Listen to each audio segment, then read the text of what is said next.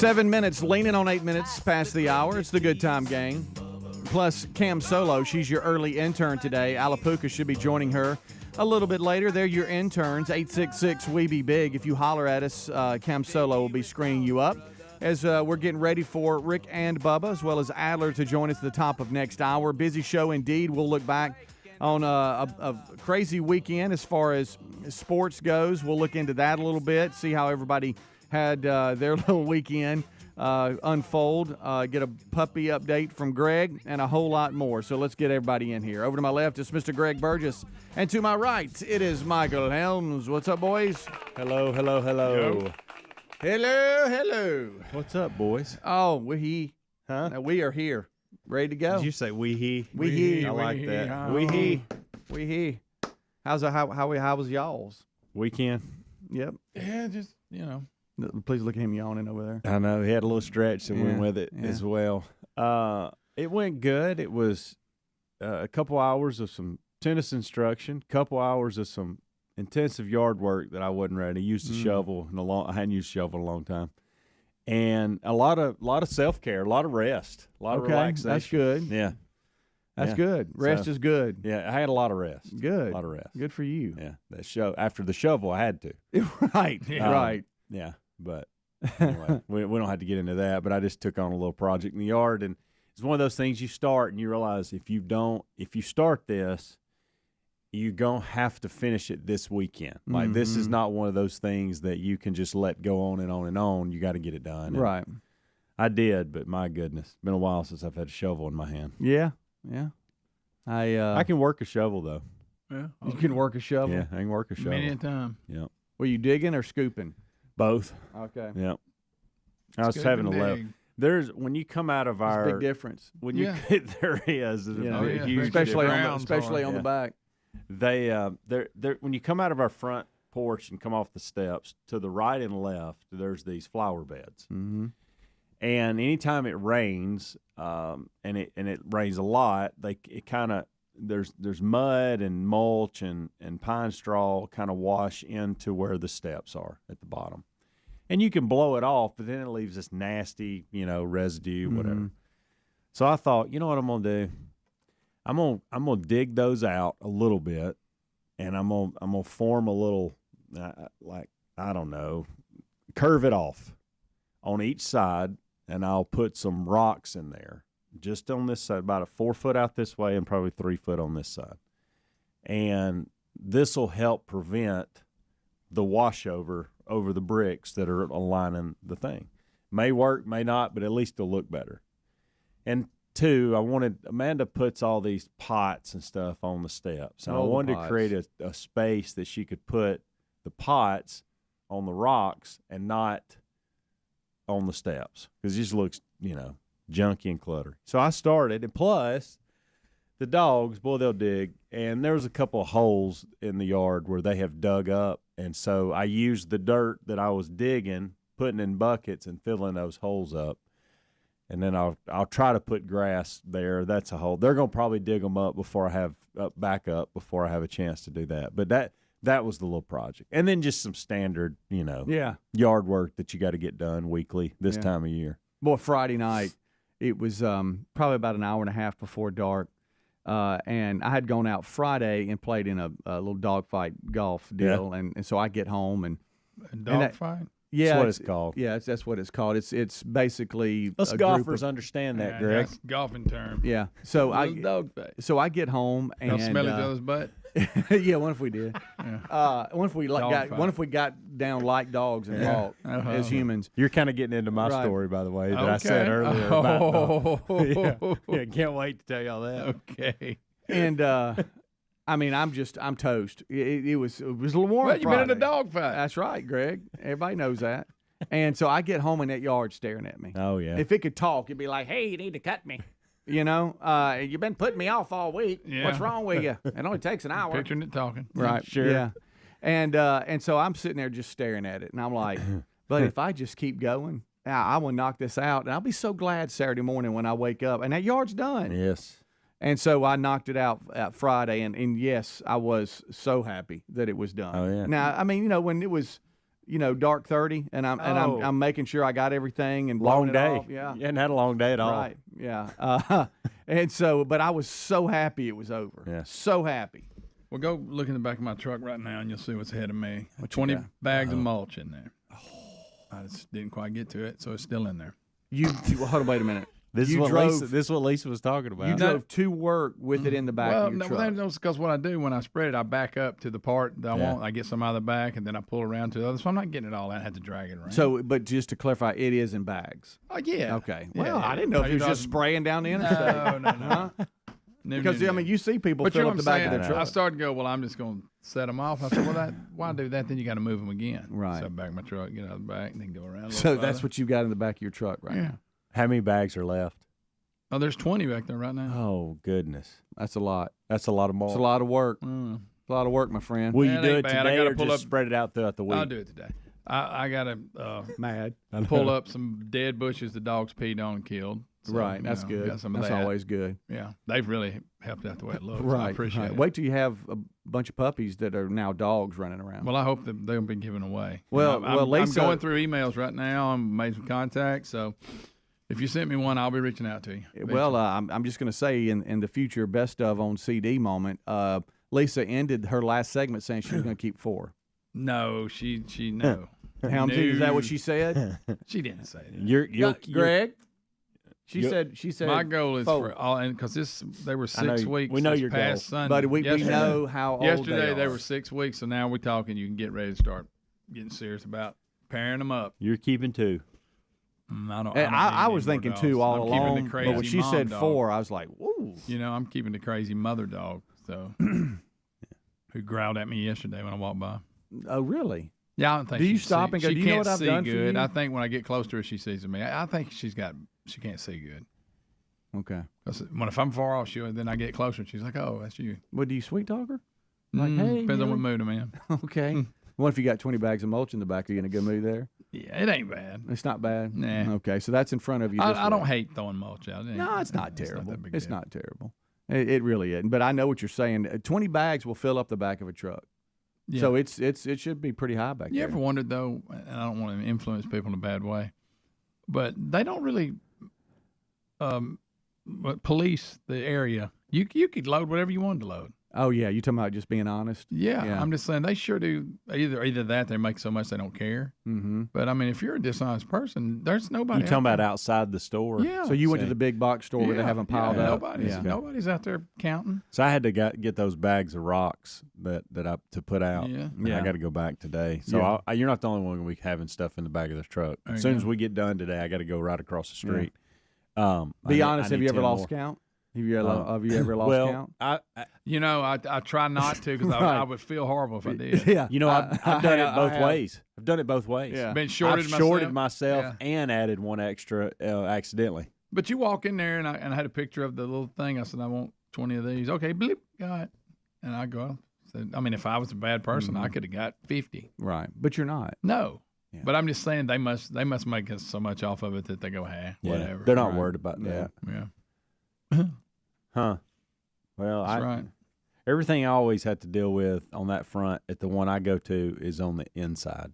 Oh, yeah. Yeah. But I know what you're talking about. They stack it as tall as a house. Every color, every size, everything you want. And you're talking about backing in. You try to get that truck close to it so you can just throw it in there. Yeah. Yeah. Somebody was in my way, and I helped them so they would move. Oh, really? Well, look at you. You just kind. Well, I Kind wanted and them to hurry honest. up and move. But Kind and honest. I said, how many more you want? She said, 5. I said, stay right there. Oh. But You said, stay right there. Hey, here I come. Bubba, Rick and Bubba. Whether you're hosting the crew or just looking to bring a little summer to your table, HelloFresh has just what you need, from seasonal recipes to crowd-pleasing eats like a bratwurst bar and s'mores bundle for the kids. HelloFresh makes summer entertaining a cinch. Relax and enjoy summer with America's #1 meal kit. Join today and get 16 free meals plus free shipping with the code BUBBA at HelloFresh.com/Bubba. That's the code BUBBA at HelloFresh.com/Bubba, or find a link at RickandBubba.com under the sponsors button. In this economy, we're officially entering a dupe session where we're looking for products that do the same thing at a better price. Our favorite dupe? Raycon wireless earbuds. With Raycon, you don't have to pay an arm and a leg for quality sound and essential smart tech listening features. Raycon also offers buy now, pay later options and an easy and free return guarantee. Right now, get 15% off your order at buyraycon.com/Bubba. That's 15% off at buyraycon.com/Bubba. Once again, buyraycon.com/Bubba. Helix Sleep does it again with an innovative kids mattress made to flip. Why? Well, the firmer side is great for younger kids when they need more spinal support to aid proper development of their growing bodies. You simply flip it over when they're a little older, around 8 to 12 years old, when they want the softer side for sleep. Handcrafted and assembled right here in the USA, Helix is offering 20% off all mattress orders, including the kids mattress.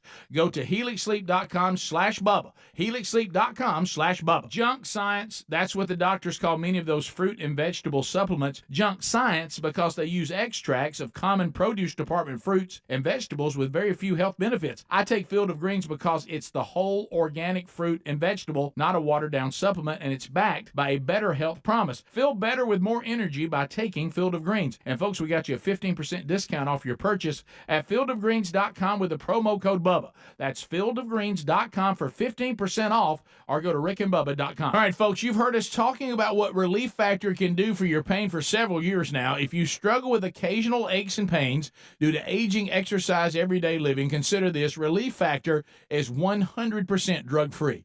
It's made up of ingredients that simply help your own body deal with its natural inflammatory response. And we kid you not, Relief Factor is for real. And the majority of people who order the 3-week quick start for just $19.95 go on to order more. Try it at relieffactor.com or rickandbubba.com under the sponsors. Our friends at TheraBreath have some good news if you have bad breath. Try TheraBreath Fresh Breath Oral Rinse. TheraBreath is dentist formulated by Dr. Katz himself. TheraBreath doesn't mask bad breath like those burning alcohol mouthwashes that can actually irritate sensitive mouths. It's alcohol-free and free of gluten with no added dyes or colors. Find TheraBreath in all your favorite retail and drug stores. Look for the bright orange cap or online at TheraBreath.com. You can find a direct link at rickandbubba.com under the sponsors. TheraBreath, confidence in every capful. Oh, look, honey, the ants are back. Wow. We leave one itsy-bitsy speck of food out, and they appear out of nowhere. Yeah, it's pretty hard to believe we used to try to get rid of these guys. Now they're just part of the family. To be honest, I liked our family the way it was before they came. I guess it's time to call Cooks. You don't have to live with pests. Get proven protection from Cook's Pest Control. Call or go online for a free quote. Cook's Pest Control. Looking for peace of mind when it comes to your car's performance? Look no further than our friends at CarShield. With plans for every budget, CarShield offers protection plans that cover more parts than ever before. Whether your car has 5,000 miles or 150,000 miles, plus they offer plans that come with roadside assistance 24/7, courtesy towing, and rental car options. Call CarShield today at 800-465-6550 to save 20% on your plan. 800-465-6550 or go to carshield.com/Bubba. Before you pack your bags for vacation season, be sure to secure your home with Simply Safe Home Security. With Simply Safe, enjoy greater peace of mind knowing your home is monitored around the clock by trained agents. Customize the perfect system for your home in just a few minutes at simplysafebubba.com. Go today and claim a free indoor security camera plus 20% off your order with interactive monitoring. That's simplysafebubba.com or visit rickandbubba.com under the sponsors. There's no safe like Simply Safe. Attention, all you coffee drinkers. There's a brand new brew that you definitely want to make part of your daily ritual. If you enjoy delicious, good coffee like us, My Coffee needs to be your new drink. It's organic, which is so important because if not, then it contains chemicals banned in this country decades ago. You've heard us talk about My Pillow for years on this show, and now they've got My Coffee direct from the mystore.com website. Go to mystore.com, enter the code Bubba to save 25% off your order of My Coffee, or find a link at rickandbubba.com. Rick and Bubba's in Ohio. Rick and Bubba. Pass the gravy, please. Rick and Bubba. Ooh, it brings me to my knees. Rick and Bubba. I can't start another Rick and Bubba day without him, brother. Rick and Bubba. Ooh, there is no other Rick and Bubba. Waking on their blubber. Rick and Bubba. Gonna be a big star. 22 minutes past the hour. Thank you so much for tuning in to the kickoff hour. So we've been looking back at a busy weekend. Helmsy with a shovel, Greg with mulch and puppies. And he's dead. I mean, he's looking at that like good night alive. Those of you that didn't hear, Greg has 20 bags of mulch in the back of his truck today just because he didn't want – I get it. You didn't want to pick it up twice. I get that. I started to. I thought I ain't doing that. You need to get it done today. Because here's why. Because you said you were going to. And if you don't, if you come here tomorrow and you got 5 bags left, you know what you're going to hear. Yeah. This is what I was talking about on the air during that glorious segment we had last week. Yeah. Did you weedy the ditches that she apparently is on her mind? She is wrong about that. She's wrong about it? The answer is no. Okay. She don't know what she's talking about. She doesn't? All right. I have to tell y'all this. Leave that to me. All right. Went in a hardware store over the weekend. I got feet. And for some reason, I thought they opened earlier than they did, but I timed it beautifully. I was pulled in and getting out, walking in. I noticed people like sitting in some rocking chairs and some of the chairs they had sitting outside before, before everybody could go in, and they were waiting on them to open the doors. I didn't know that they weren't open. I thought they had been open for at least an hour. So we kind of had a backlog of people. Do you think that's trying a to get the in. Employees? Everybody's waiting for them. Yeah, to well, open? and I will be honest, on a weekend day, if you're opening at 8 in that world, I disagree with that. Go and open at 7, maybe even 6. People get up early and start getting after it. But it was 8 o'clock. And this lady got out of her car with a Great Dane.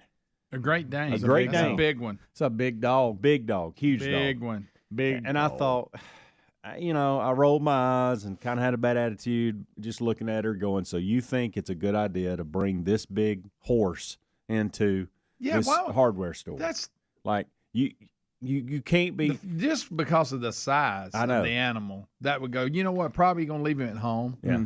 Really don't want him in the car. He's not comfortable. He can't be. He's huge. Yeah. So I see her going, and I got a bad attitude about it. I probably shouldn't have, but I did. I'm like, that's a bip. What it was a huge bip. It wasn't as big a bip to me as it's about to be to some other guy.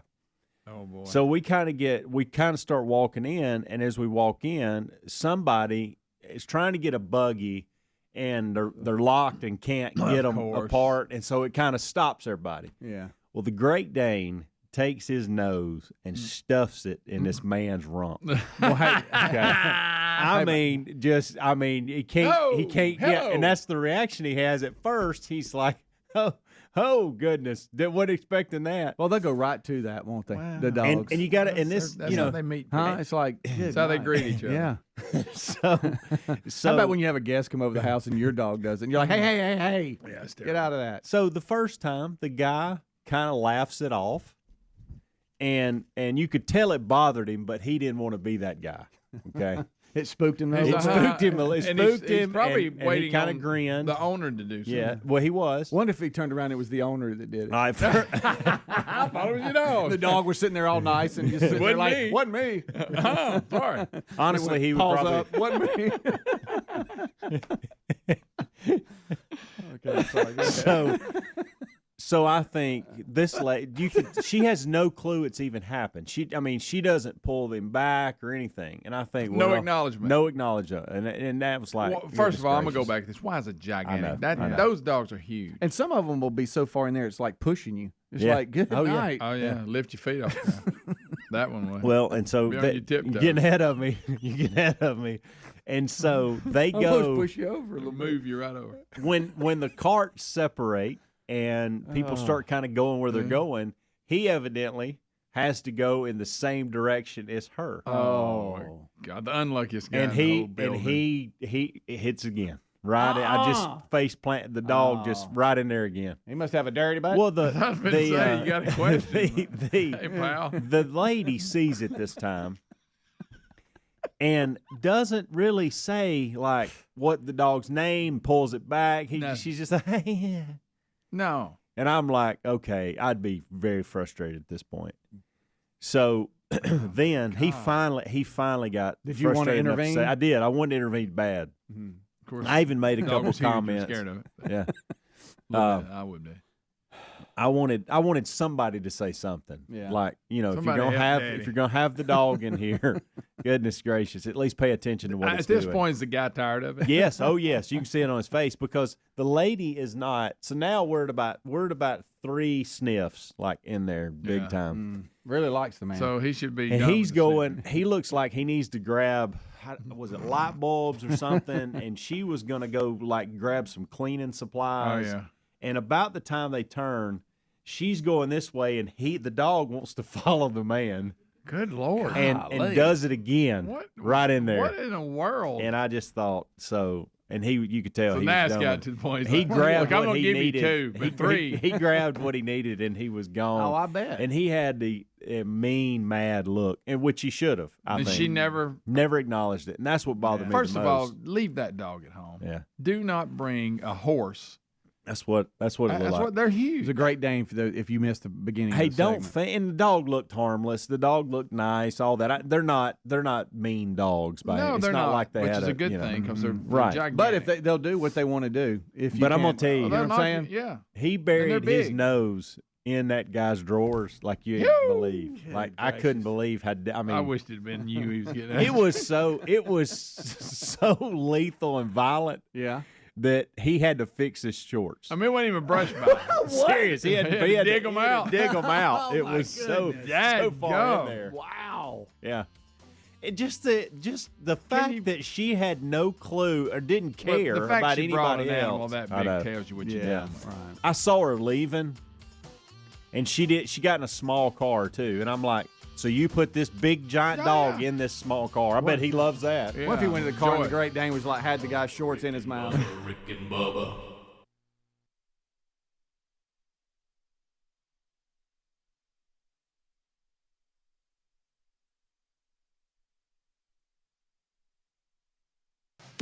Imagine getting ahead of your irritable bowel syndrome with constipation or IBS-C by treating it with Linzess. Then you could start proactively managing your constipation with belly pain and get ahead of your symptoms. Talk to your doctor about Linzess, linaclotide. Linzess is a prescription medicine that treats IBS-C in adults. It's not a laxative. It's a once-daily pill that helps you get ahead of your symptoms. It's proven to help you have more frequent and complete bowel movements and helps relieve overall abdominal symptoms, belly pain, discomfort, and bloating. These symptoms were studied in combination, not individually. Do not give Linzess to children less than 2. It may harm them. Do not take Linzess if you have a bowel blockage. Get immediate help if you develop unusual or severe stomach pain, especially with bloody or black stools. The most common side effect is diarrhea, sometimes severe. If it's severe, stop taking Linzess and call your doctor right away. Other side effects include gas, stomach area pain, and swelling. Imagine what could relief from IBS-C mean for you. Talk to your doctor and say yes to Linzess. Learn more at linzess.com or call 1-800-LINZESS. Oh, look, honey, the ants are back. Wow. We leave one itsy bitsy speck of food out and they appear out of nowhere. Yeah, it's pretty hard to believe we used to try to get rid of these guys. Now they're just part of the family. To be honest, I liked our family the way it was before they came. I guess it's time to call Cooks. You don't have to live with pests. Get proven protection from Cook's Pest Control. Call or go online for a free quote. Cook's Pest Control. Our friends at TheraBreath have some good news if you have bad breath. Try TheraBreath Fresh Breath Oral Rinse. TheraBreath is dentist formulated by Dr. Katz himself. TheraBreath doesn't mask bad breath like those burning alcohol mouthwashes that can actually irritate sensitive mouths. It's alcohol-free and free of gluten with no added dyes or colors. Find TheraBreath in all your favorite retail and drug stores. Look for the bright orange cap or online at TheraBreath.com. You can find a direct link at rickandbubba.com under the sponsors. TheraBreath, confidence in every capful. Summer is calling our name, and this year you can actually get the free time to enjoy it like we will with HelloFresh.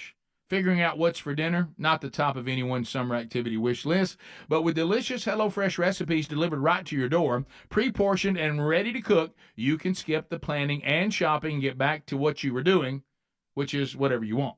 And it tastes so fresh. In fact, HelloFresh's ingredients are picked at peak ripeness and travel from the farm to your doorstep in just 7 days. Plus, it's 25% less expensive than takeout, and HelloFresh isn't just for dinner. They have finger food, snack board, kid-friendly s'mores bundles, new summer selections available from HelloFresh Market. They're a hit at parties. How about this? It'll be a cinch to serve them, so why not take it easy this summer with America's #1 meal kit? Sign up today for 16 free meals plus free shipping with the code Bubba at HelloFresh.com/Bubba. Or find that link at rickandbubba.com under the sponsors button. Did you know that Alabama Mountain Lakes Tourist Association now has a new podcast called Unexpected Adventures in North Alabama? That's awesome, Bubba. As we all know, there's so much to do in that area of this great state. So what's it all about? Well, on Unexpected Adventures in North Alabama podcast, they have conversations with a whole lot of interesting people about all the cool things and fun that you can do and see in North Alabama. Well, Bubba, I definitely need to check out this podcast. Yes, you do. And I'd recommend everyone checking it out. All you have to do is go to northalabama.org/podcast to listen, or you can go wherever you listen to podcasts. And make sure you subscribe so you never miss an episode. And of course, support our longtime friends at Alabama Mountain Lakes Tourism. Sounds great, Bubba. And again, it's called The Unexpected Adventures in North Alabama. And you can also hear it on Apple Podcasts or Spotify if you're on those platforms. You sure can. We're subscribing right now. Folks, to learn more about how you can subscribe, go to northalabama.org/podcast or rickandbubba.com under the sponsor. 2 words, junk science. That's what the doctors call many of those fruit and vegetable supplements junk science because they use extracts of common produce department fruits and vegetables, and they have few health benefits. I take Field of Greens because it's the whole organic fruit and vegetable,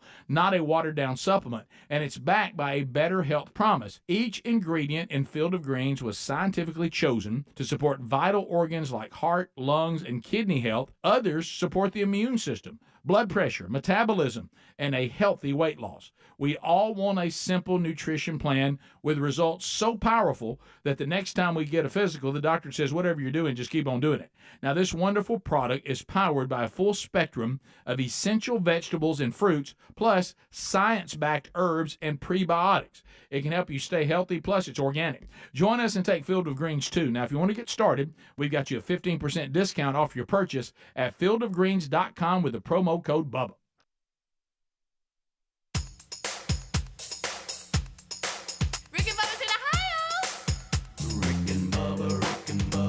Pass the gravy, please. Rick and Bubba, Rick and Bubba. Ooh, it brings me to my knees. Rick and Bubba, Rick and Bubba. I can't stop. It is 25 minutes until top of the hour. Thank you so much for tuning in to the kickoff hour here on the Rick and Bubba Show.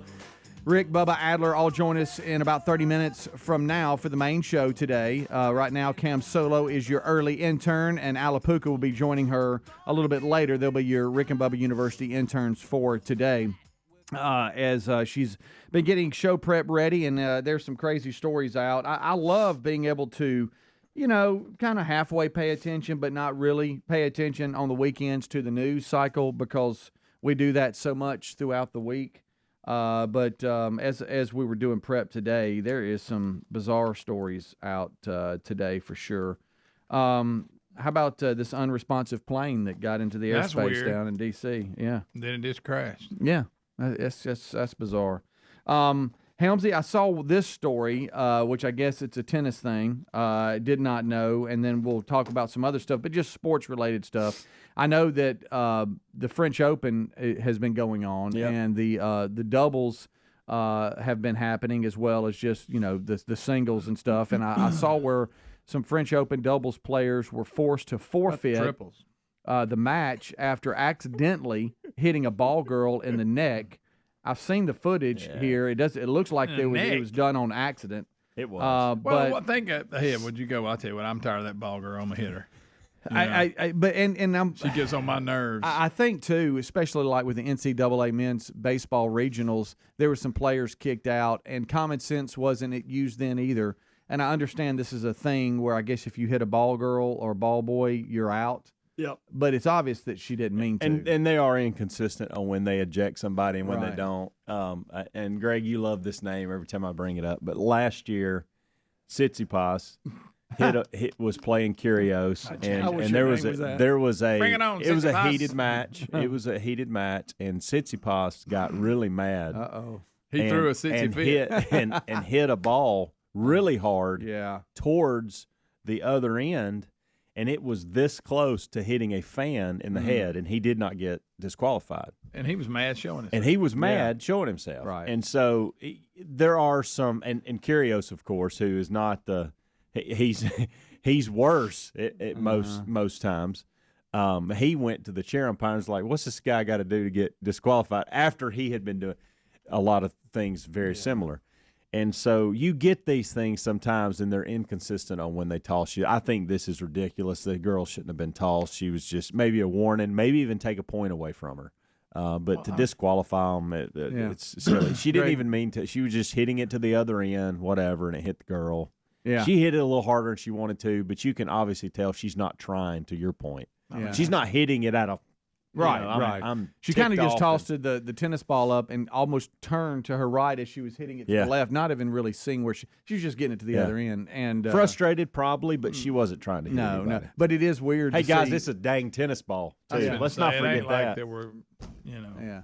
We've gotten so So the judge comes down off his chair and they run over there and make sure the girl is okay. And then before you know it, they're like, all right, y'all are done, and they have to shake hands and leave the court. You know, Chapo, I'm gonna leave it at that. Isn't it kind of on the ball girl? Dennis Chapo. Get out of the way. Do y'all remember?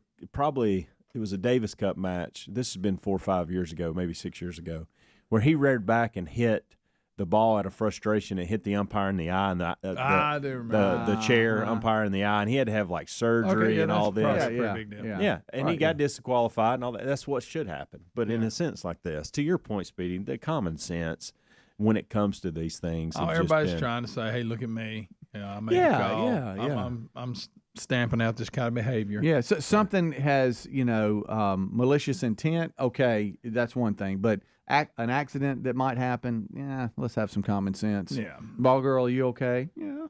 I read okay, this well, then let's go line. on. Well, and it says the ball girl was visibly shaken up and crying. She was crying. Good Lord. Here's what I will say to that, and I know this is going to sound rough, but look, we need more rougher parents and people in this world.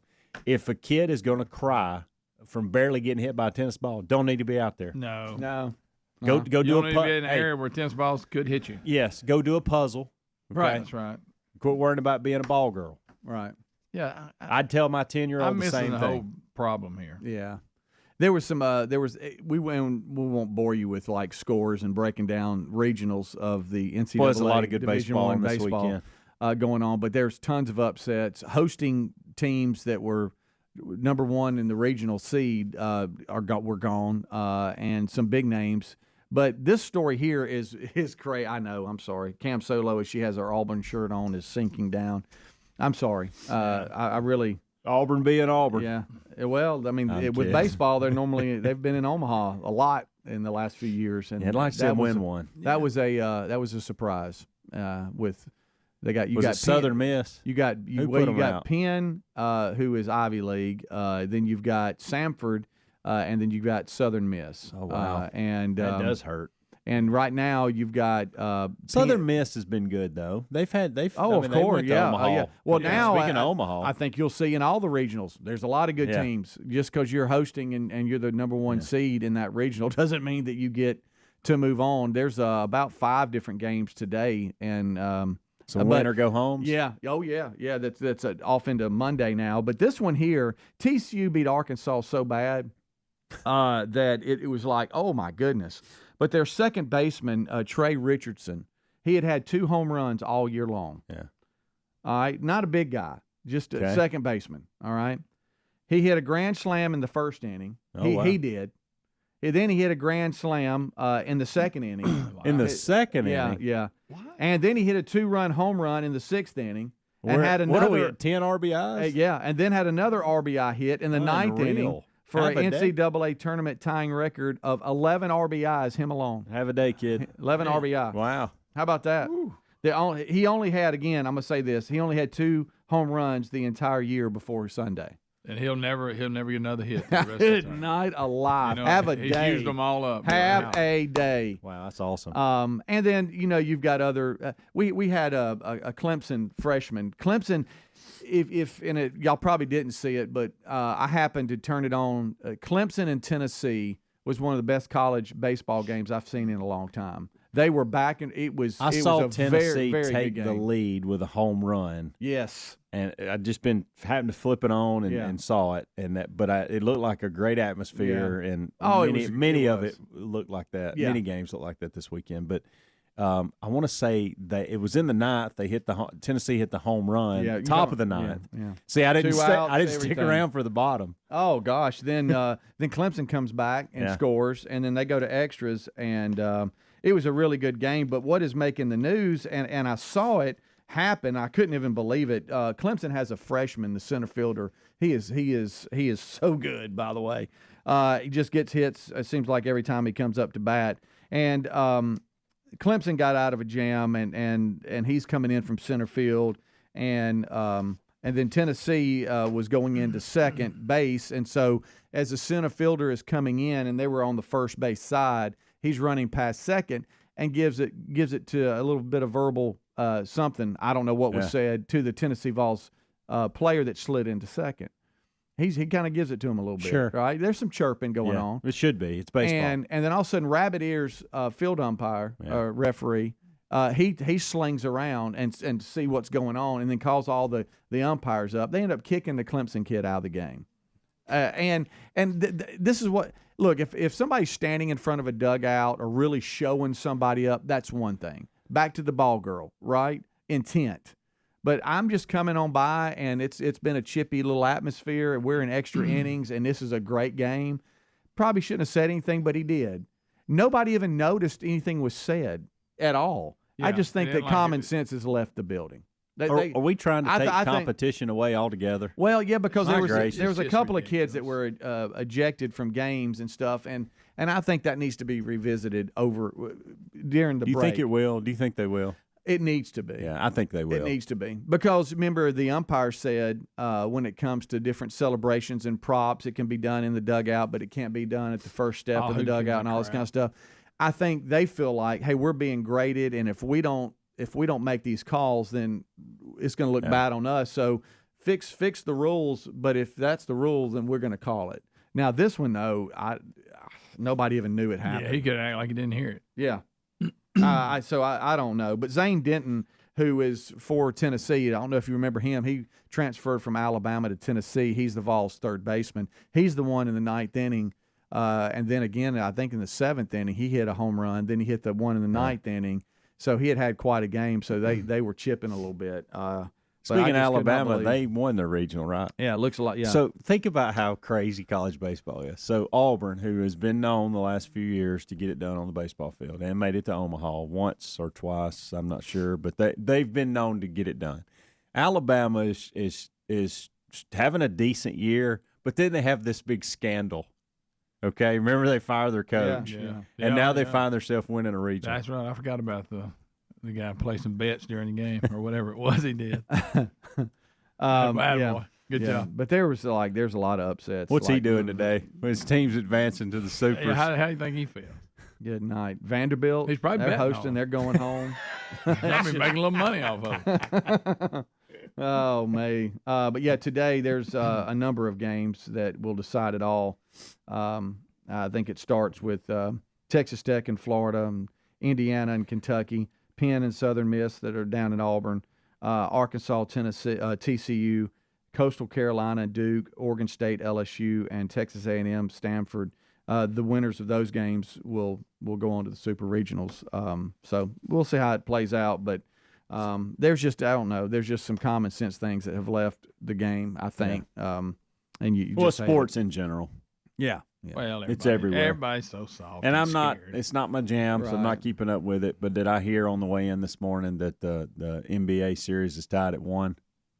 That the Heat actually won last night. I did see that they did. Who's in it? I did see the Denver and Miami. Greg, we can't tell you every day who's in the finals. You know what? Won't stick with me. Denver.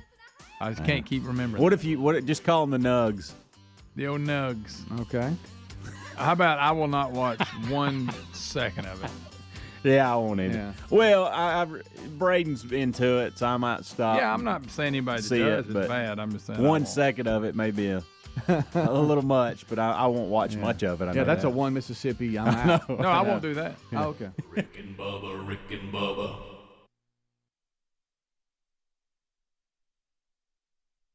Paid for by Christian Care Ministry. Let's see, if something costs less, but people are happier with it, That sounds like something to look into, and that's MediShare. Maybe you've heard switching to MediShare to pay for healthcare can save the typical family $500 a month.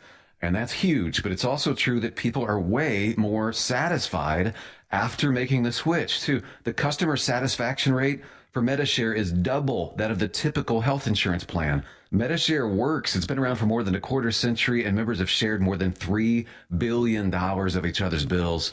People love having telehealth and a huge nationwide PPO network. So, yeah, you can save a ton and like it better. Imagine being happy with how you're taking care of your health care. So if you're self-employed or part of the gig economy, or you just want a plan you're happy with, you can call right now and get a price within 2 minutes. A very, very smart use of 2 minutes. Here's the number you need. 855-51-BIBLE. That's 855-51-BIBLE. 855-51-BIBLE. This Father's Day, visit Boot Barn for quality gifts and personalized services. Gifts range from durable suede jackets to premium exotic cowboy boots, iconic Western shirts, heavy-duty jeans, and work boots. We provide local same-day gift delivery with gift wrapping and a card included. You can enjoy in-store pickup with $20 off your next order, and our team of experts can help guide you as you shop when you visit your local Boot Barn. The Dell Technologies Summer Sale event is on with limited quantity deals on top tech. Save on select PCs powered by the latest Intel Core processors like Thin and Light XPS 13 laptops, Inspiron laptops, and 2-in-1s. Plus, get savings on select accessories, free shipping, and monthly payment options with Dell Preferred Account. It's the perfect season to power your passions during Dell's Summer Sale event. Save today by calling 877-ASK-DELL. That's 877-ASK-DELL. Offered to U.S. residents by WebBank, who determines qualifications for and terms of credit. When I can't sleep, my mind just races. I think about work, the kids, but I don't think about taking melatonin because I'm afraid I'll feel groggy in the morning. ZzzQuil Pure Z's Gummies has an optimal dose of melatonin for no next day grogginess, so you can fall asleep naturally and wake up feeling refreshed. ZzzQuil Pure Z's Gummies for better sleep like never before. And try Pure Z Sleep plus Next Day Energy with melatonin plus extended release B vitamins. Wendy's Strawberry Frosty is back for the summer. Cause if it's summertime, it's Frosty time. Beach time, Frosty time. Tea time, Frosty time. Me time, Frosty time. Treat yourself to Wendy's Strawberry Frosty this summer and make time for Frosty time. Choose wisely. Choose Wendy's. Now open till midnight or later. Limited time only. Participating U.S. Wendy's. Hours may vary. Are you looking for peace of mind when it comes to your car's performance? Well, then look no further than our friends at CarShield. We know that auto repairs can be a headache, especially when they come out of nowhere. That's why we have CarShield. You don't have to worry about the rising cost of car repairs. Plus, you can lock in your price and it will never go up. Even if your car is over 3 years old, it's still prone to expensive costs. With plans for every budget, CarShield offers protection plans that cover more parts than ever before. Whether your car has 5,000 miles or 150,000 miles, plus they offer plans that come with roadside assistance 24/7, courtesy towing, and rental car options to get you back on the road quickly. CarShield is dedicated to protecting what you drive because it's just a matter of time before you're going to need repairs, so don't wait till it's too late. Call CarShield today at 1-800-465-6550 to save 20% on your plan. Lock in your price and it will never go up. Call 800-465-6550 or carshield.com/Bubba to save 20%. Have you tried the innovative Helix sleep mattress yet? Well, nothing beats a great night's sleep, the kind you get with Helix. So we love them, and Helix has over 12,000 five-star reviews with customized mattresses that fit your sleep needs because they know everyone is unique. They even have big and tall mattresses and mattresses for the kids.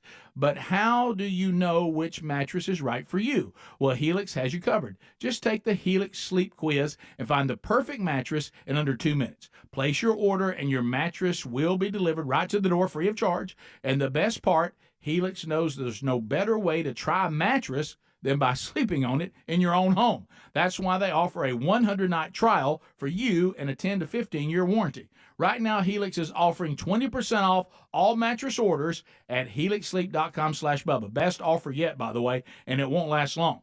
So if you've been waiting to try a Helix mattress, here it is. Now's the time. Head to helixsleep.com/Bubba for 20% off your mattress order.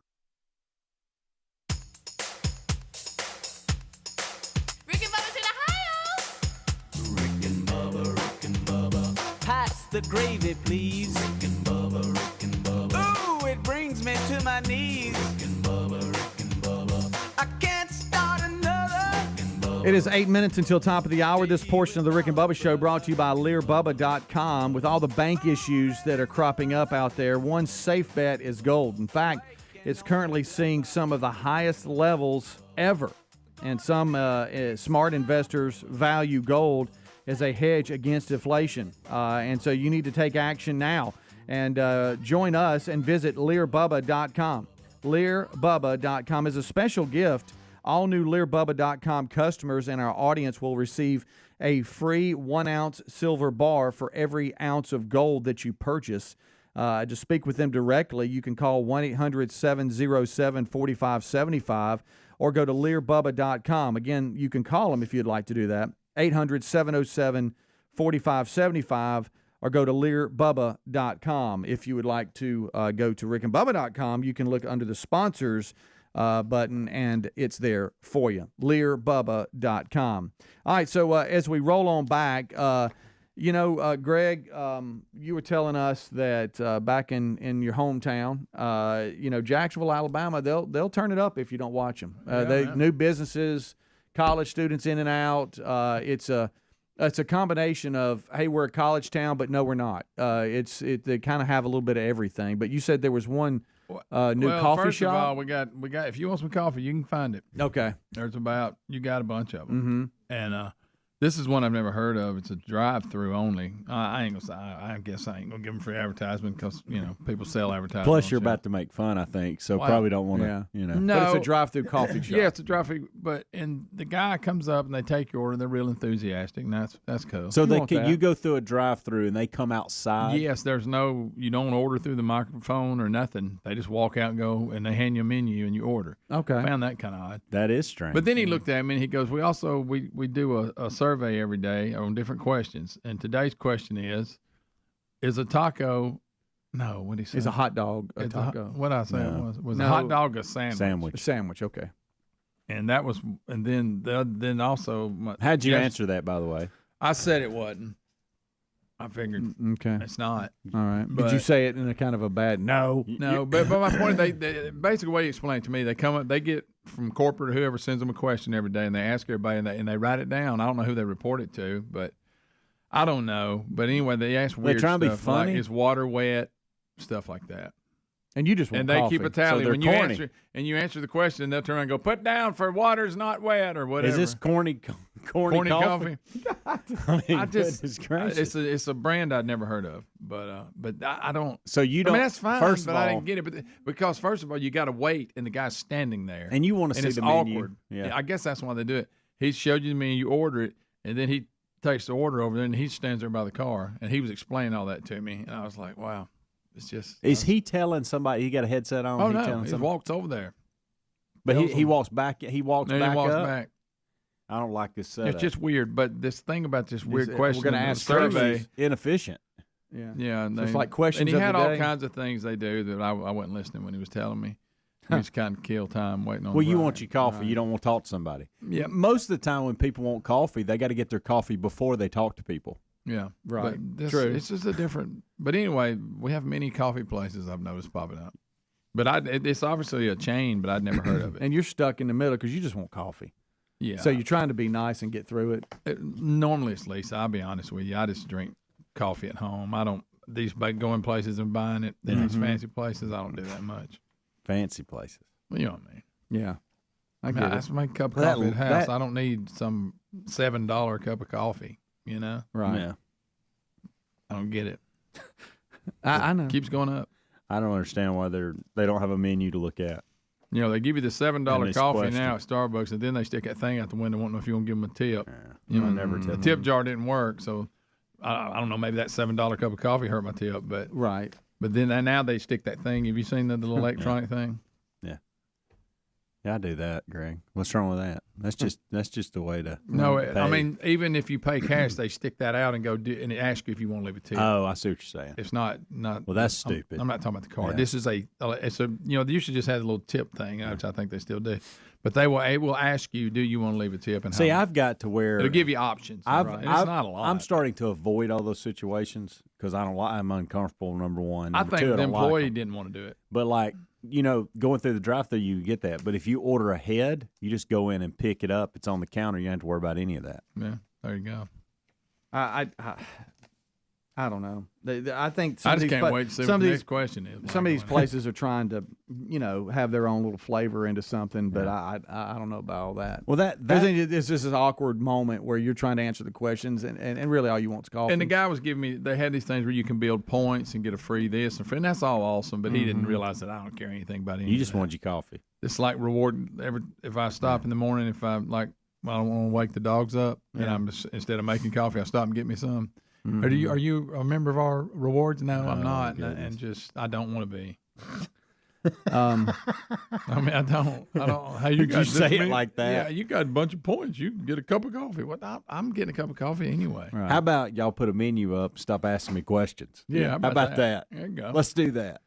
Speaking of hot dogs, you mentioned that hot dog question you had. You see the Sonic employee that's been arrested because he accidentally put a bag of his cocaine in a hot dog a customer ordered. Why would he put it in a hot dog? In New Mexico. Wait a minute. Is he just holding it while he's making hot dogs and it ended up in the hot dog, or did he think he? It says the Something don't substance sound right. was inadvertently placed in the food as Salazar was preparing the order, according to police. A field test confirmed the substance discovered in the food was cocaine, and he, of course, has been arrested for a felony charge for possession of a controlled substance. Was it dumped in there like powder, or was it in the pack? What was it? It says that he was arrested after he lost his bag of cocaine that somehow ended in a customer's hot dog. I'm telling you, they got a little drug deal going. They're selling it that way, and they're putting it in food, and he sent it to the wrong one or something. Probably so. You might be on to something. You're all there. over that, Gregory. That's what happened. We'll take a break. Oops, We'll come my right cocaine back. fell in your hot dog. I'm sorry. Rick and Bubba, Rick and Bubba.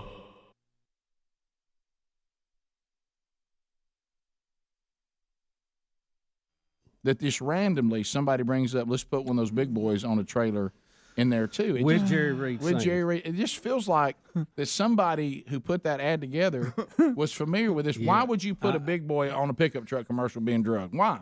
I left it in my will. This is a shout out. This is no doubt. I think it is. I think it really is. We'll put it in show notes. You can go watch it. It's there.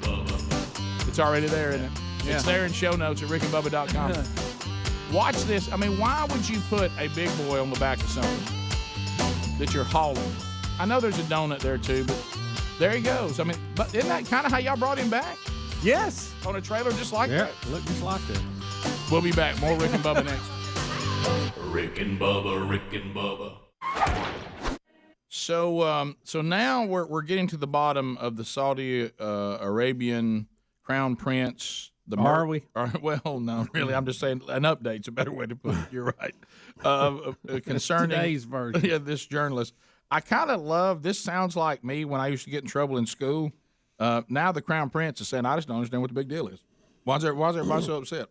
Rick, that's exactly what we talked about last week. When you have been the absolute dictator for so long, you begin to get a twisted view of morality because morality is what you say it is. He says that he's very upset with the West, and he said, I feel betrayed by the West. I'll never forget how people turned against me before any evidence was produced. And what he's saying, basically, to put it in a nutshell, everybody's making this guy out to be a hero when he's no hero. He's part of a rogue organization. Right. And what we did was took out somebody that was someone who needed to be taken out. Well, is he saying that, or is he saying he's saying that he didn't have anything to do with it? His security detail got out of hand, right? Yeah, he's saying, no, I don't have anything to do with it at all. Right. But my security detail thought they were doing the best thing for me and for our government. But they're not even saying they were sent there to kill him. They're saying during interrogation he got in a headlock, right, and got in a fist fight, right. And I heard one of the senators yesterday, one of the sound bites, I think it was Sass from Nebraska, who's just got a ton of common sense and everything he says. Right. But, you know, one of their guys brought a bone saw and cut this guy up and took him out. And he said, well, I know, you know, it's pretty common for a fist fight to have a bone saw on hand. Right. You know, it's, right. or something to that effect, Right. but you get the point. Well, then Can you buy a bone saw? What kind of saw is it? I mean, you don't go in and go, I need a bone saw, do you? Well, I mean, what kind of saw Yeah, is they it? use them in processing. Yeah, they animals. Yeah. So you just go into a hardware store and go, I need a bone saw? I don't know. People use them I don't know for, if it's hard for, you know, dressing, you know, if you're getting Greg, out is it a different hindquarters. blade or is it Right. basically? I'm just saying, do you ask for it that way? Is it basically a hacksaw? Yeah, I'd rather No, I ask for think it it's at a with the butcher teeth, shop, not like like a- going to Home like a Depot. little Right. Bandsaw blade, Yeah. but on Yeah. Well, there you go. It's very There's similar. a bone saw. Thank you, Adler. Yep, there it is. There it if is. you need one, they use them. They I use them in was actually wrong. orthopedics too. Yeah, boy, have you ever seen that? You remember we had Discovery Health? They used to show all those surgeries all the time. Boy, that was something. Yeah, when you're about to be put under, when you look over the stuff they have laid out for the surgeon, there's a bone saw over there. It's not good. No. But got I'm just a saying, medical word, if you're a but- sketchy dude and you walk in and ask for a bone saw, Yeah, it's not good. It's not the best thing to do.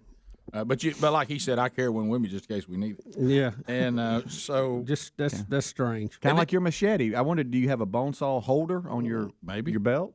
and now this Kushner thing or Kushner, how you say his name, Kushner? Jared Kushner. Is it Kushner? Yeah. That's the way you say it. Isn't it? And now there's some reason the press is trying to act like that he and the prince are buddies. I was wondering how they were somehow going to blame Trump. Well, that's that how they they're trying did to this. get Trump into it. This is, I mean, good night. And Trump even says, look, just because they're both around the same age, that you're drawing quite a line there. Well, they're not running buddies. I'm sure he's there for our interests. Yeah, I mean he's Unbelievable. They've been to the White House They know and each been other. back. I mean, they do business together all the time. You realize Saudi Arabia buys more military equipment from us than anybody else on the planet. I know. That's why we're having to walk this tight They're line, my our friend. biggest exporter. Yeah, They did say Kushner's a guy. Kushner. Kushner. They said he does have a bone saw, and they thought that was odd. No, I'm just kidding. Well, he might. He said he was going to do some hunting. But so this is the bottom line. They're now claiming that he lied, and a fist fight broke out. So one security team members got him in a chokehold and killed him. And once they killed him, they said we better quarter him up and take him out of here in bags. And the prince says, "No, I didn't know anything about it. Everybody acting like I ordered this. I didn't know." But he is a rogue guy and probably need to be dealt with. But So- I didn't do this. But Rick, this is the question: does Saudi Arabia have a problem with their high level people going rogue? I doubt it, because you probably get your head cut off. You probably do, Bubba. But I mean, if inside Saudi Arabia, who knows? You know. he also said he's surprised there's been such a reaction about this. He needs to hush. That's what he needs to do. He just needs to hush. And now watching Trump trying to figure out, we got this huge deal with him right now, and this is a big handle for everybody. And he's trying not to throw him under the bus, but at the same time not be connected to him. It's quite a little Quite a juggling act. Yeah, it's You need to get the check cashed and right, then move on. So do you think, like, if you were President Trump, would you say the deal continues? We can't get involved in these kind of things. I don't see how they're ever going to have enough evidence.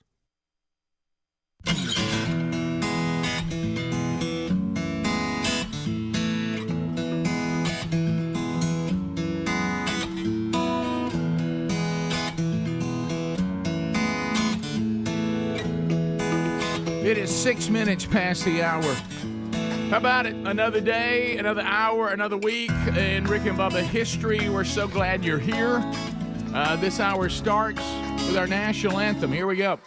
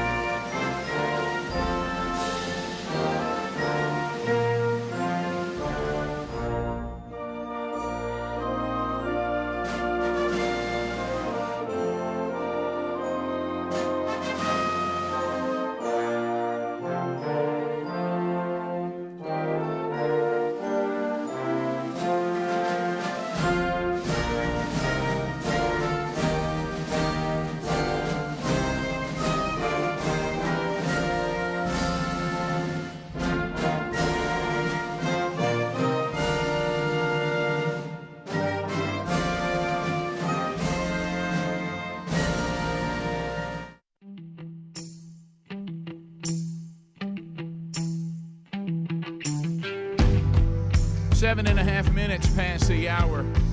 From the No Name Studio out on the bleeding edge of technology, it is another hour on another day, on another week of the Rick and Bubba Show. Thank you for being here.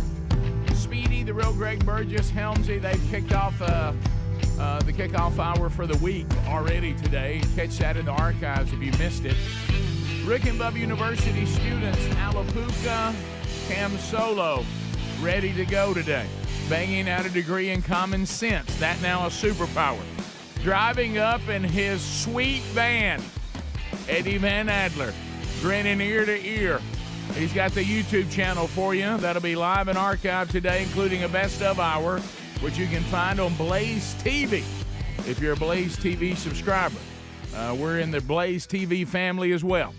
So catch that. Everybody's here, ready to go. We're missing one, the silver-tongued one, the man with a golden voice, professional lunch eater's man of the year, the inventor of pizza in a cup, Shakespeare's worst nightmare, and the master of the King's English. Ladies and gentlemen, put your hands together for Bill Bubba Bussey!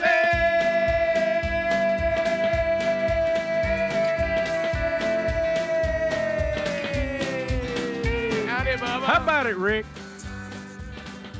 That's a short...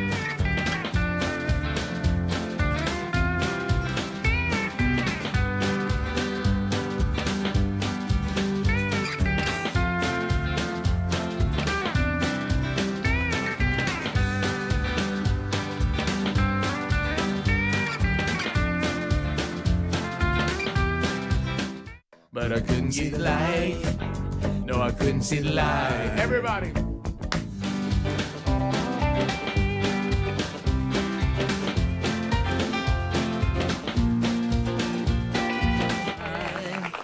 Yeah, Bubba, I played it off the sounds of the 70s. I got it one of those greatest hit CDs. That's all right. The porch was a little narrow there, but good morning. Rick Burgess, friends, neighbors, associates everywhere. You know, the cool thing about that is the original album cut gives you a whole nother round of that, which sounds so cool over that little line, that little list you give. Remember, there were a threat to edit it down on when we were kids. You'd have two versions. Oh, yeah. Blinded by the Light. Remember Man for Man? They had Don't you hate when a great cut gets edited down? Oh, yes. Yeah. Well, I do like I'm just having fun. It's going to be two cuts. Now, they're going to be good and clean without the live spot, but we're still going to have two.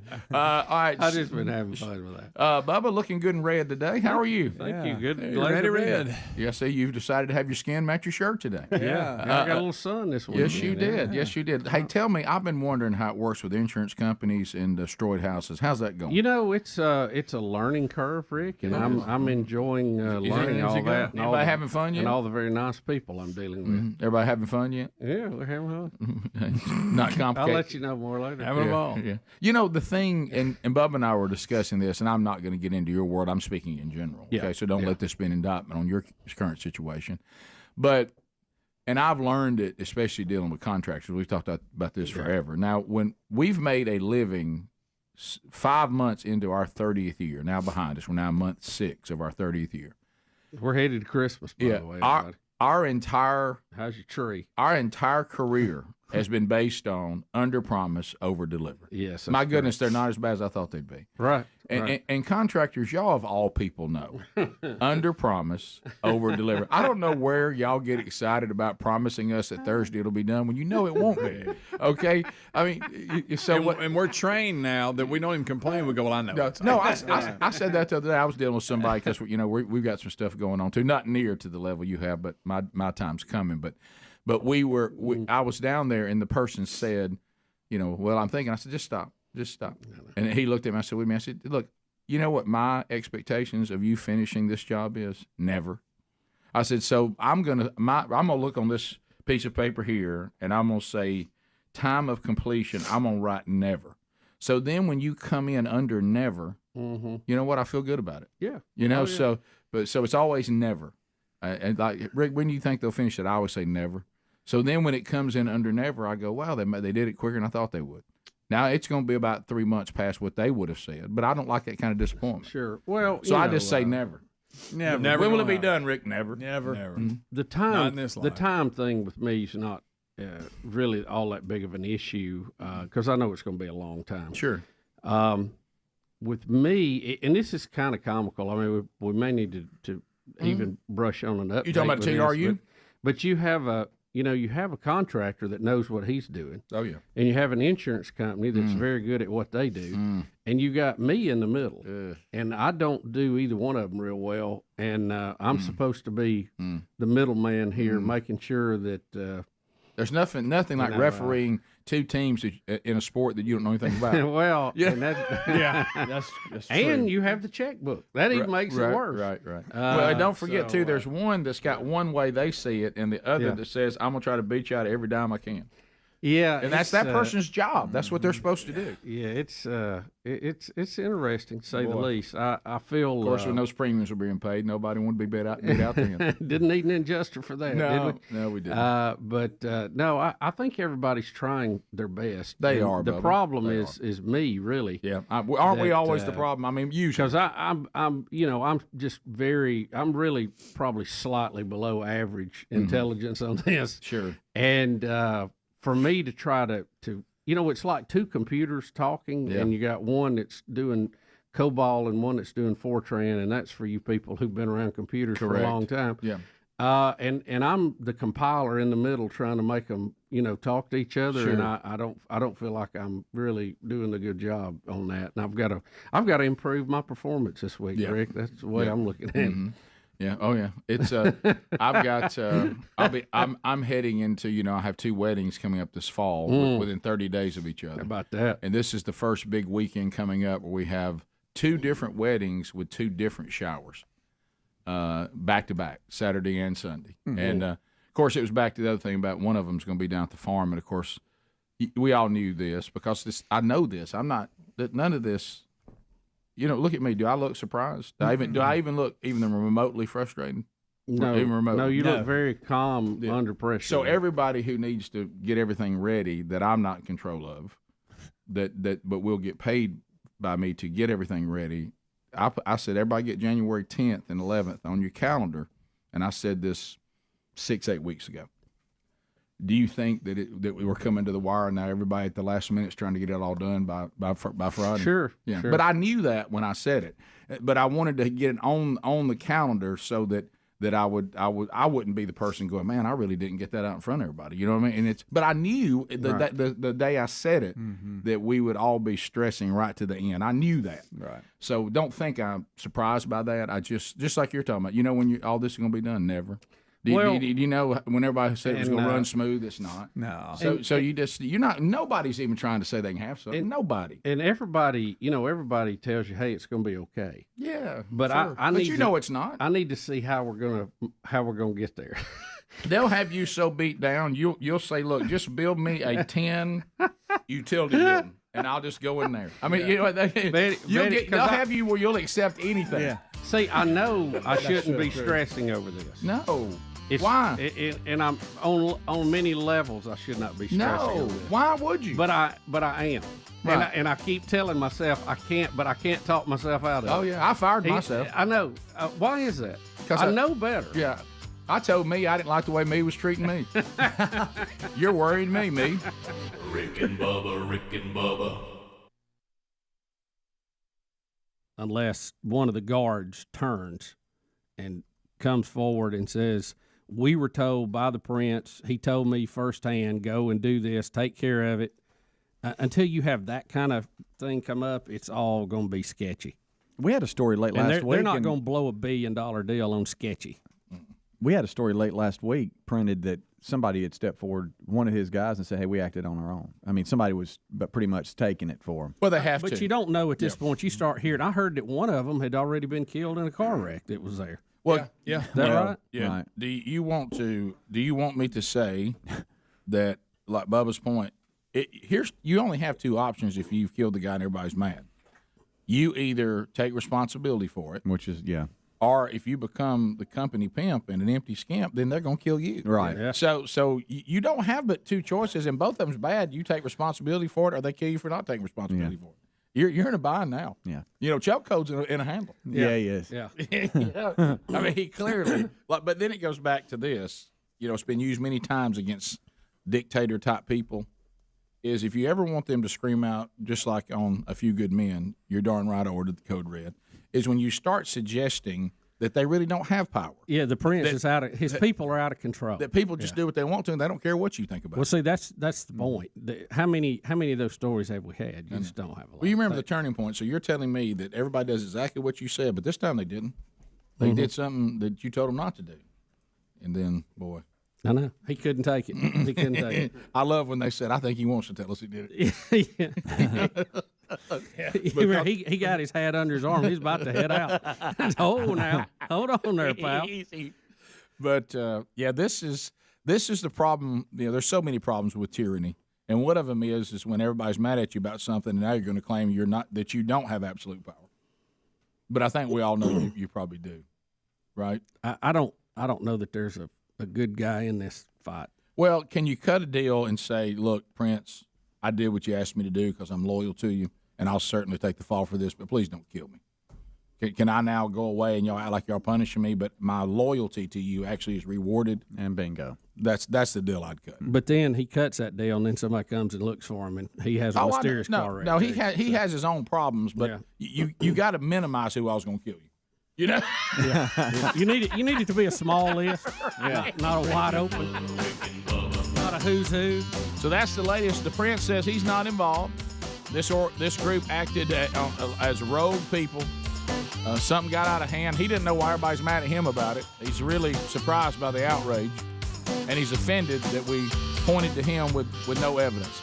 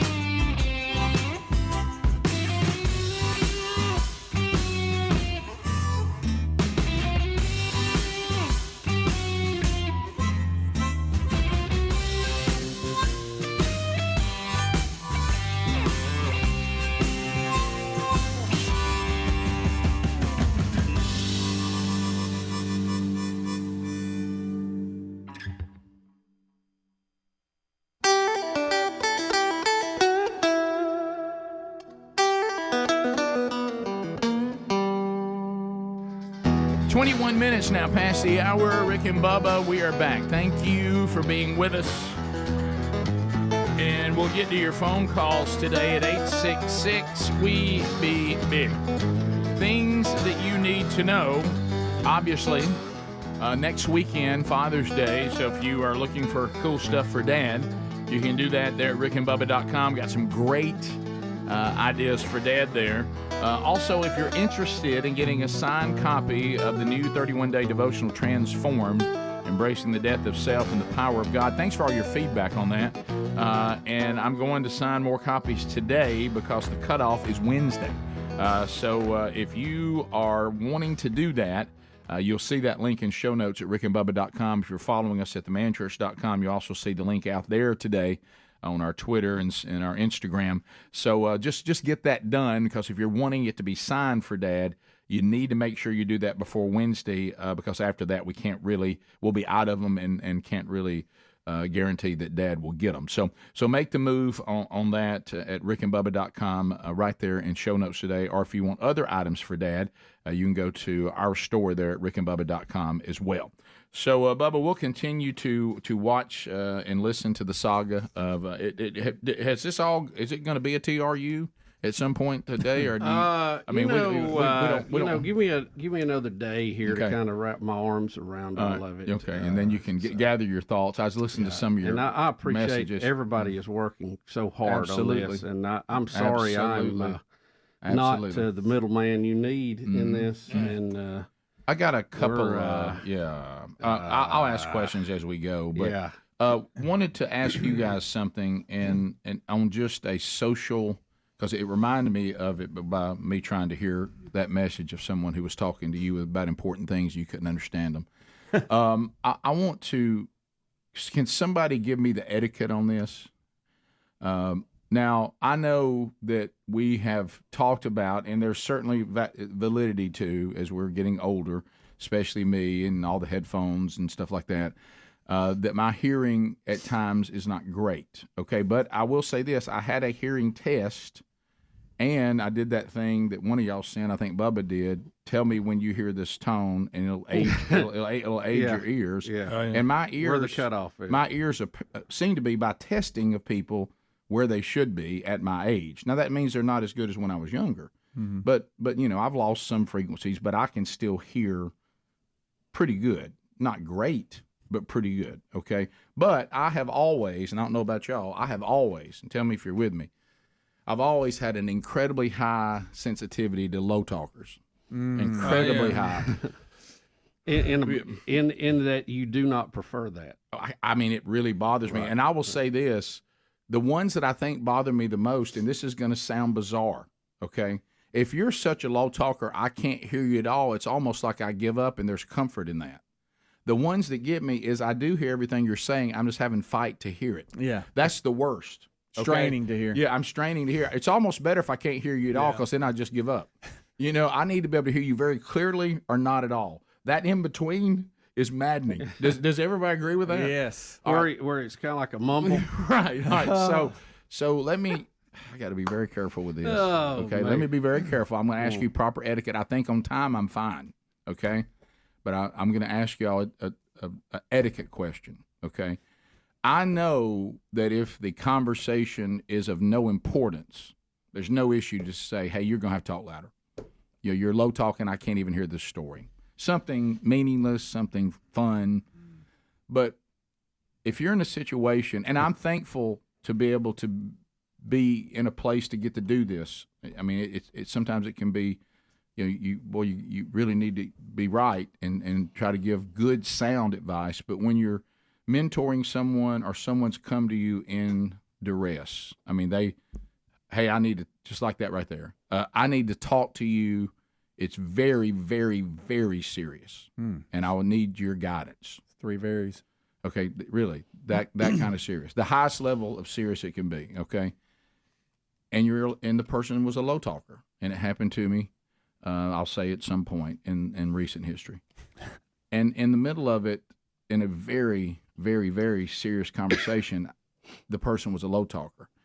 And I was struggling. And I'm talking about, in that moment, do you say, I know this is extremely serious, but I can't hear you. I think you have to. I'm gonna need you to talk louder. Yeah. But what it was is they were talking loud enough that I was hearing it. I just didn't like how hard I was having to work to hear it. Does that make sense? Yeah. And I didn't know. I thought in this situation, I certainly can't be who we are. Hey, low talker. I mean, you can't do that. I think you throw it on yourself, like, man, I'm losing my hearing. Okay. That's how you go with it. You self-deprecate. Now, are you in person or you're over the phone? I'm in person. Yeah. Oh, yeah. Just say it's on me. Yeah. I can't hear you. Listen, I don't know Pick if you it up noticed a or little not, bit. but over the years of wearing these headphones every time, I mean, I'm losing my hearing. You're going to speak a little louder. I'm so sorry. In this particular situation, it was a very serious monologue. And I didn't know where to come in. You know what I mean? Because it wasn't like there was a pause and then there was a back. You didn't want to interrupt him. Right. I got you. Because I was getting information that was really, really intense. and real serious, and I didn't know what to do. But you want to do it early Right. because you don't want the whole thing to go by and then ask him. Yeah, no. And then it's like you hadn't heard anything you said. You don't want someone. So he sat here and he you don't hadn't want heard anything. somebody come to you and they're pouring their heart out, and the first Right, reaction right. they hear Probably from you, tears. The first reaction they hear from you is, "Hey, low talker, I can't hear you." I know. I know. Yeah, I know you you don't just. do I know you you. don't do I know that. that was grueling for you. It probably would have been for me if I could have heard it. Right. And it's. I mean, you don't want. Don't go that route. Right. But no. yeah. No. See, that's us. See, It is us. This It is, thing yeah. of this world we live in, and then we try to go out to a civilized society. It's hard. It's you know what I hard. mean? It's a tough transition. Right, and carry on like normal people. And so I can say, because there's a chance that there's another session coming, and so do you think it? So I'm fine to say, just so you know. What about this time? I go, hey, last time we met, I did get everything. I'm updated. Did you? You know, yeah. Okay. I mean, what I needed to get. Yeah, you worked hard. You worked too hard Yeah. for it. But Yeah. yeah. I found You're myself exhausted. I found myself from my ears. If I felt him going somewhere that I didn't think was important, I would almost rest my ears. You know, but and then I'd pick them up and get them alert again when it seemed to get intense again. But do you think if in session 2 I can say, just so you know, the last time that we talked, I'm having hearing problems, and could you talk a little louder? Does that sound too hard? No. You make fun of yourself. hear you. You know, my wife tells me I don't hear anything she says. Okay. You know, so amen. you know, you have fun with it, but you say it's all on me. But could you just go up one, maybe 2 notches? If You I know, if just get up a little higher. If his body had a knob on it, I'd turn it 2 clicks. Yeah, 2 clicks. I need you 2 Right. clicks louder. Can you do Right. that? And it's all on me. You'd be doing me a favor. One click isn't going to help us. I'm going to need 2. Right. Yeah. Especially if I need to Minimum. help mentor you, I got to know what you're saying. Yeah. Yeah, you know, and that does so- when you say it like that, it really makes all the sense. in the Yeah, world. yeah. And so, But for me to help you, could you help me? Because Right. I need you a little louder. right, and it's on me. It is on me. Yeah, you're probably talking at a Yeah. perfect volume. I need more. Not the world. I do. Yeah. It's me, Right. not you. Right. Okay. I'm the problem. And if that doesn't work, come in here, talk to the mics, and turn your headphones up. By the way, that's not bad. Rick and Bubba. We'll now look into the world of sports. First of all, out of college football, Purdue, Ohio State works its way to number 2, gets over the suspension of Urban Meyer. Is this not just almost predictable every year? Well, it was interesting because, I don't know a lot of Purdue fans, as you may guess. So we have The Boilermaker faith? Yeah. So and of course I love their color scheme because black and gold is awesome. But so I was at church this weekend, and we had our men's ministry every quarter. We do a men's service, and so that was going on last night. So we do some tailgating out there before it. Some of the guys get there early. I love tailgating. And That is so great. the minister that we have on staff that is kind of in charge of missions and reaching the world and sending out mission trips and all that, he comes strolling by. He comes strolling by with his Purdue, because it got cool enough that he could wear it. It was kind of like one of those pullovers, and it had his black and gold and he's rocking. I said, well, Jeremy. And he said, don't get to wear this a lot during football season. And I said, no, you do not. I said, well, how about y'all one straight up? And he told me, because I don't know the inner workings of the Purdue football program, but I did watch that game because I was home and I got into it because I saw the potential upset. And Purdue just beat Ohio State straight up. Yeah. Now, certainly Ohio State did some things poorly, but a lot of that was because Purdue made those things happen. And when you say that a team just beat another team straight up, it's when that team finally gets its act together and you think the favorite is going to finally find a way to win this ugly game, and then Purdue would pull away even more and make other plays. And he told me, I did not know this. He said, now, first of all, let me be clear. Purdue is not very good at football modern day. He said, and this is the best team we've had in a very long time. And I said, well, what happened with the 0-3 start? And he said, well, first of all, we lost those three games by a combined 8 points. And he said, and we could not figure out who our quarterback was, and we were doing the dual quarterback thing for the first 3 games. And they went 0-3. But close, all close games. And he said, so then we finally went with the guy who's the quarterback last night, and we've been with him for 4 straight games just as the quarterback, and we're 4-0. And so this now makes them 4-0. He said they had some, they couldn't figure out who the quarterback was going to be the first 3 games and tried that dual quarterback thing, which I hate. I've always hated it. Yeah. And it just didn't, and it was problematic. So he said, we're not don't think that because we were 0-3, we were a bad 0-3. We were a close game trying to figure out who the quarterback was 0-3. And now that we're on a run right now, 4 straight games in a row, and they beat Ohio State straight up, just beat them. Yeah. And so that bad made them like it. Yeah, they did. And so now, Alabama is just in a – now, I know that Alabama, everybody keeps talking about, they haven't really played a great team yet. But I will say this.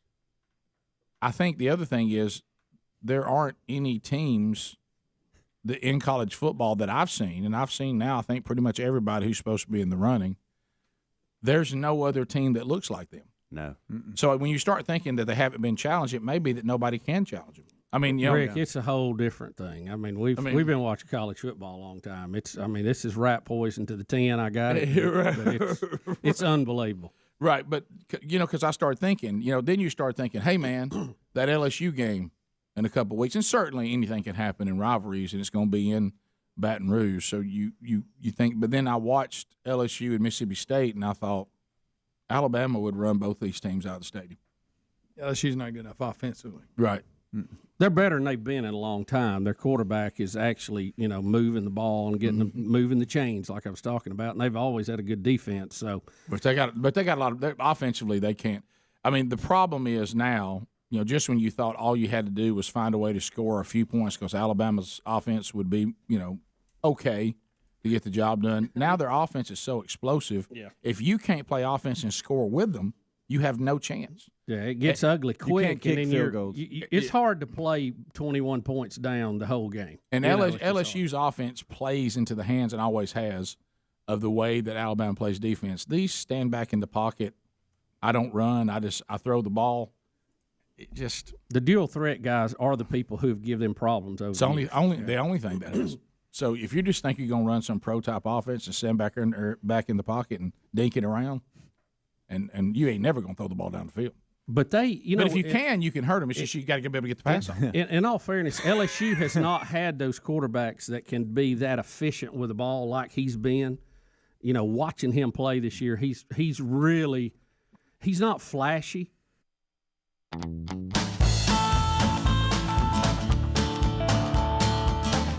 It's 35 minutes now past the hour of the Rick and Bubba Show. Thank you for being with us.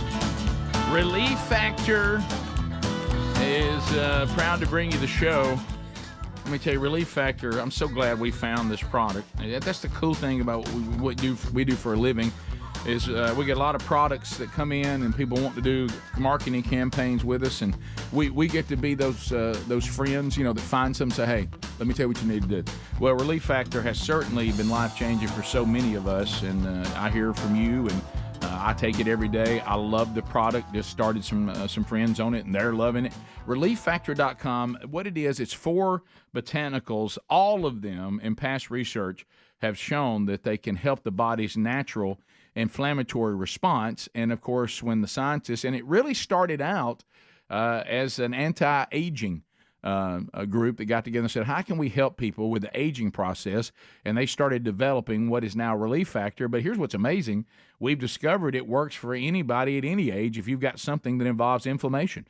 Stop popping those popular over-the-counter painkillers.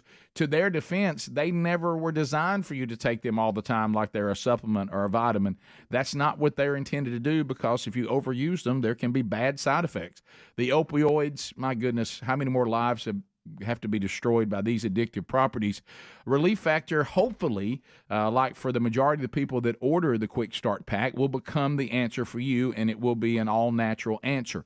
So go to ReliefFactor.com. For $19.95, you get the Quick Start Pack. And as I said, the majority of people that get this order more because they see great results. The link also at rickandbubba.com under the sponsors. So Bubba, we'll continue to unpack the stories of the day. We'll let you take some time to do a TRU maybe for tomorrow. Yeah, I need to gather my thoughts. And we'll unpack that a little bit. And we'll also try to get into some things that have happened around the world since we were away.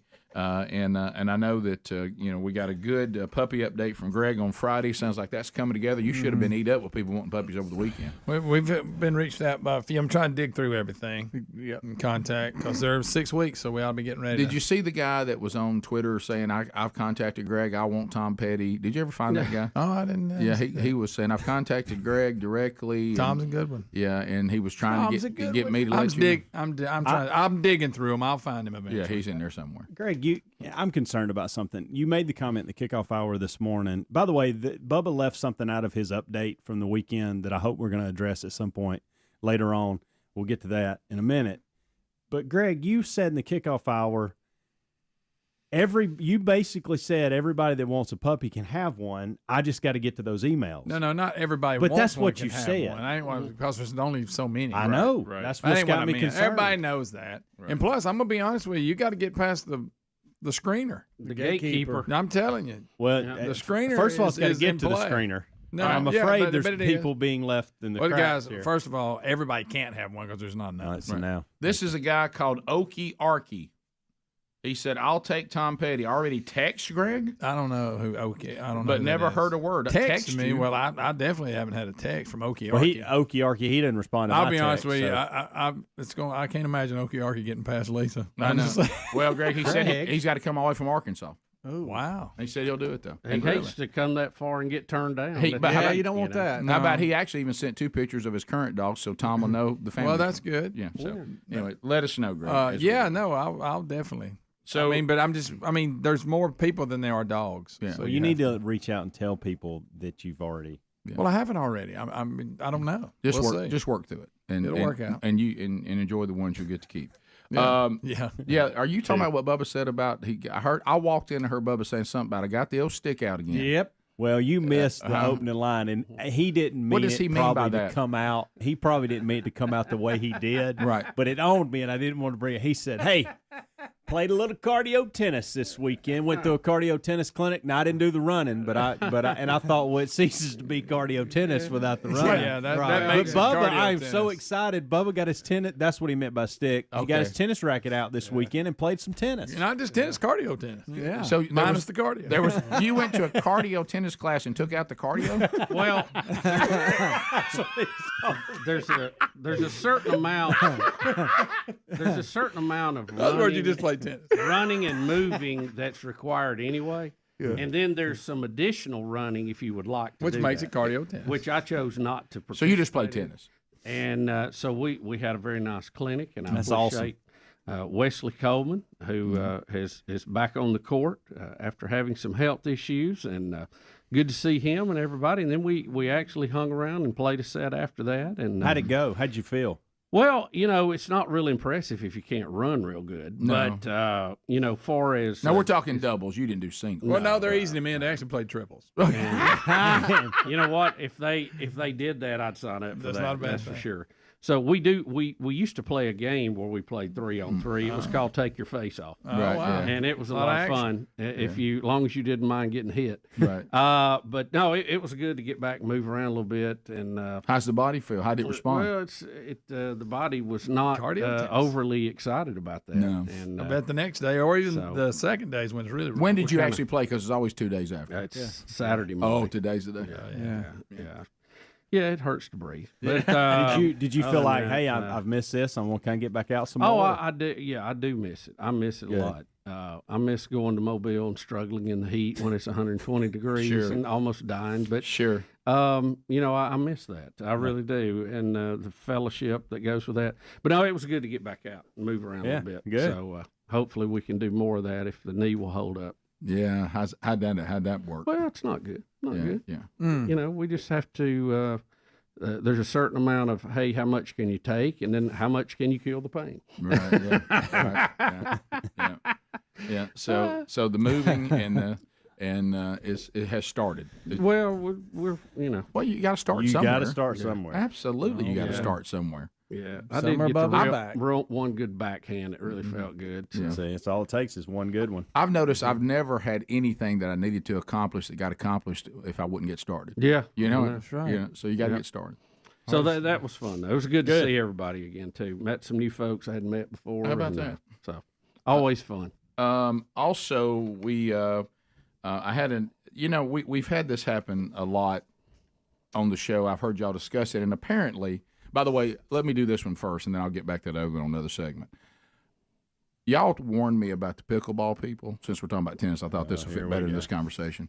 I've never looked in the eyes of it, and I looked in the eyes of it this past week, toward the end of the week. I didn't realize those who are really into it, they got that look. You know it. I mean, hey, they are into it. It's up there. You know the look I'm talking about. Oh yeah. You know the eyes I'm talking about.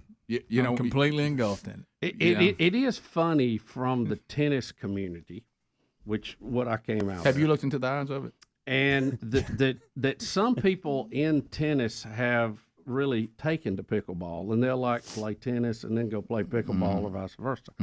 And then there's another segment of the tennis community that when you mention it, they roll their eyes at you like you've got to be kidding me. I'm in that part. And they will turn their back as they start to use language, right? You know, and usually will follow it up with "Don't get me started." Well, and I had to clarify again because at some point early on I was painted in the anti-pickleball. Well, it hurt you, and you were mad about it. I think God sent you a message not to play pickleball. You got your message from God was so clear on pickleball. Yeah, I mean, you weren't there 3 minutes, and you were out. Oh, yeah, you get bad. Drugged to the car. And Helms paid the price for it, but. Hey, it's amazing how hard he is to pick up. Have you tried cardio pickleball? No, I never was anti-pickleball. I just didn't want tennis courts tore up to build pickleball courts. Have you ever? And I think that's a fair position. I'm comfortable with that. But like where we are down at the lake, they've added pickleball courts, which is great. That's fine. And they're full all the time. Have you ever looked in the eyes of it? I know. All right, so I stopped by. Should I say it? Because now they're gonna know who I'm talking about. They're all like that, so it doesn't matter. I had to stop by and take care of something. I think it was on Thursday. Okay. And it was at our. Don't you have to ask one to be one? Well, listen. You remember the time Bubba and we warned society, and so many people come back and say, "Wow, I wasn't ready for how spot on you are." When all of our kids were little, we warned everybody about how the soccer cult will come after your children. And they came after our kids, and they all got that look in their eyes, and it was taking over America. Of course, it's ruined it. All kinds of stats. Right. And so I was making my way, had to go by where I go to church, and I didn't. It was just the middle of the day, and I look up and I see like they're coming from everywhere out of a parking lot, mainly older people with shorts on and carrying their. I guess I found out later they're pickleball paddles. Yeah. Right. And hey, here they come. Yeah. And buddy, they are converging on this location. so I'm just going in to do what I need to do, and then I looked into the eyes of I guess it was their leader. Yeah. And hey, you know what we're doing, don't you? And I was like, I don't. But hey, man, good to see y'all. Hey, we're pickleball league. You want in? And I was like, you want in? And I was like, nah, I'm good. Thank you though. They won't let us play where we all are from. So we I just want to thank your church for letting us come play over here. And I thought, okay, I'm so glad that y'all have a place to play. Hey, you need to think about joining us. And I was like, I'm good. Yeah. And you want to play pickleball? I don't. No. Why not? Well, I just don't. Yes. I don't like the name. Okay, the marketing.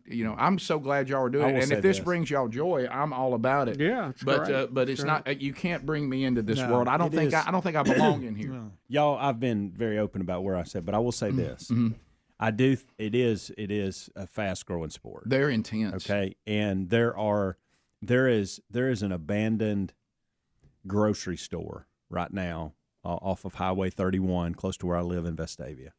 And I have thought every time I go by there, I think to myself, how many pickleball courts can I get in that place? Because it would be a good investment. Well, because of the craze that it is. It's funny you said That's not a bad idea. I get a chance to see our pastor this week, and I'm gonna say I know you don't want to take on the capital campaign, and I don't blame you. Just charge the pickleball teams. You can build whatever you want. I mean, for real. You really could. Yes. Yeah. It's not a bad idea. Just charge them. Really. I know. You've got a facility. They're looking for them. Yes. Yeah, have you looked in their eyes? Oh. You going to play pickleball? Hey, we're going to play pickleball. Rick and Bubba, Rick and Bubba.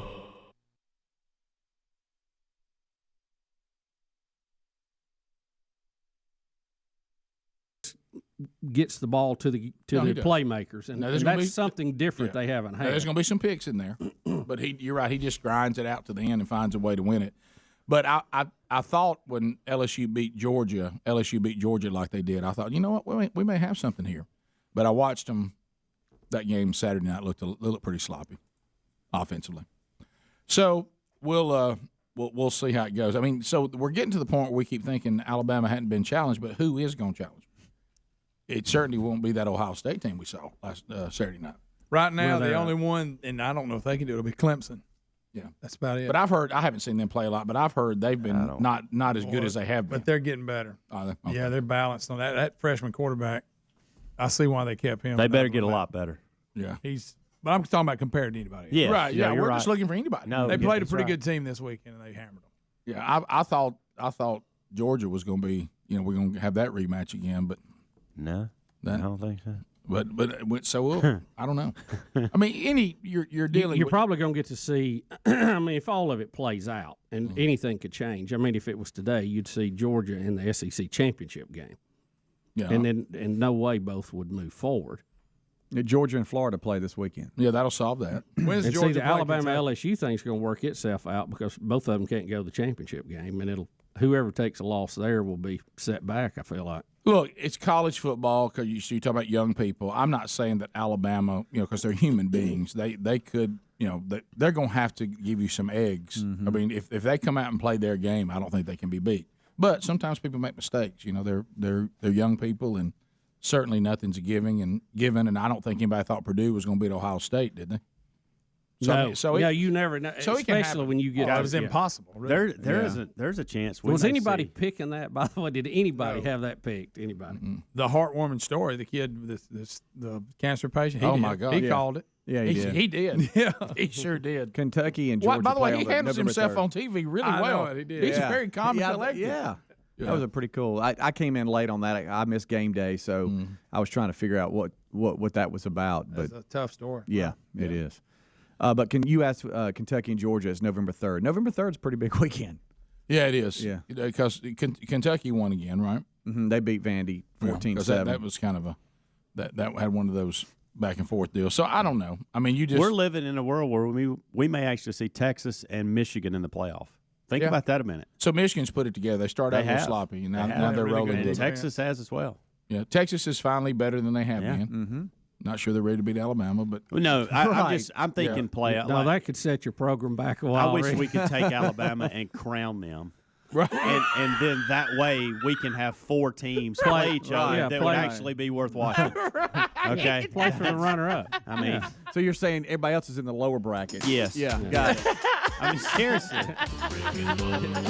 Yeah, I said that. You remember after about the third game, I said it's like in high school. It feels, and I know college has classifications, but it's different. It seems like within Division I there should be a classification that's different. Right. But right now the only person I'd put there would be Alabama. So we'll come back NFL over the weekend too. We got a World Series set up. We'll talk about that a little bit too. Rick and Bubba, Rick and Bubba.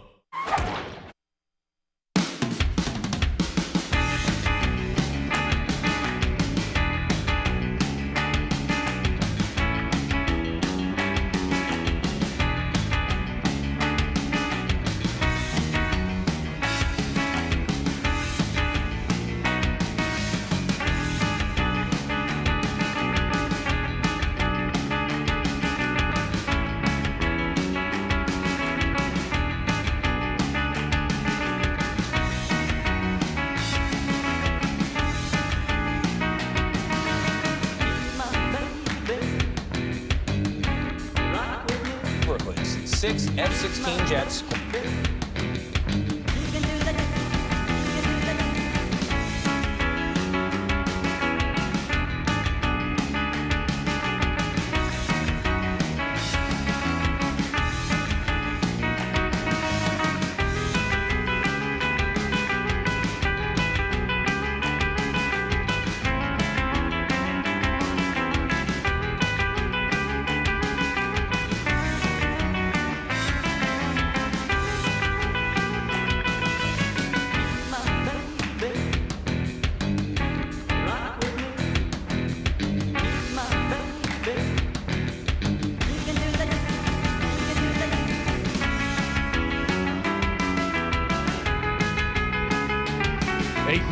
the top of the hour. Rick and Bubba, thank you for being with us. 866-WE-BE-BIG is our number. We thank you for being with us today. So, little scare in D.C. Everybody thought there was some sort of explosion, but they think that was caused by the sonic boom from military jets that were pursuing an unresponsive plane before a deadly crash. We have a package to kind of tell you what happened and a story to go with it, and we'll kind of walk through this. We got audio and video of it. So here's the package on what happened. Incident in Washington, D.C., when fighter jets caused a sonic boom that shook entire neighborhoods. 6 F-16 jets scrambled to intercept a small plane that had entered restricted airspace after making a strange U-turn. Federal investigators say the plane, a Cessna business jet, eventually crashed in Northern Virginia after flying over Washington, D.C. It appears there were no survivors. Jeff Burgess is in Greenville, Virginia, not far from this crash site. Jeff, good morning. Seems like a very sad story. What are we learning? Well, good morning, Tony. This is where that search was focused overnight. You can see behind me, it's a fairly rural area, and so investigators and search crews really didn't have a lot of light to work with as they were searching for that plane. We know this morning that there were 4 people on board the plane, and fighter jets were scrambled when the people on board did not respond to air traffic control. The cause of the crash remains under investigation, but today military officials insist that they did not shoot down that plane. Buddy, Stop everything. Stop. What's wrong? What is he doing? If you're going to have that job, Oh, my goodness. it's like he was trying not to cough. Is there something wrong with it? We've completely lost sight of the story. If there is, I commend him for trying to fight through it. Something's happening. But I could not. I didn't know what he was saying. I didn't even know what the subject was about because of it. I didn't hear one word he said. Let me do this. It caught us off. Let me do this. I'm ready for that. Let me take fiery crash. Let me take fiery crash and people's death and move it over here. Yeah, get it out of the way. Just Thank say. you for doing that. I was not ready. I mean, this is a very serious story. This is CBS. This is courtesy of CBS. There's plenty of people reporting on this besides him. All right, so tell us. Here comes. I mean, we're worried about somebody trying to crash a plane into the White House. We're going to. Let's see if we can watch it again and be serious. Look, he comes out of the gate too. I mean, now that we know, let's see if we. I'm guessing we can't. But let's see if we is can. Is he watch trying it to keep again. from coughing? Is he trying to? It sounds just like he's trying. That to or keep is it nervous reporter? It sounds like nervous reporter. I think he's got First day? Yeah, I think you're right. Jeff Burgess is in Greenville, Virginia, not far from this crash site. Jeff, good morning. Seems like a very sad story. What are we learning? Well, good morning, Tony. This is where that search was focused overnight. You can see behind me, it's a fairly rural area, and so investigators and search crews really didn't have a lot of light to work with as they were searching for that plane. We know this morning that there were 4 people on board the plane, and fighter jets were scrambled when the people on board did not respond to air traffic control. The cause of the crash remains under investigation, but today military officials insist that they did not shoot down that plane. It's like he's struggling more. Never got any better. When he started talking about no survivors, I really tried to focus and I couldn't. All right, so I've looked him up to make sure he's on. But I don't see anything. I don't know. Wow. So the fighter jets caused the boom, which freaked everybody out, and we've got some other stuff. Is this mainly B-roll and stuff? The other stuff that we have? Yeah. Why is there a guy playing a guitar with a harmonica? No, it's funny. No, this is part of it here. So this is different people's reaction to the sonic boom. Oh, okay. So the sonic boom happened. No, the different guy. Well, just watch, Greg. There you go. So that lady's just very shocked, and you can hear car alarms going off in the background there. And then there's a lady. Came out of Andrews right there in D.C., but they had to catch up with it, and they were already behind the curve. Yeah. So they got authorized to go supersonic, and that's what you hear. And here's a dog. Look, there's Mr. Buddy. There he is. He's gonna be real surprised. Oh wow! Boy, he's up and gone. I'm gone. I'm out of here. Yeah. Oh yeah. And then, But you know what? I'm glad that they had this response. You know, because at 9/11 we seemed like we were caught a little off guard with some of this. Yeah. So at least they had warning that the plane was coming, and they reacted. did. Now, what happened on the plane? Did the pilot pass out? Is that what we believe? they're This is speculating. another one here. I, This- I couldn't listen to the story. They're speculating. I know you couldn't, could you? Here's the last one here. Hey. So this husband and wife were about to record a song.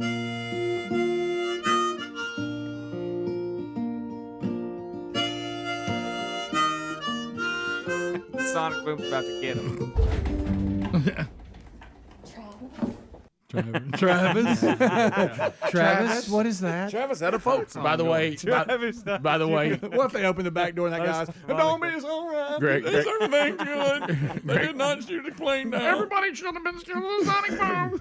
But Greg, I mean, I want you. This is all we're getting. No, I know it's a very serious story, very but how do you serious have? How's this guy on CBS? Hey, by the way, funny pretty was big watching deal, everybody's too. face, and there he was no looks so warning. ready. That's what I didn't admit. He's nodding. He looks very authoritative. Yeah. I think he's ready to go. Well, they're still trying to. And I'm like, I mean, I don't know.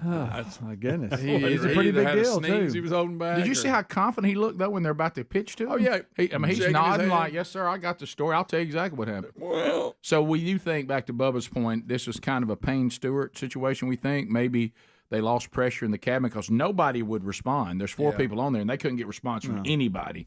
So they think maybe they all possibly passed out and this is inside the plane, kind of like what happened. former is the NRA exec or something's granddaughter and daughter or something. I was reading the article. I don't know.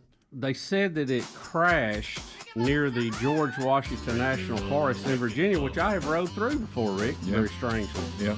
Beautiful area. So, GOP donor whose daughter and granddaughter were killed in the private crash. Wow. So apparently, no doubt, something happened inside the plane. Yeah. And the plane then was just basically flying with no one driving it. Top of the hour. Wow. Rick and Bubba, Rick and Bubba.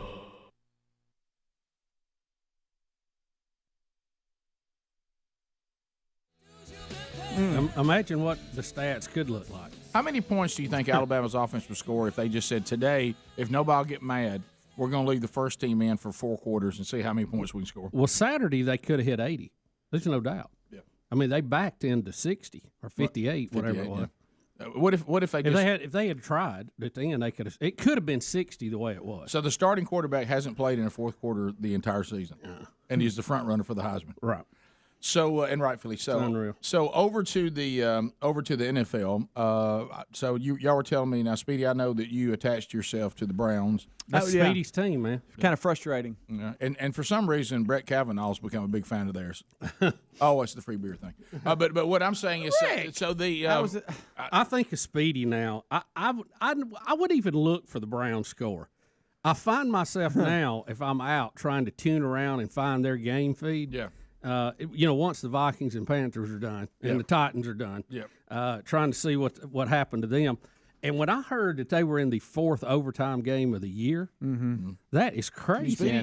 But you know what? It's better to be in overtime than be a straight up loss. Yeah, and I want to apologize to the Army here because I'll get a tweet or an email that's like, okay, you've got me involved now, and it's extremely frustrating. this is all on you.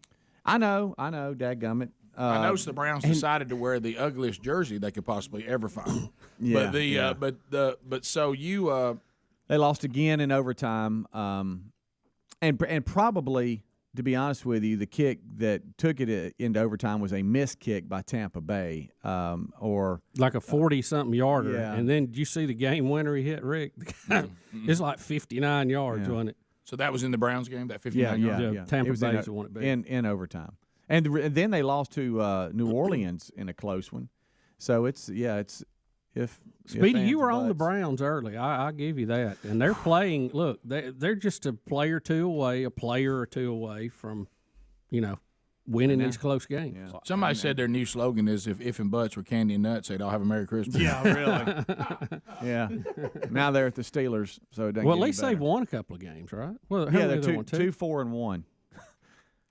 And they were almost What if they 2, had 3, another and tie? They were almost 2, 3, and 2 again. If that guy had missed the field goal, it would have been. 59 yards. Yeah. I'm bothered by something with this whole thing, though, All because his childhood team is rocking it. Yeah. Oh, and I haven't left them. But I afraid. know you haven't, Speedy, but the Browns are distracting you from a special season going on, Yeah. and I don't think you're able to embrace it because of them. Well, I'm going to help you with this. Luckily, I mean, I was dialed into the Chiefs last night. Listen, does that help? No, easy. Not really, because the first thing that come out of your mouth this morning was about the Browns in overtime. But listen, there's a strategy here, Helmsy, and Speedy, don't let them coax you out of it because it's working. Okay. What Speedy is doing, you're going to go Mojo. yeah, is he's watching the Chiefs, but he's pretending he's peripheral. not. Yeah. Right. He's put his passion on the Browns where his mojo does not affect his favorite team. So really, if he destroys the Browns, who cares? But what I'm saying is what he's doing, he's pretending to put his attention there so Mojo thinks that's his new team.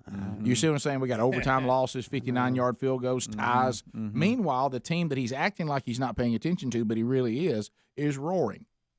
But see, if he makes a big enough fuss about this here on the air, they're going to go down here.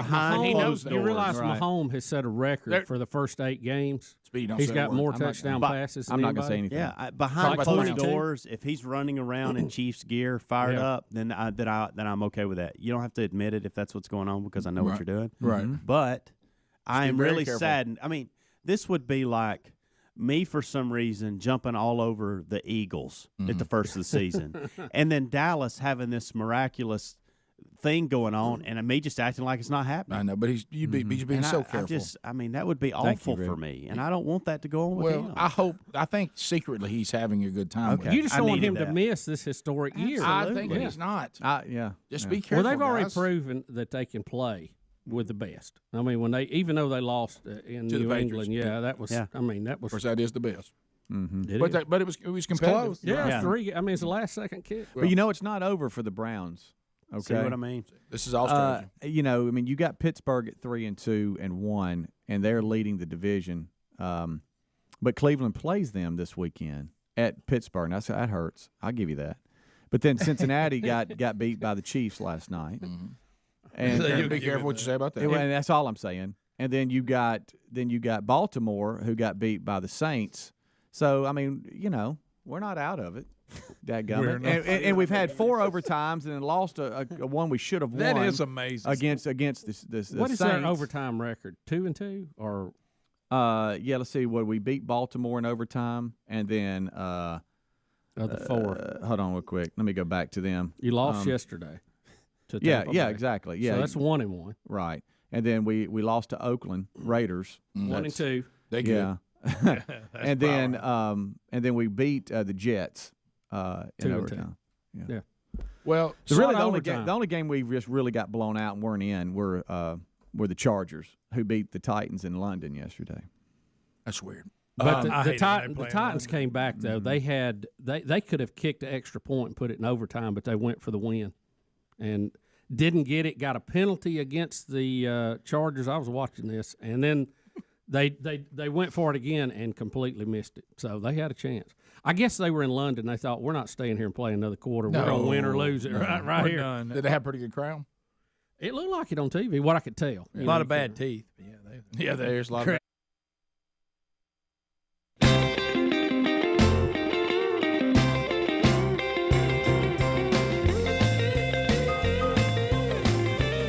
Six minutes past the hour. From the No Name Studio out on the bleeding edge of technology, from Sweet Home Alabama to the world, Speedy, the real Greg Burgess, Helmsy, Eddie Van Adler, Rick and Bubba University students. And we're going phones now, so they're taking your phone calls at 866-WE-BE-BIG, and we will chat with you on any topic you want to talk about. And that is Cam Solo and Alapuca, as they earn their degree in common sense from Rick and Bubba University, desperately needed, and it is now a superpower. Welcome back, Bill Bubba Bussey. Welcome back. Welcome back. Glad to have you. And this is the Rick and Bubba Show. Sometimes it looks like we're sitting in a disco with the lights flashing. Yeah, this light flashing thing started out as every blue moon. Now it's starting to happen a lot, and we think it involves the dimmer. Is that right? Does the dimmer need to be looked at? Where do we think that is? I don't know. I think you guys are right. I think it used to happen like once a month when the generator tested itself, and now it seems like it's every time somebody in the building plugs in their cell phone. Yeah. I mean, it's the. I think you're right. I think the frequency of the lights flashing is It's going up. It has gone up, which means the problem is getting worse, and that this involves our lighting in the studio. For those who don't know what we're talking about.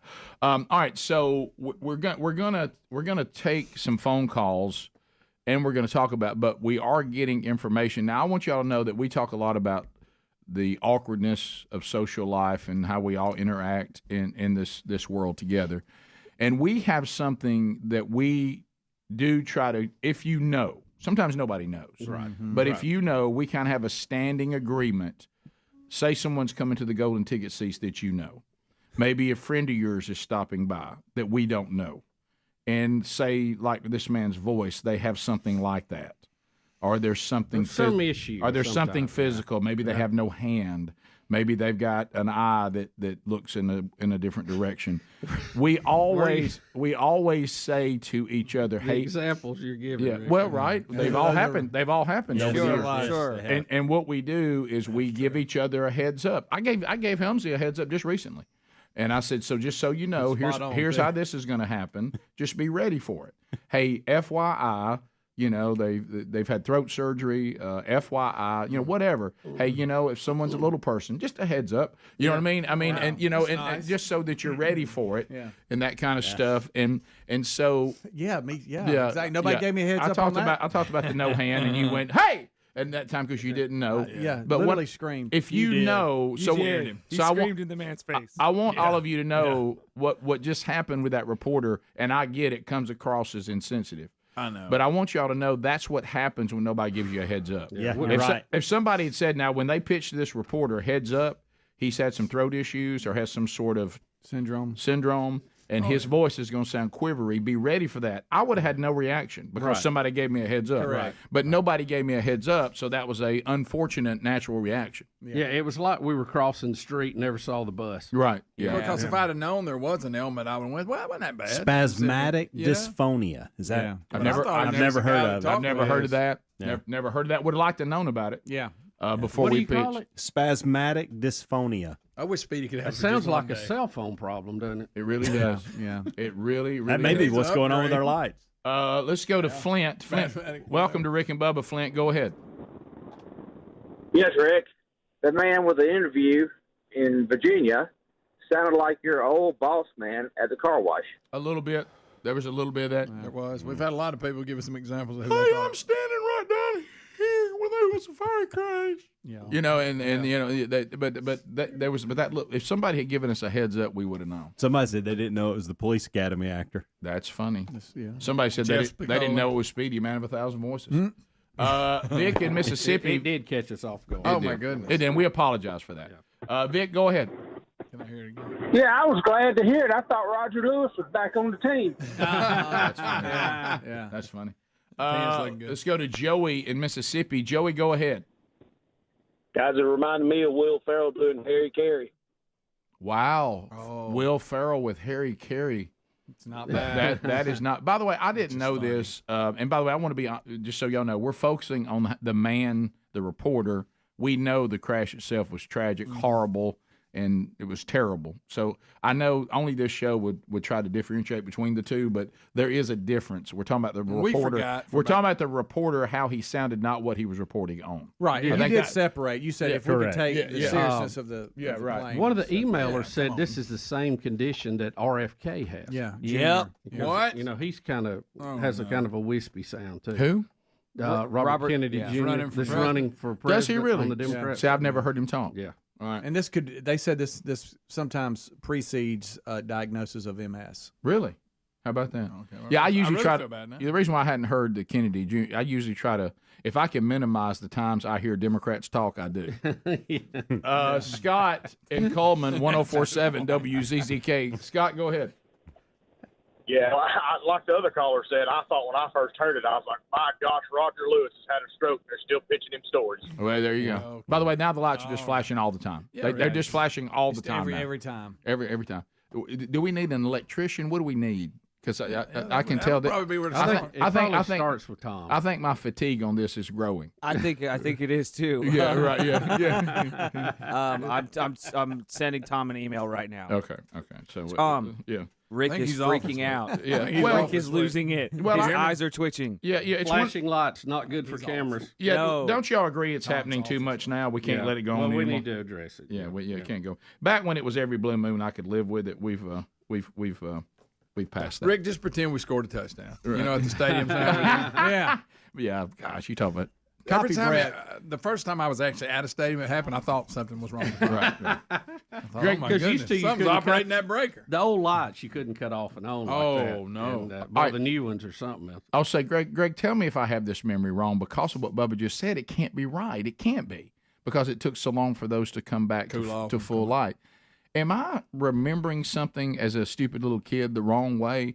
When you and I were little kids and Dad was coaching high school and we were on the road, now this was T-Tiny. This would be back at Woodlawn, I think. Oh, wow. Yeah, that's going to be tough. Well, we're tiny. Or maybe it was Oxford and I just thought it. I don't remember when we it were was. really young. We were really young. Early 70s. And it seems like we went to a game and the halftime show had these baton twirlers that would light everything, do the fire. Right. And they would cut the lights off. Yeah. Did they? And you would see them with it. But how did they do that and get it back full speed for the second half? The way I remember it, so Rick, that did happen? Yeah, that was the last deal they had in their performance. And as the band was finishing and walking off, they cut the lights back on, and they were back on bright by the time. And they would get back on by the time. I mean, it took about 5 minutes. Right. Okay. Yeah. So I didn't imagine that. No. Do you remember people used to do that? Yes. Yeah. Yes, Okay. Yeah, they do. Bobby in Grant, Alabama. Bobby, go right ahead. Good morning, Rick and Bubba. Thank y'all for taking my call. It's our pleasure. I was gonna make a comment when I was getting ready for work. I could hear it on the TV for the interviewer for the plane crash. I thought it was Kay Ivey. That's funny. You know what? There was some Kay Ivey there. That's what it sounds like, Kay Ivey. No, you're right. You're right. That's actually a good catch. It did have that quivery. A little bit. Yeah, it did. It does. By the way, that's actually good. We'll come back. 866 We Be Big is the number. So we'll move into other topics today we got to cover. We'll get more of your phone calls before the day's over as well as we move forward. 866 We Be Big is the number. More of the Rick and Bubba Show coming up right after this.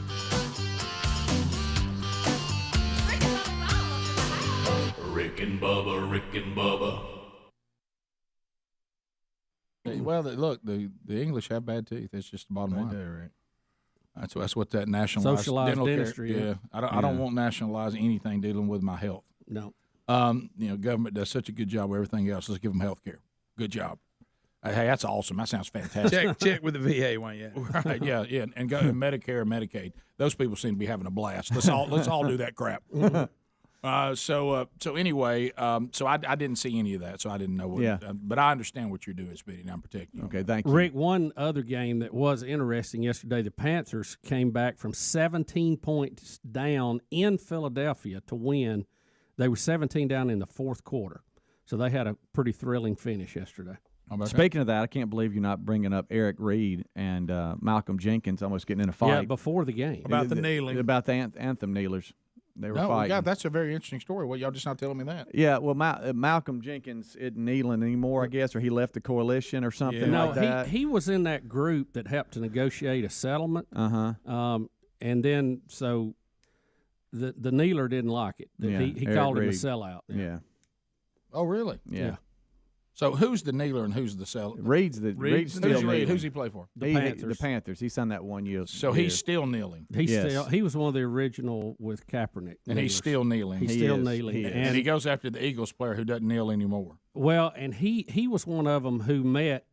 I forgot. There's some kind of coalition they call it, where they met to try to work it out. And players coalition. Donation towards, and they got that $100 million and said we won't kneel anymore. So he called him a sellout. Well, how can you be a sellout if you kneel to the point you got $100 million for what you claim needed to be addressed? Yeah. towards their cause Rick, is supposed to help with what you're protesting. You're looking for logic in a H&D, hate and discontent situation. Right. You're not going to have it. Well, what are you protesting for? What else? I'll tell you about Rick it. and Bubba. Well, Mega Millions on Friday, 570. And of course, Bubba, I know what you're always waiting for, the Mega Ball. 7 as the winning digits. No one came forward to claim the lucky numbers.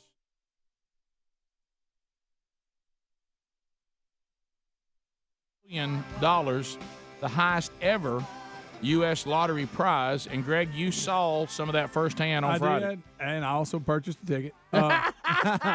When you're coming in from Alabama to Georgia, the interstate. Now this was Friday. The draw was that night. Okay. Yeah.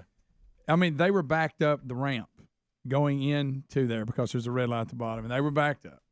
Of course, I normally stop when we're going over there. I'll stop in Temple, Georgia. There's this huge one of them big truck stops.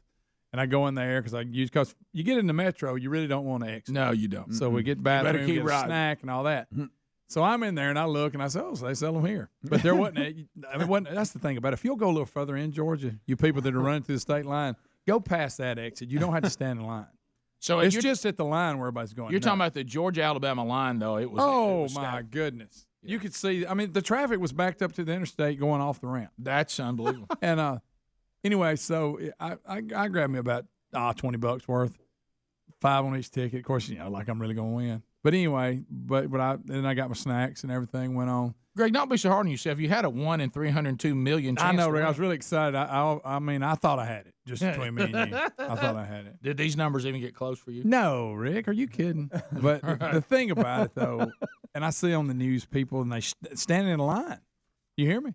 Stand in line for a long time. Some of the pictures are. Yes, I bought a ticket, but I wasn't standing in line. Will not stand in line for one. No. Well, they've got a list of things you could buy if you win the lottery. Well, I'm in this next drawing too. I caught one on the way back through when I saw that it didn't. So guys, hang on. If I win it, I don't know. We may not be on the air the next day. Right. So you said though, if you told us if you got 500 million, we all get $1 million. So if you get 1.6 billion, it'd be crazy.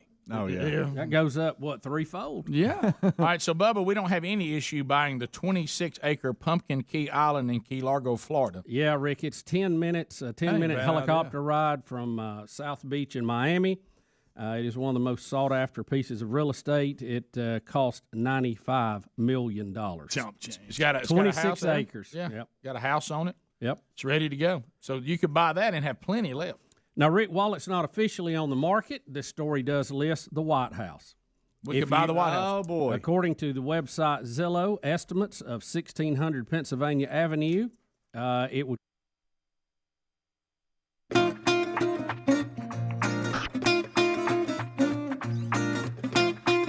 20 minutes past the hour of the Rick and Bubba Show. We're back, 866. We be big as the number. All right, so more to cover on the program today from themanchurch.com. Brian Gunn. Here comes the Gunn. Gunn is headed to Webster, Florida, First Baptist Church, June the 11th. So that's this week coming up. A Man Church, as they continue to roll through the men's discipleship strategy from themanchurch.com. Brian Gunn will be yours. So if you're in the Tampa area down that way and you're listening to us or watch the show, and you've been thinking, man, is there a church down here that's doing the Man Church stuff? There is. First Baptist, Webster, Florida. So go there, and Brian Gunn's an outstanding teacher, and he'll be bringing the message coming up this weekend for their Man Church. You'll find that at themanchurch.com under upcoming events. So, I don't know who here, because I encountered a lot of things over this weekend that involved the show, and then, there was a lot of Lisa Burgess comments over the weekend. Yes, that's going to be on the Best of CD, and has to be. She did a great job. We all got a charge out of that. Who was talking, because it sounded, I think it was the kickoff hour, was there anybody talking about fragrances? Men and things that smell. Did we talk about that on the show? One of the questions that was question from the audience. We'll do a QFTA. I love question from the audience. And they ask if we men smell our self-care products before we purchase them. Okay. Okay. So that's probably where it came So from. thank y'all, because y'all caused No, an issue. we for me. all kind of had the same response. Our wives buy those for us, and so we don't really have the opportunity to smell them before Right. we put them in the buggy. Well, I want to thank y'all But for that's where that's for what coming y'all put from. me in this weekend. And by the way, speaking of Q&A, this guy in the red shirt, nobody loves a Q&A more than him. I know. Don't you love a Q&A? I do, Rick. Golly, I do. a Q&A, because you don't know what's coming. Now, sometimes it goes terrible, and you know what? you wish they had better questions. I like for the audience to write the script. Yeah. Oh, yeah. Yeah. It also keeps us from having to worry about what we're going to talk about. Yeah. But anyway, so have you ever had, and we've all had this, where your wife will trick you and will trap you into something that you don't want to do? Oh yeah. And so Sherry, we're at church Sunday. We finished up church. We're going out, and she says, "Hey, I'm for going to lunch at this particular place. I know that you're not crazy about that place, but are you good with going there?" And I said, "I am. I'm fine. You know, I'm trying to do a little bit better. Probably good for me to eat well, you know, and all that. Fine, no problem." But I didn't know it was a trap. Okay, on her location selection, because it was right near a place where you shop a lot. It was a trap. So I'm sitting there, and we're having a great how they lunch, get you, Rick. and we're just so in love. We just can't be more in love. And then all of a sudden, she says, "Well, Nan, I do need to run a few errands before we go home." Oh, and I said, because she knew if she brought that up, because where we live, I could have actually gone past our house, got out. See, she knew that. So she threw the lunch out there, because, you know, you throw lunch out in front of us, you got us. You know, there's a couple of things you can get us on every time, and they know them. Okay, and so I said, no, it's some stuff I got to do for the upcoming showers. I told you I got that coming up, and then I need to, and I've also she's got a trip coming up. She said I need to go, and I was like, this sounds. And we've talked about it on the air, and it happened again. I don't know how to describe to young men who aren't married yet, or who aren't dating anybody serious enough that you might go shopping with them. I can't explain it. I don't understand it. There's an aching in your legs, and there's a fatigue that comes on when you're standing in dress shops that I can't quite figure out scientifically. I don't know what your body's doing if you're a man, but there's something that comes over you when they're shopping and they're over at those racks and they're throwing back these dresses or You mean like the soul's being ripping out of your body, that kind of thing? And so she trapped me into one of those, and so I walked into one of the places. Very nice woman who loves this show. Her name is Norma. Hey, Norma. And she's the fragrance person at this place. That's a hard word to say. Really hard. Fragrance. That doesn't come out smoothly. I guess I'll be reporting for CBS soon. So anyway, I go in, and she says, "Oh, I was listening to the guys this week, and I know about these fragrances." And I was like, "What now?" And she goes, I've put together a bag for you and Sherry. Boy. Sherry, here's you a bag of some things you may like. And Rick, here's you a bag of male fragrances that we have, because the guys were talking about it. And I was like, stupid kickoff. Stupid. Because I didn't remember. And I was like, okay, thank you. All right, so keep in mind, 2 bags. Yeah. 1 girly perfumes in it. Right. 1 supposedly masculine fragrances that the little where you can try it, the little the samples, and it's a tiny little. It is. You ever seen them? They're like it's just a mini little. You get about 2 squirts out of it. I can do that so much. I stop smelling stuff. I just it's all mixing together. Even though I appreciate Norma's support of this program, and I love how kind she is and how good she is to my wife, and I'm grateful for that. You know, the odds of me. I don't do male fragrances, period. You know what I mean? I just don't do that. That's not really my thing. And so nothing against it. It's just not my thing. I have a high sensitivity to that kind of stuff. It's got to be real subtle, you know? Yeah. And so we get home, and I've got that feeling you have after you've been, drugged behind the shopping bus. And so I'm sitting down, there's just bags everywhere. And Sherry goes, "Oh, I want you to try one of these fragrances." And I'm like, I don't really want to do that. I'm good, thank you. And no, go ahead here. And she grabs my hand. Oh no, it gets worse. She grabs my hand and pulls out my wrist. Is it for some reason women spray wrist? Oh, they do. What is that about? But men don't. Yeah, and she goes, ch-ch. And then she goes, and then she grabs my wrist. Just rub it together. Rub it together. Yeah. And so I'm like, and all of a sudden, this flowery, horrible smell begins to just permeate my nostrils, watering my eyes. And I said, baby, I think you sprayed some of the women's stuff on me. And she said, no, this is your bag, right? Oh, baby, I'm so sorry. Oh, Rick. Oh, no. I picked the wrong bag. I said, you done sprayed some big girl flowery perfume on me. And I said, now I smell like a big girl. And I couldn't get it off of me. I was like, baby, how do you get this off? No, it doesn't come off. And I'm trying to, and I'm walking around now.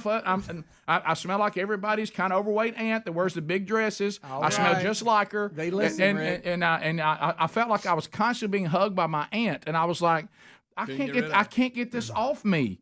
And hey, it stuck with me. You know how strong that is? Oh yeah. You know, and I'm like, why did you even though many of those bag? people who wear it seem to reapply it often. Yeah. Oh, do they? I think they've lost their smell. Boy, they will reapply. And then I thought to myself, then she said something, which I said, well, that's off the table. Oh, I do need you to run down to the grocery store. So you think I'm going to the grocery store smell like a big girl in a big flowery dress? I said, somebody will think I'm transgender. I'm not doing that. Because the beard don't matter. No, the beard doesn't matter. I can pretend to be whatever I want to. Yeah. By the way, also noticed on that note, Sherry was researching something that involves males and females, and she says now on all the research they have this letter. AFB, these letters, assigned female at birth. If you were assigned female at birth, you may have this problem. In other words, if you're born if you were assigned male at birth, it's called assigned now. Meaning that somebody that you had no control over assigns you this gender, then you may be having this problem. But I said, it's so bizarre. They're contradicting themselves in the science of this. Right. The only way it would be affecting you if you had the proper chromosomes and you had the biology and the anatomy that would affect this. So what they're trying to say two things in the research that contradict each other. Yeah. And be politically correct. They're even admitting you may identify as being another gender, but because you really are this gender, you may have a problem with this particular ailment. Right. If you weren't this gender, you probably don't. Yeah. It's not as prevalent. Right. Well, see, that's showing you once again there's a distinction in the chromosomes and in the anatomy and in your bodies, in the development. Yeah. Just like this person, over in Europe right now that's telling us that men can get pregnant. No, you're pregnant because you're a woman. Now, you may be pretending to be a man, and that's fine. And if you want to do that, that's fine. But you did not prove that men can get pregnant. No. You proved that women who pretend to be men can get pregnant. Exactly. Or identify as being a man. Yeah. That's not the same thing. No. Follow the science, Rick. Yeah. a scientific male cannot get pregnant. We'll be back. Bottom of the hour. Rick and Bubba, Rick and Bubba. $420 million if it was for sale. Well, they said they actually have someone who keeps trying to buy it. Hillary Clinton. That's fun. I'm starting out on fire. That's so good. Ferrari 250 GTO. Not familiar with that, Rick. I don't know anything about cars. Don't care about cars. Yeah, It was created from 1962 to 1964. A 1962 model just sold at auction for almost $48.5 million. Hello. Now, if I win it, I'm buying me the Smoking the Bandit Trans Am. The black and gold. That's what I'm doing. Bubba, the Rick, the pink diamond. Oh, the old pink star. Diamond. The old pink star. The 59.6 carat diamond set a new world's record for any diamond or jewelry ever sold. It went for auction in 2017 for $71.2 million. Ooh. I'm just not impressed with that. No, I'm not getting into trying to buy these dogs. They're being cute now about the dogs. Yeah. There's some breed of dogs. It's cost really about $11,000 each. Yeah, seriously though, and I know the. I mean, I've got dogs that look like that. Yeah, I don't like spending. Look, you said it right. Our parents couldn't believe anybody would ever pay money for any dog. Oh, I know. You just went down the neighborhood where somebody's dog got pregnant and picked you one up. That's right. Back to the diamond. I know diamonds. Blah blah blah. If you're buying what is diamonds, blah, blah, blah. I mean, it's investment. Take the investment off the table, okay? Blah, blah, blah. Take the investment off the table. What are you going to do with it? You know what I'm saying? It's a You're diamond. saying too expensive for your wife to wear? What are you going to do with it? Is it worth that? It doesn't do anything. At least the car, you can drive it. Yeah, you can drive a car, live in a house, go to your island. What are you going to do with that diamond? Yeah, I mean, if you when go, well, I'm invested. Well, if I've made this kind of money, I don't need to worry about that. No. The I'm thing not about throwing $97 million on the dime. No. the thing about I agree. buying a car, I can get a is nice one a lot less than that. to enjoy it, you have to drive it, and as you drive it, it devalues even something like Yes, that. Right? absolutely. I mean, you get the fun out of it. I got that, but a diamond you look at, you don't. That's it. But you can't wear it out somewhere. But it don't matter though. What does it do? That's the point. You really get joy looking at it.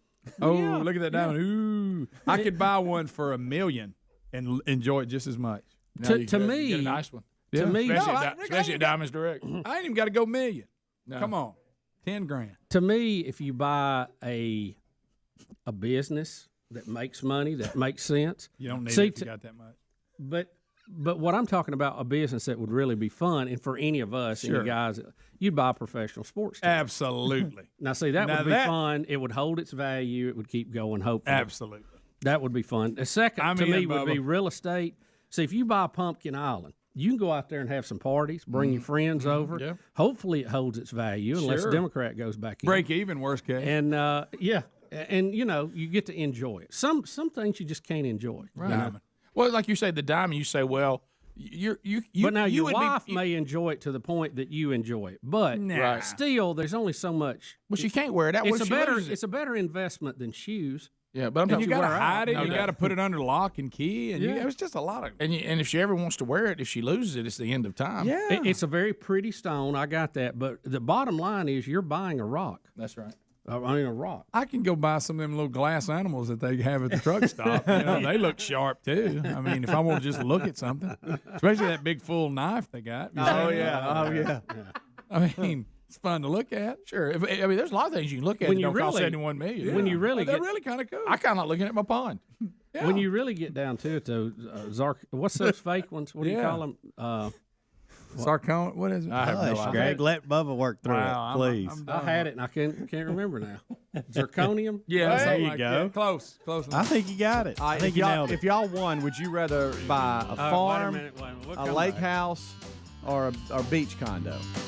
Oh, I'm sorry, Bubba. You've already got All all three. that. All three. So good. I vote all three. Listen, I believe in real estate. I really do. There you go. I tell you where I'm headed with is to Verbena.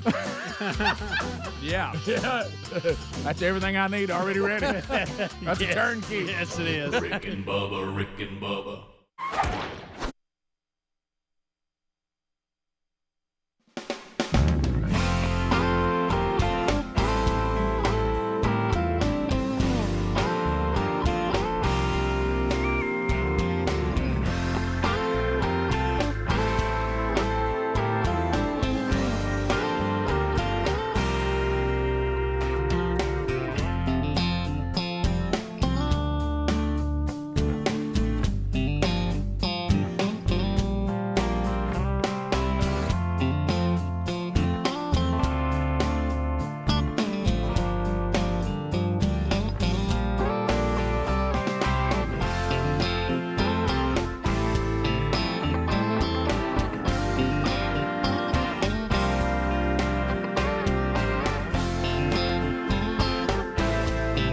He ain't coming back.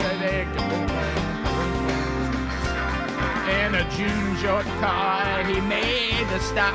Somebody say, just long enough to grab a handle off the top. Next stop, shot time. Leo put the money down, said, let it roll. One more job ought to do it. So we're making our way back.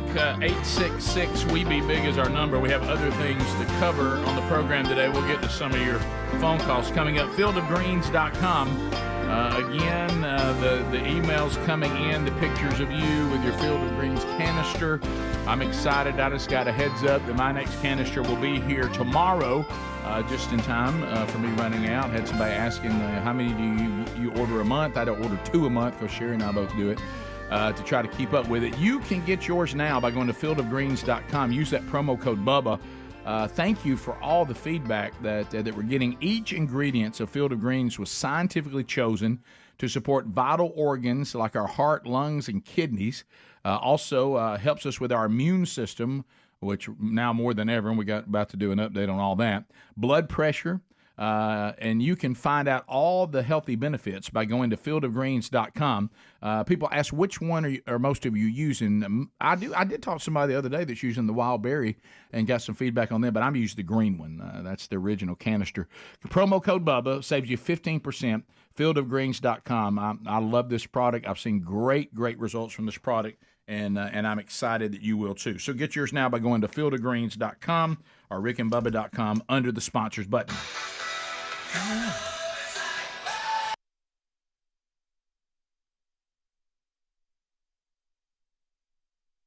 The ongoing, ever-changing COVID-19 vaccine booster, this treatment, that treatment, what things did we do that we now know weren't necessary? It got real confusing because, as we have said many times, we get shouted down by people that scream, follow the science, and then we'll say, does that mean on everything? And they'll say no. So follow the science. Good for me. Follow the science sometimes. So anyway, there's all kinds of things coming out now that, let's face it, they're creepy. We don't like it. I hope we learn from it. We probably won't. Human beings not real good at that. But we got a new CDC director, Mandy Cohen, and she is going to talk a little bit about, and I mean, just laughing it up about how the process went. You remember all the things they were shutting down and wouldn't let us do this, and this involves professional football and all this. So she's just been named this new CDC director. So listen to this interaction about when we were all in the middle of all this and our lives were being altered, at every turn, and we thought this was really well thought out. Just listen to this. So I would call, probably the person I called most was the Secretary of Health and Human Services in Massachusetts. She worked for a Republican governor just to, but when she was like, are you going to let them have professional football? And I was like, nope. And she's like, okay, neither are we. It was like conversations like that. So, or I'd be like, so when are you going to think about lightening up a mess? They're like, next Monday. I'm like, okay, next Monday. So. Well, that sounds like the scientific method, doesn't it? So we got on the phone. T. Yeah, when are you going to do it? Okay, me too. Now remember, your lives are being altered. The way to make a living was being altered. You remember when things were like when I was shopping with my wife Sunday and loving every minute of it. I remember when this whole place was a tumbleweed was blowing through here. Oh, I know. And looking back, none of that was necessary. And then next kind of deals with the people that I think kind of have us all perplexed. Oh yeah, at where we are now, and these are the people that seem to be living as if dangerous. I'm talking about dangerous COVID is around every corner, and if they get it, it will be certain death. Oh my God! And so they're still wearing masks. I don't understand the mask thing now, but then there's people like this that I really don't understand. And this is someone at a budget meeting in Oregon County in a space helmet kind of thing, trying to keep germs away. All right, here we go. I'm also here with my neighbors in Hillsdale and Multnomah Village to support this budget amendment. I'm also here with my neighbors in Hillsdale and Multnomah Village to support this budget amendment. Is there something real? It's Oregon, so yeah, it's real. Yes. Is this Blaze, when Blaze put out that parody about all this? No. So that's insane. I have a question for y'all. This is I know this is going to sound like I'm just living under a rock, okay? But I do feel like I probably live a sheltered life when it comes to some of this stuff. I was forced this weekend. I was trying to watch the French Open, and they did this thing where you have to purchase Peacock for a month in order to stream it live, whatever. And so I bit and did that for $4.99. Of course, I'll cancel it, Speedy, when the French Open's over. But there was a commercial running, and it had 2 or 3, I can't remember, Alabama college athletes, the University of Alabama. And they were pushing the vaccine. Go out and get your vaccine. Go out and get your vaccine. Those were running. Yeah. And I couldn't figure out, is this like real for now, or did they insert a commercial? And it kept running over and over and over. And I thought, is this one of those things where they just didn't have enough ads? Peacock didn't have enough regional ads that they're just throwing stuff in there? Yes. Or is this actually going on right now? I remember those PSAs, and they are old and outdated. I think they're filling, don't you, Bubba? Because I don't think any new ones have been done. That helps me. Yeah. And of course, that's bad to have that out there, especially when you see this today. Our next CDC warning: most U.S. adults are now declining the COVID boosters as the CDC. Now, remember, you weren't allowed to say this, and they were one of the ones saying you weren't allowed to say it at one time. Warn of health risk, and that these boosters, and here's what they're saying, based on the health risk that they pose, the protection they provide isn't worth it. Because it says they provide relatively little protection. Mm-hmm.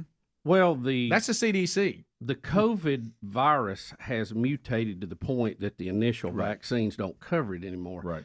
And, you know, given the that we boosters were don't in a either. pandemic and we were rushing to try to get something and people were dying in large numbers, you know, we were trying to do something. It was, the attempt was justified. Let me put it that way. But now we're on the other side of this. We can be a little wiser. We can go back to testing these things like we need to. I was actually talking to some folks in the medical community this weekend, and the mRNA technology is amazing, and it has a lot of upside, and it could provide some cures to some things that we never thought we were going to be able to address. But it's kind of like Frankenstein right now. We don't really know everything we need to know about it, and it's going to take a lot more testing and perfection to get it where it needs to be. Well, I've seen some of the interviews, and you're right on all that, but one of the things that's now becoming kind of creepy is the things we're finding out about Fauci that he lied about. Yep. And see there? And then also, there are people, and it's accusations. I don't know the truth on this, but I think we need to hear the whole story. That this mRNA, as you said, the research, and even the coronavirus, that they had lots of information in the 90s that would have told them what they did in this response, including this vaccine, that it would not be effective enough. They already knew that. And they said one of the things that was a heads up back on we can't seem to decide when to follow science. We have never quarantined healthy people. We usually, in the past, only quarantined the sick or those at high risk, and we didn't do that. And everybody was like, well, why didn't we do that? That's how we've always approached these things, and that, of course, lends itself to there was a little bit of convenience of we can scare everybody and mandate these vaccines, and some people are making out like a bandit on it, and they knew going in how little effect those vaccines would really have. They weren't surprised by it. They already knew it. Now, that goes back to the tobacco company. You got to prove that. Right. And I don't know whether that'll ever be proven or not. But what I can say, we were saying in the microphones, and I thought we had learned throughout world history. Bubba himself was sitting here talking, saying we know about how long these things last, and it lasted about as long as the others have lasted. Yeah. So why were we quarantining healthy people, destroying the economy, and not quarantine sick people and people at high risk and let the others continue the economy who are at little or no risk of having a dangerous reaction? And we would have got to mass, what's the immunity? Herd immunity Right. much quicker. Yeah. And that is what ended it, was herd immunity. Thank you. Not vaccines. And we delayed herd immunity. Yes, we did. And I hope that the Congress will have hearings, will break this down, will look at this. Part of it, we need to know where it came from, right? So we can prevent that again. And two, how we responded to it.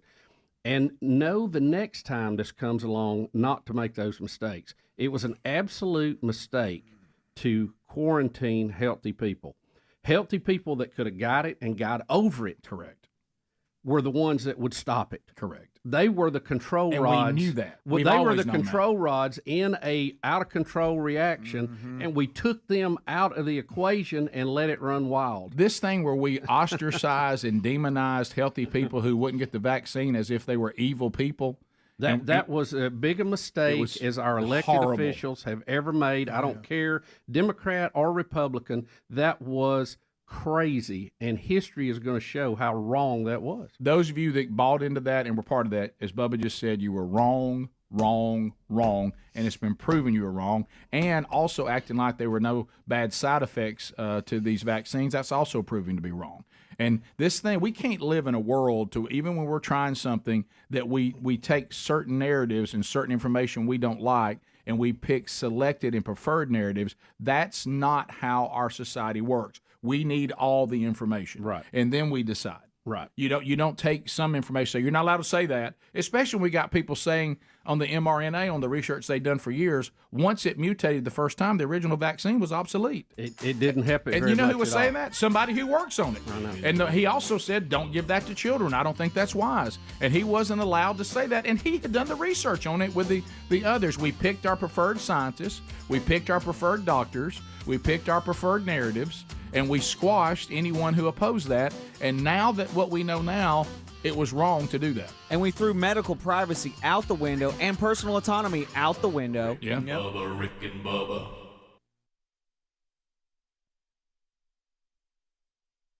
Understand I missed a shout out on this You story did this on the morning. kickoff hour. They said you were probably troubled. This is one of your favorite pop artists. Yeah, I mean, back in the 80s, Rick, I was all about it. So, no doubt. So no doubt. Paula Abdul had a concert mishap Saturday night. Somebody who saw it said it was no Frankie Valli in the Four Seasons. But they said that she fell off the stage in Biloxi, Mississippi. So I guess she's at one of the casinos there. A lot of people have fallen off the stage there, Rick. Yes, they have. So here she is right here. Okay, sounding good as usual. Oh! Wow. Oh, my gosh. Wow. It's a It's like cold-hearted stage. David Copperfield made her disappear. Please. She leaned forward to like handshake or give five to someone on the front row, and she did. She didn't realize she was stepping off. That's obvious. Goodness gracious. Did they I'm show sorry, her? is she okay? Did they show her getting back up? Oh, so now you. Oh, yeah. I'm sorry. Now you care, Rick. That's funny. Well, what I don't get to, does this feel a little low energy to Yeah, I was you going to too? say, Isn't this it show supposed to be looks like a some fine show, Isn't doesn't it it? supposed to be some kind of really happening, a lot of dancing? This feels a little low energy for this kind of How show. you feel about this song, Bubba? Whoa. Rick, I'm not really familiar with it. So she's just You're not basically what? She's not a true fan. What song Which is it? one was it? I can't tell. I don't know. It's in That the looks like story. a fine show. Yeah, No I mean, band. you would have thought you'd have Look, seen y'all don't be running Paula down. Look, she fell off the stage. Bubba, I think I want to that- see when they get back up. That's the part You know I what wanna this see. looks like, don't you? I hate to bring it up. Well, you know, she got a little loopy on. No, it looks like that, but you know what the show looks like? Remember, we thought we was going to Yes. see KC and the Sunshine Right. Band? Yeah. And all we saw was tracks and KC dancing with some dancers. Yep. You remember that sad, That's the sad cheaper day? package, Rick. The promise of a new day.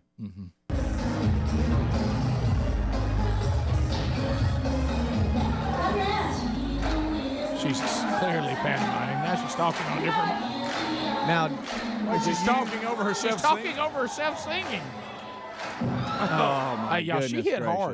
gracious. Rick, it's like a trap door. She disappeared. She looked like she. Yeah. Well, was she back. struggled. She struggled. About the only she's time on back pain medicine again. If It's got opioids written all over it. the folks that I'm have been telling you, She hurt her back. Wasn't she in a plane wreck? something. A what? Yeah, Yeah, I got think her she in a survived or a bus plane wreck. crash It was a or bus something, wreck, wasn't wasn't it? We got her in a plane. No, you're thinking about Gloria Estefan. Yeah, you're right. Yeah, Remember she was had- in a plane crash. Yeah, you're I right think. about that one. Yeah. Her and Emilio both. No, Yeah. that was a bus crash. She was in.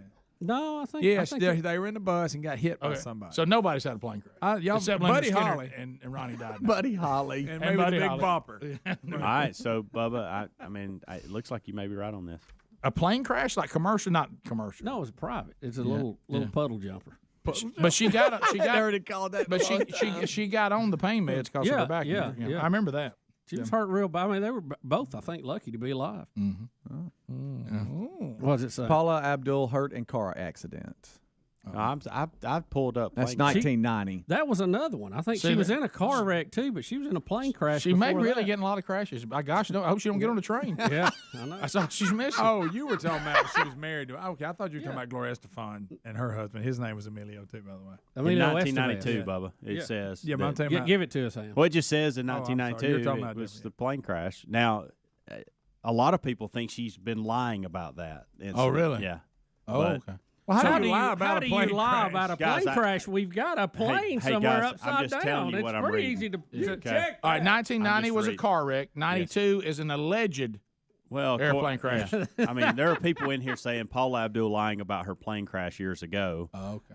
Now I don't know what that think means. we'd have a plane Now- crash on record. Apparently, kind of giving you more about this, in 1995, she released Head Over Heels and revealed that at that time she had been hurt because of an emergency plane landing in 1992, saying that she was hurt saying she during wasn't the hurt. landing, and it made her abandon her singing career because of that incident. They say she made that part up. Maybe the Right. landing did happen, but whether or not she was hurt, could be the made up part. Well, it may have been one of those where it was a emergency crash landing. They made it. The plane didn't completely come apart. Yeah. So, I guess it would be how you would want to interpret Yeah, she that. said she was treating her injuries and abandoned her singing career to kind of get better. I think we feel pretty confident that we can say Paul Abdul had bad back injuries from a car wreck and some sort of attempt to crash land. Yeah. But I don't A think hard, that- you hear the term hard landing or something like that. I wouldn't blame that for that career ending. No. Thank you, Greg. How you feel about that, She has Greg? that staying power. Huh? With straight up. Yeah. Yeah. I'm trying to find. Look, she had some good hits. Rick and Bubba.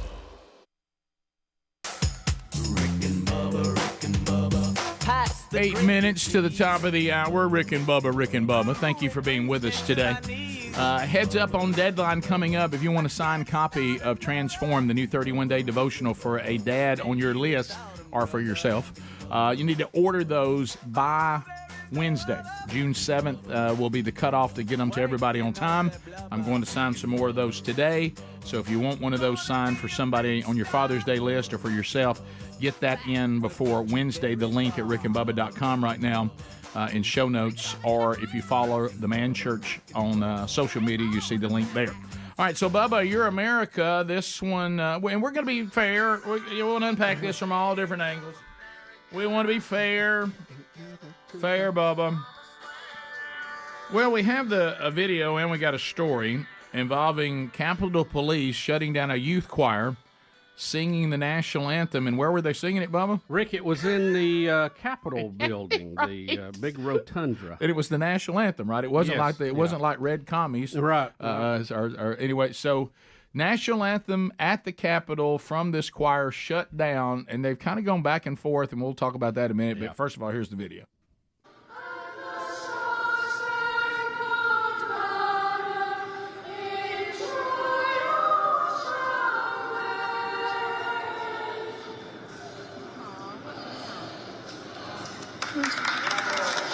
Oh, they didn't get to finish, did they?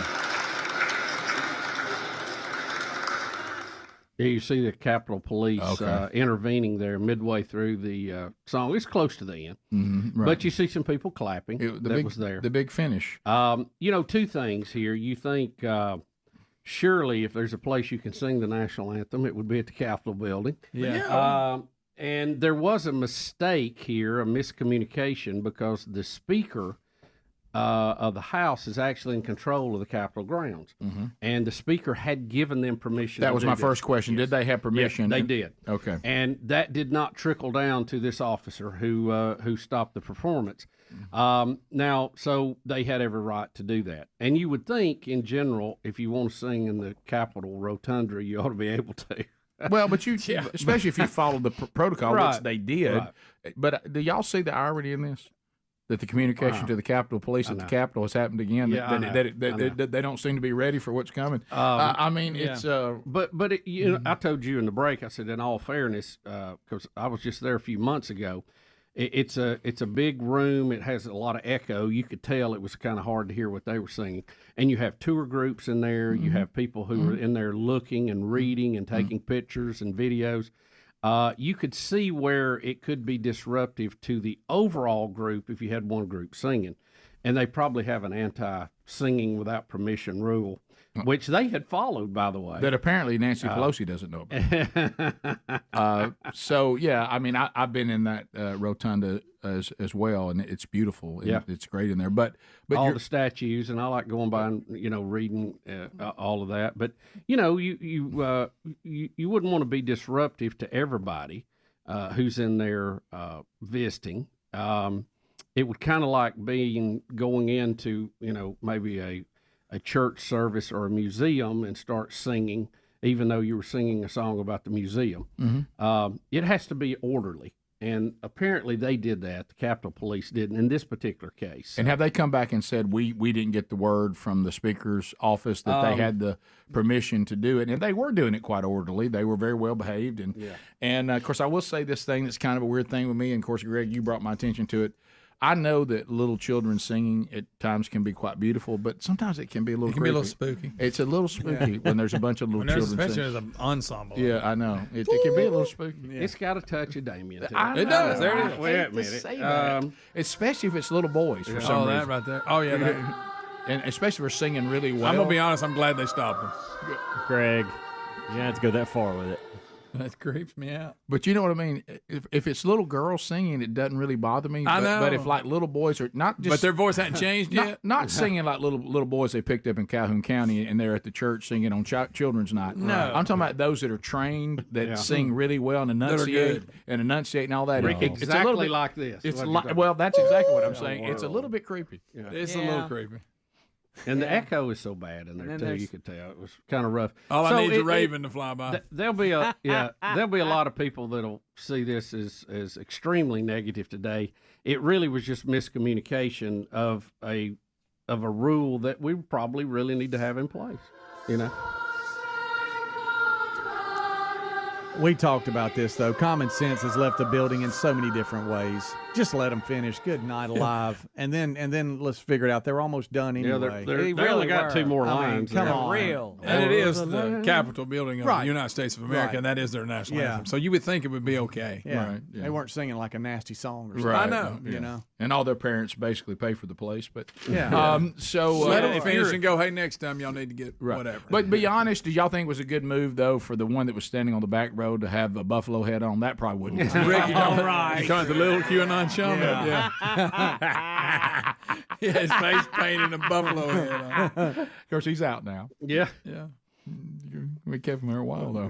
That footage of them walking him through the Capitol, showing him a tour. Right. It took a while. And really, you can thank Kevin McCarthy for that because he's the one got that video released. Right. That You're right. made a difference in that case. And you Right. see the video, you can't charge the guy. Yeah. You just, I mean, it's ridiculous. Well, God love them. They because I thought when I first saw the story that they just randomly went there on field trip and started singing, but they said they didn't. No, they had the actually had the proper permission. Had clearance from him and 3 other congressional offices. So they had done their part. But They again, back to I hate to go back to They January. needed to stamp that evil out. They needed to have their paperwork handy to throw at him. Well, I hate to go back to January 6th again. Did we just not communicate with the Capitol Police? I mean, apparently our communication there really, you can.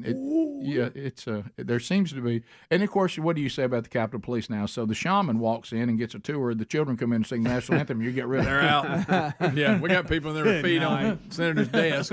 Yeah. Right. But don't let these kids sing in here. We're going to call that. Yeah. So there you We're go. on it. We're on it. Phone calls are next. Cam Solo's ready. 866 We Be Big. We'll chat with you about whatever's on your mind. You're running the show at 866 We Be Big. All 10 lines are available. If you're leaving us right now, then have an outstanding day. Catch Rick and Bubba archives later today, and we'll join you tomorrow, Lord willing, on a brand new show. Rick and Bubba, Rick and Bubba.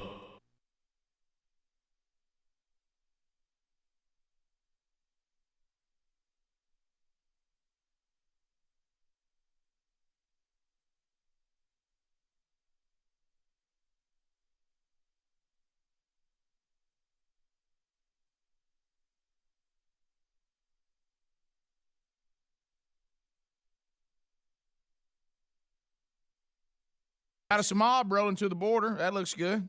You know what I'm for, Rick? Jobs, not mobs. By the way, we'll play that political ad that's going around. People calling it the best political ad of the year. If the RNC has the guts to actually play it, I'm telling you, it's good. I don't know why you wouldn't play it.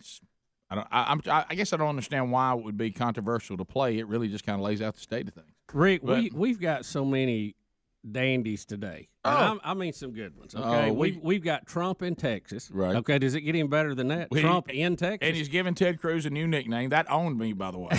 He's got 2 new nicknames. That slayed me. James Carville is. Do what? Carville? Carville. What did I say? I don't know. I think you said that. I couldn't. I believe that. tell. Yeah, trying to get. Is his name Lucy. James Carville or James Carville? Carville.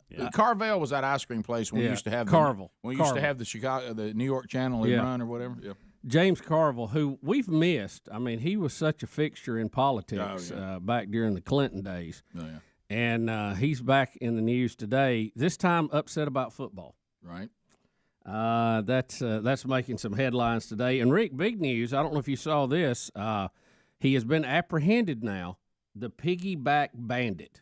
Finally. Yeah, this time in Alabama. The piggyback bandit. So we got that. Also, we also have the creepy porn lawyer. He had a bad day in court yesterday. Once again, 0-2 yesterday. Not doing well. Yeah. Also, Turkey seems fired up about the Saudi Arabian situation. That looks good.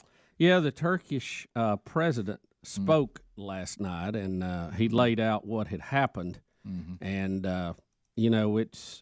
it just really doesn't look good. No. And we're kind of in that situation. I don't know how we're going to step through this minefield, because there's a lot of things we really can't afford to lose with Saudi Arabia. Now, Nancy Pelosi, who, by the way, wants to be your Speaker of the House again, has accused Trump of not acting because he's protecting the money that they spend on his D.C. hotel, which they do spend a lot. They come quite a bit to the OUS, and they get a lot of rooms when they do. But it's peanuts. I mean, it's peanuts compared to this big defense purchase that they're trying to make with airplanes and the jobs and the literal billions of dollars involved with that. So that one's going to be, to me, I know it because everything is politics in Washington. I got that. But aside from that, both sides, I don't know how we're going to work through this. Obviously, you cannot let them run amok out murdering people. Again, the guy was not necessarily representing the best part of the world either. But how do you navigate this now? What is the proper response from us as a country? Well, the president, Trump, said he's not satisfied with Saudi's response on the journalist's death. Like you said, the Turkish president came out and says, we have evidence that the prince was being contacted throughout the entire process. He sent them. They're his guys. He was updated. He knew everything. He sent these guys to murder the guy, bottom line. Yeah, Turkey actually intercepted the phone calls, cell phones, to the prince. So they're claiming to have that and some other evidence. If you had an accidental scuff up and somebody got killed, you think they might call somebody, remove the body, say it was an accident instead of acting like you didn't know what had happened, and then the backstory come up with this. It doesn't make a lot of sense. Well, you and I and the guys we discussed yesterday, and we never could get past this one point, just us out here kind of hanging out. I don't know if I'm going to just discuss something with somebody and even put them in a headlock why I need a bone saw. Yeah, but it really doesn't make sense, does it? Probably don't. Well, let's just say I don't really this. need that bone saw unless I think I need to cut some things up. Let's say this. Let's just say Saudi Arabia decided that this guy was a threat to them on whatever level, and that they took him out. Okay, let's just assume that for right now. That's probably a pretty good assumption.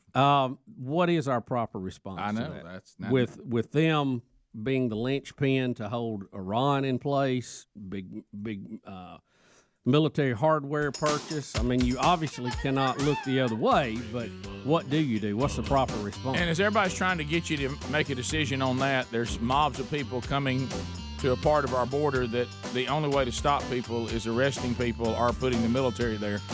And so that's going to be a little nasty. A lot of people are asking you about that, too, while they're asking about Saudi. I found yesterday wishing that Speedy was embedded in that caravan reporting. Rick and Bubba, Rick and Bubba.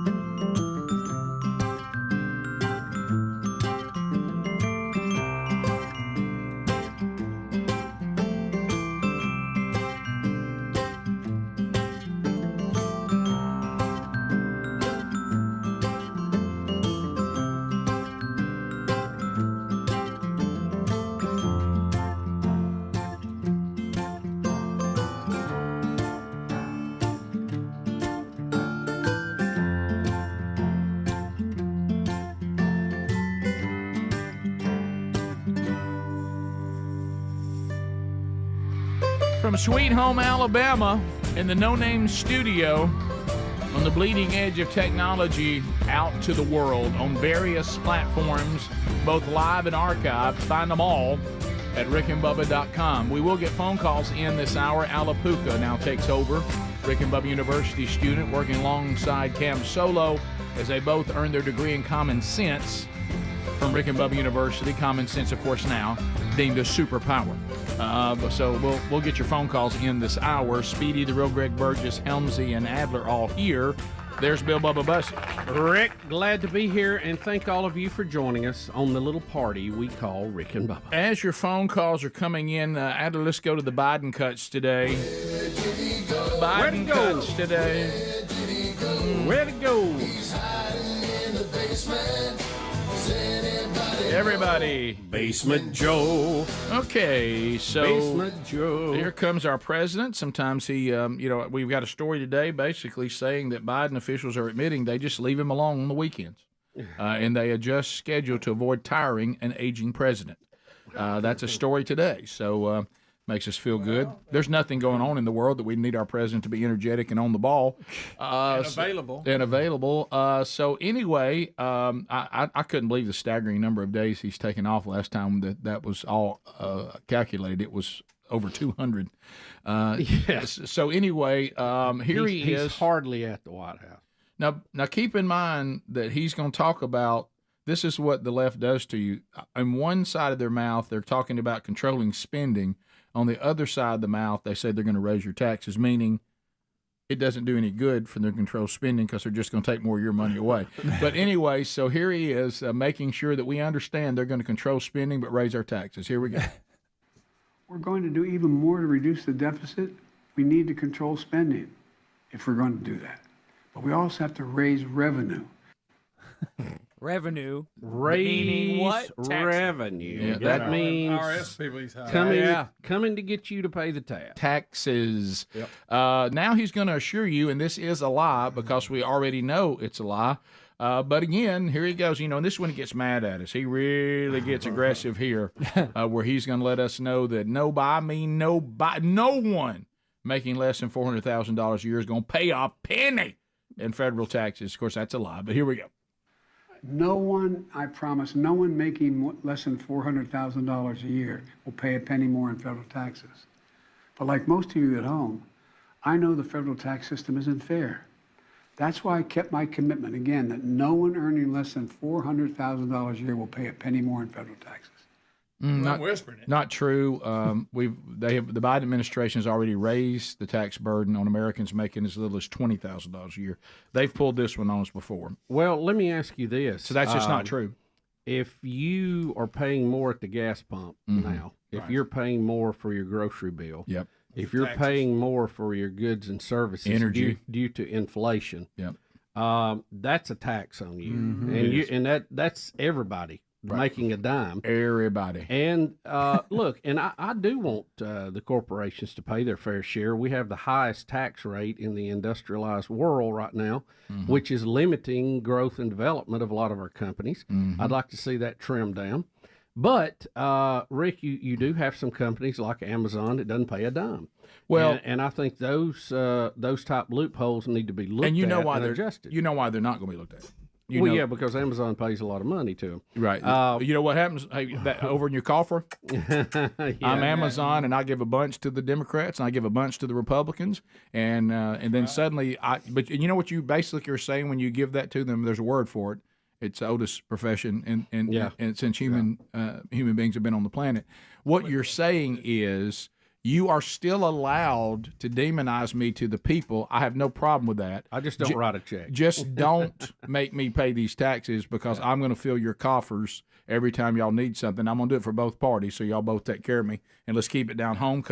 And what that means is eventually they tax the people that have no way to use the loopholes, and they're never going to change it because they benefit from it while telling you they're going to change it. You know, with Amazon having literal billions of dollars in sales a quarter, I just don't feel like I, as a working person that gets up at 4 o'clock every morning and goes to work, should be paying more in taxes than they do. And a flat tax would allow Amazon to still have huge profits, but also would help our government to have more money than ever from them. And just you know, if it's a win-win. If you did a flat tax, and I'm not saying that is the end all. I am. It is the end all to me. There is you could do it a couple of different ways. You could do it as an income tax. You could do it as a sales tax. Just knowing what you're facing, the uncertainty is what's killing business right now. People don't know what Biden's going to throw at them next, so they're not hiring people; they're firing people. They're circling their wagons, trying to weather the storm. You're right. And if they just knew what to expect, and they wouldn't constantly be, there's a word I'd like to use, I would say messing with it. They could move forward, but they're scared right now. I mean, I talked to people this weekend that were in companies with people who were doing very good at their job, making their quota, and they've been fired because the company is preparing for a cold winter, so to speak, for the next few years. So remember, too, and I threw it in there, when Bubba's talking about if the cost of everything goes up, that is a tax on everybody. That includes this ridiculous, catastrophic, emotionally run pursuit of green energy. It's raising the price of all of our utilities and forcing us into inferior products. That affects everybody. Yep. Everybody. All right, here's Biden walking. I don't know, guys. This is a weird deal. I mean, just the fact he's reaching down to fix his pants leg is just it's an awkward moment here. Stays down there for a while now. He's shuffling along. There he goes, and he's. Joining our commander-in-chief in the reviewing area are the commandant of the Marine Corps, General David H. Burger, and the commanding Shake it out. Shake it out. Shake it out. You need some static guard. Did y'all happen to watch the thing that somebody sent me of the guy pretending he's the two-way guy talking to Biden when he wandered around on the stage? That was hilarious. That was really good. I laughed really hard at that. Here's another parody. This is a good one. This is a parody where Biden is going to blame Trump for the racist sandbag that tripped him. And now this is a parody; it isn't real. But it's funny. Though. It's funny. Though. Here we go. My fellow Americans, these MAGA extremists are now using sandbags to attack us, and these are not regular sandbags. These are racist sandbags. Right. Donald Trump is now using ultra MAGA extremist sandbags against us. So I'm directing the FBI to arrest him before the 2024 election. Thank you. That's funny. Did you see the one, too, where Babylon Bee said they found a picture of these sandbags at the January 6th? That the sandbag was part of the insurrection. It was there ready to go. So there you go. There's the leader of the free world that we don't bother on the weekends, and we let him rest, and we don't want to have a tired, aging president who is doing all the things he's doing. And remember, don't you worry not for a minute. Nobody's going to pay any more another dime federal tax except really, really rich people. I promise you that. Even though if you took every dime the wealthiest 1% had, we couldn't run the government for what? About a week. But yeah, so you know it's a lie just because those numbers don't work. All right. We'll be back. Phone calls are next. 866-WE-BE-BIG is the number. Whatever you want to talk about, comments, questions, bringing information to the table. We'll find out what you have to say, America, while you still can. More Rick and Bubba coming up right after this break.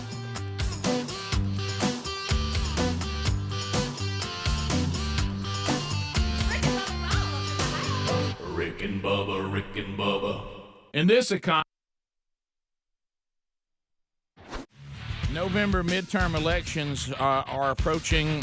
We're really in a divisive situation here. It really is going to be, we said this actually on the show yesterday, that if you get down to it, you've got a choice to make coming up in these midterm elections. And there's a political ad that's taking this and laying it out very much in a way that we would here on our show or whatever.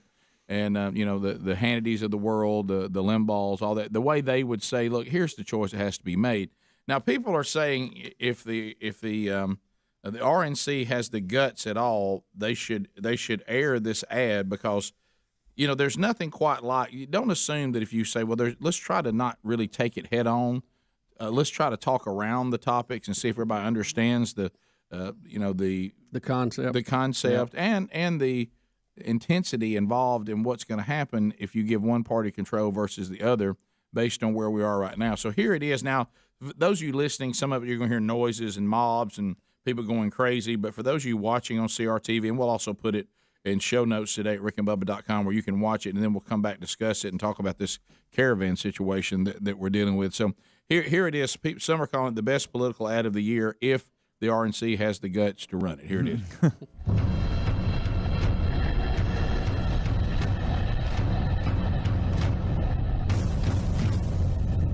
We are in an economic boom that most folks thought was impossible. We have penetrated the 1% to 2% so-called secular stagnation zone. Average hourly earnings up by 2.8%. Near record levels of consumer and business confidence. The second quarter GDP growth is impressive, 4.1%. Lowest unemployment rate since December of 1969. The American core economy is on fire.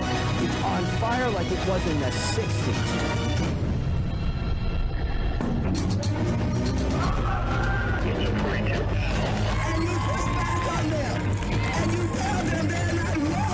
Georgia Live on Facebook for Ain't no low, you chicken.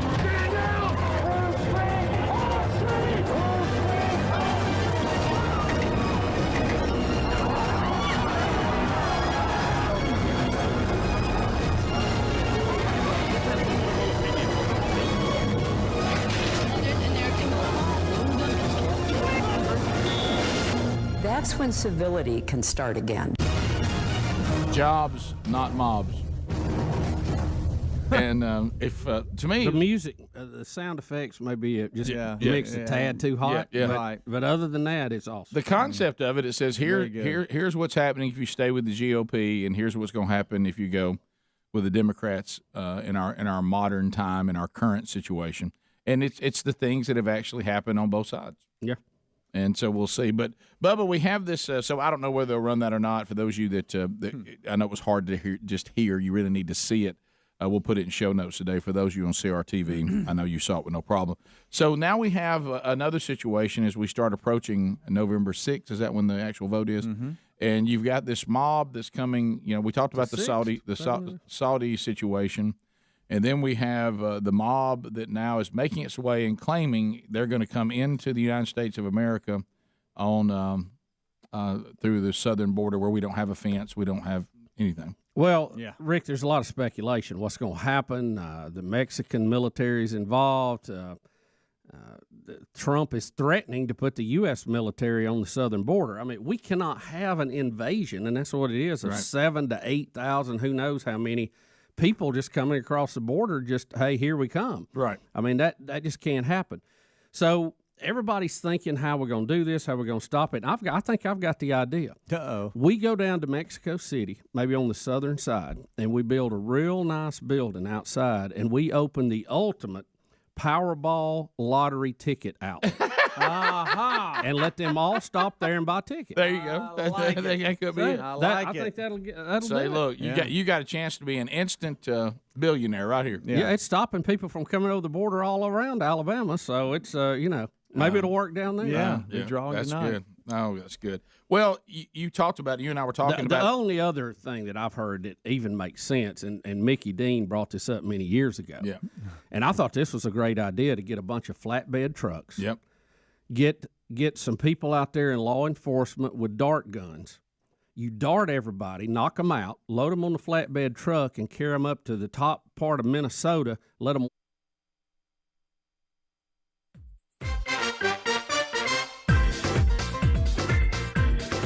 All right, here we go. 20 minutes past the hour. Phone troll time.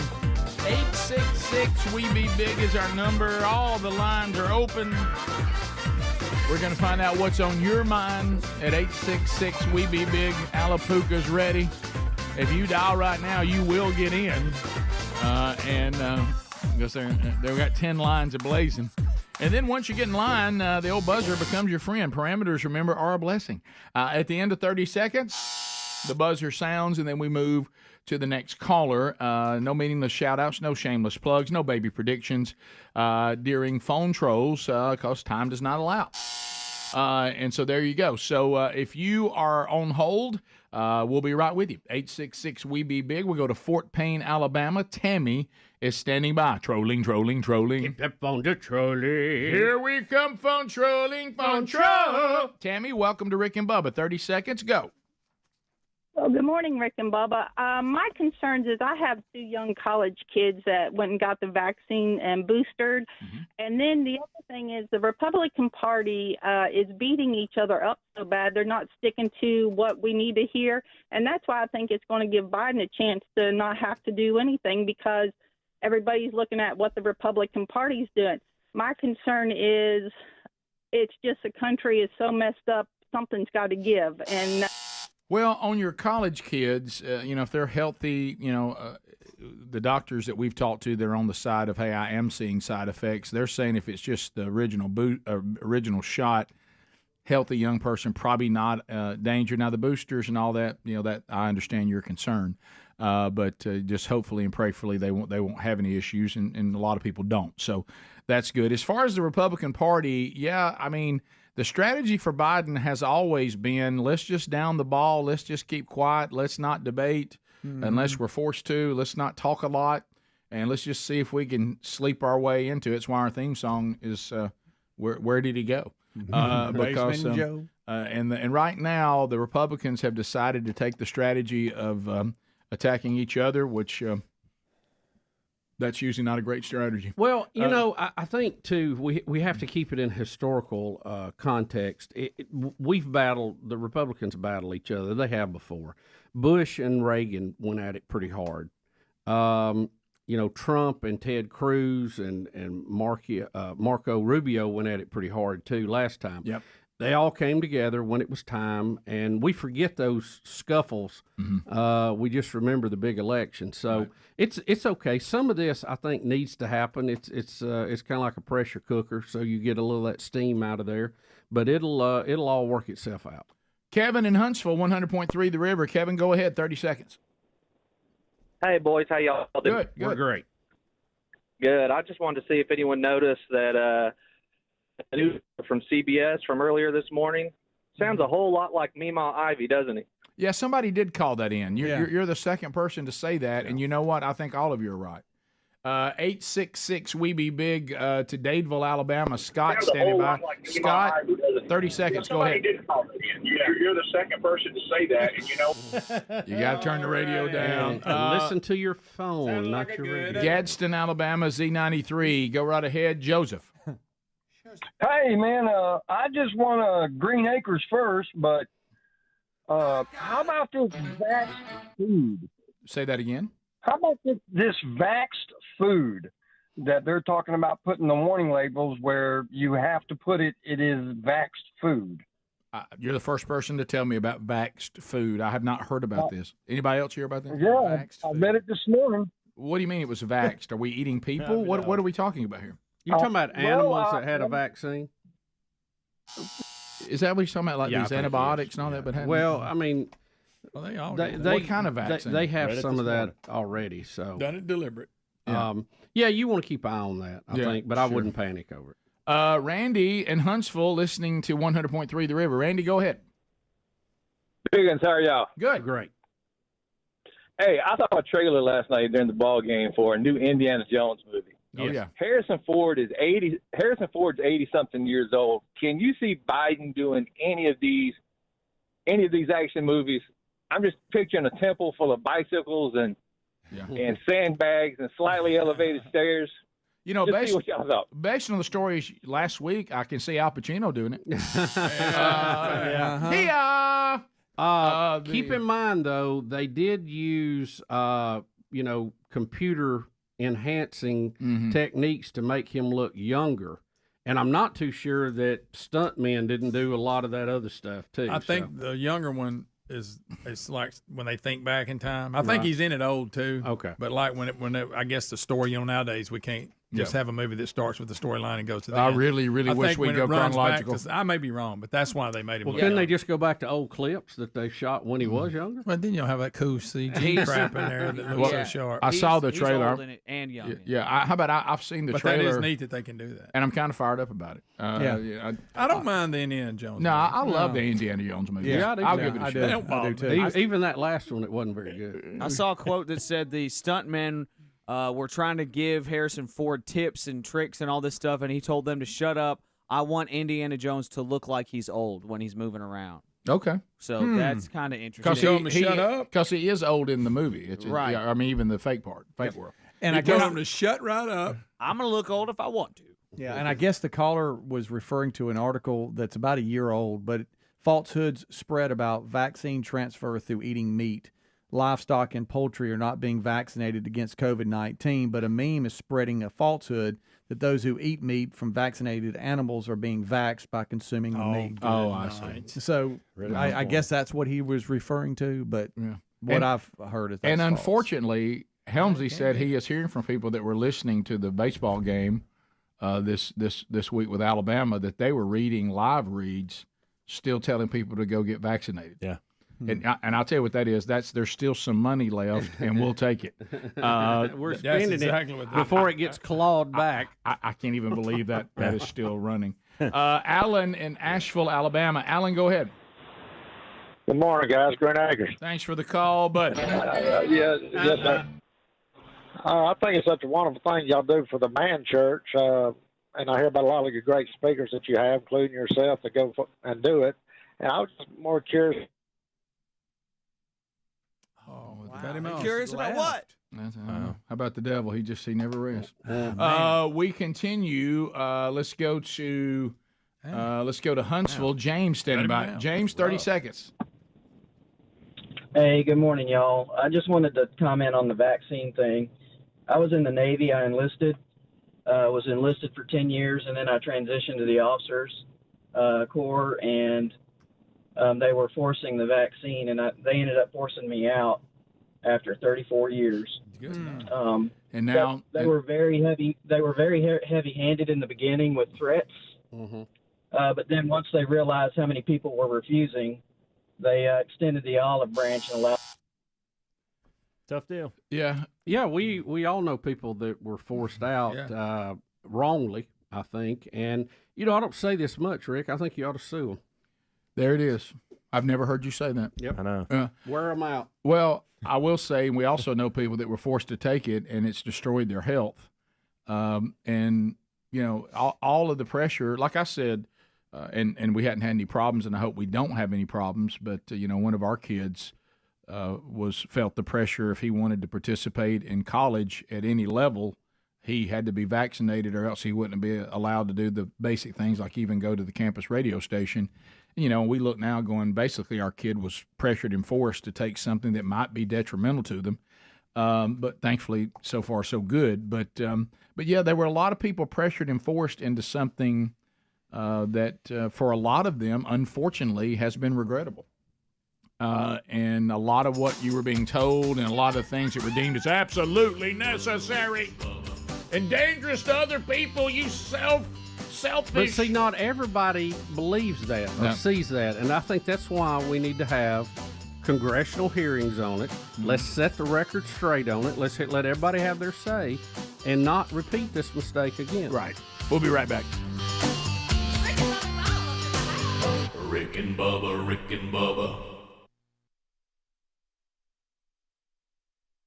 Up and run into Canada. That's a great idea. I mean, I think that is Mickey excellent. Dean was way ahead of his time. He really was. He really was. Of course, now how many thousands of people we got? We're going to have a lot of darts. A lot of trucks. A lot of them. But look how they're riding now. Right. They don't mind. Well, I guess what I was thinking because this part of our border, we don't have a wall, and all we have are agents that are supposed to arrest people. Of course, that's why they're sending a mob. How can you arrest them all? Mm-hmm. So then you go to the Constitution, and we've talked about this before, how the federal government for a long time did not do what the Constitution said they're supposed to do, but then they want to do everything that the Constitution doesn't allow them to do. And one of those is they're supposed to protect the border. But in this situation, I mean, what are you going to do other than send the military there? Well, there's laws preventing the military from acting inside our borders. I mean, I guess you could call up the, what am I trying to say? The state group, the reserves, and the National Guard. Mm-hmm. You could put the National Guard there, I guess. But what are they going to do if they're marching over? I mean, they're not going to unload on everybody. I don't know. It's a bad situation. Here's and what the do thing, these though. people want? Well, that's a good question, Rick. They're being asked that now. I saw one interview with a lady yesterday, and she said she was from Honduras, and she said, bad men take my money there. But you're not Chicago? You're not in Honduras anymore. Right. You're in Mexico. Right. You could stop in Mexico. Again, there's other motives behind some of this, I think, very clearly. And I didn't know this, but I heard some commentators yesterday talking about it. If you are seeking asylum in the United States, first off, you have to meet certain qualifications, but you have to file paperwork to get into the United States in the first country that you get to out of the country you're fleeing. So if you're in Honduras, you have to file paperwork. I guess it would be Guatemala. They're next, right? Isn't that how it comes up? And if you're in Guatemala, you have to file it in Mexico.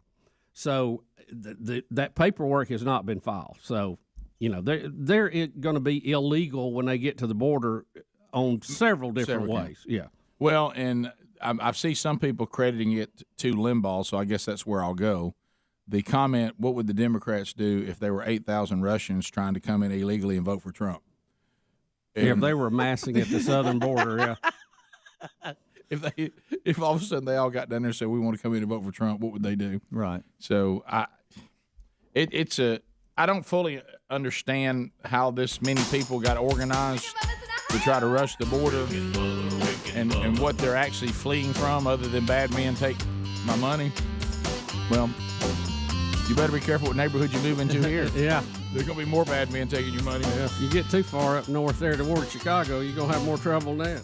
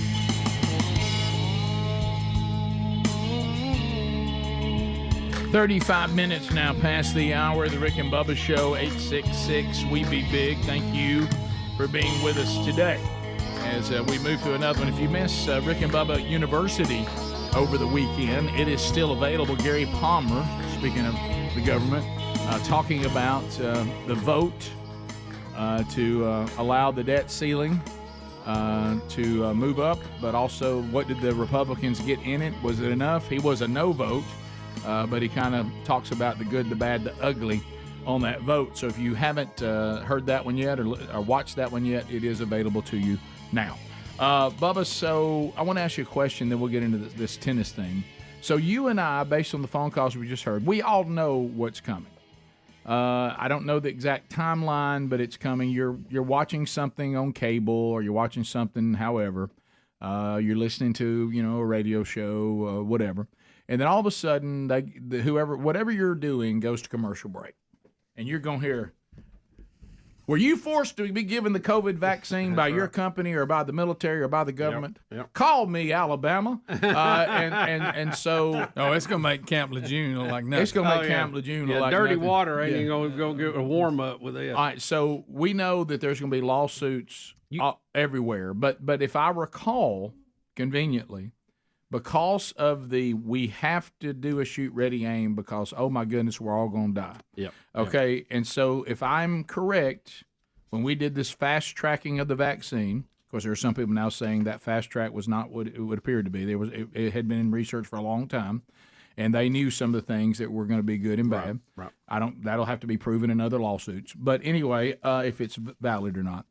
But they said, pharmaceutical companies said, because we're going to throw away the way we normally go about this with human testing and animal testing and all that, the pharmaceutical companies will be exempt from liability. Did I get that right, or am I? You are correct, and it was spearheaded and given to them by Donald Trump because the drug companies said, we're not going to open ourselves up for these lawsuits that will surely follow this unless we have immunity, and you want this done and done quickly, and unless you protect us, we're not going to do it.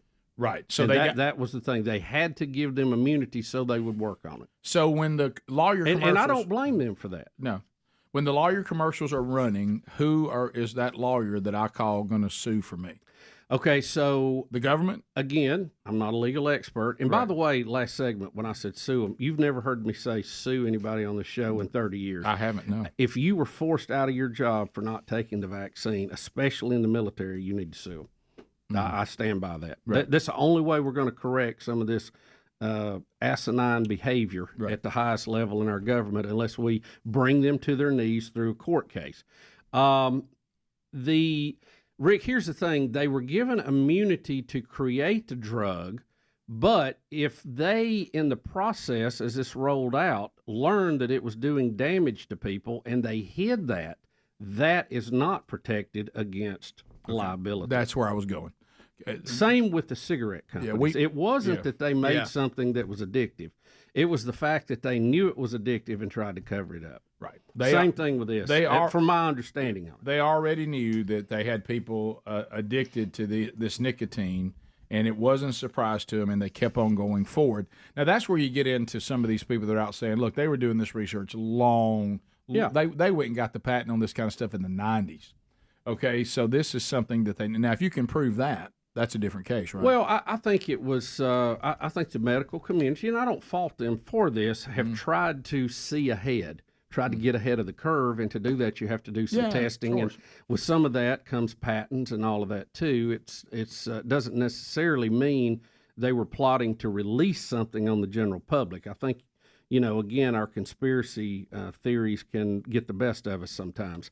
Maybe there was, but there's just no evidence to that right now. Well, what some of these people are saying is not that they knew that it would have negative effects on people. Right. To your point, they knew how ineffective it would be. Or they just didn't know. Yeah, and he's saying they did know.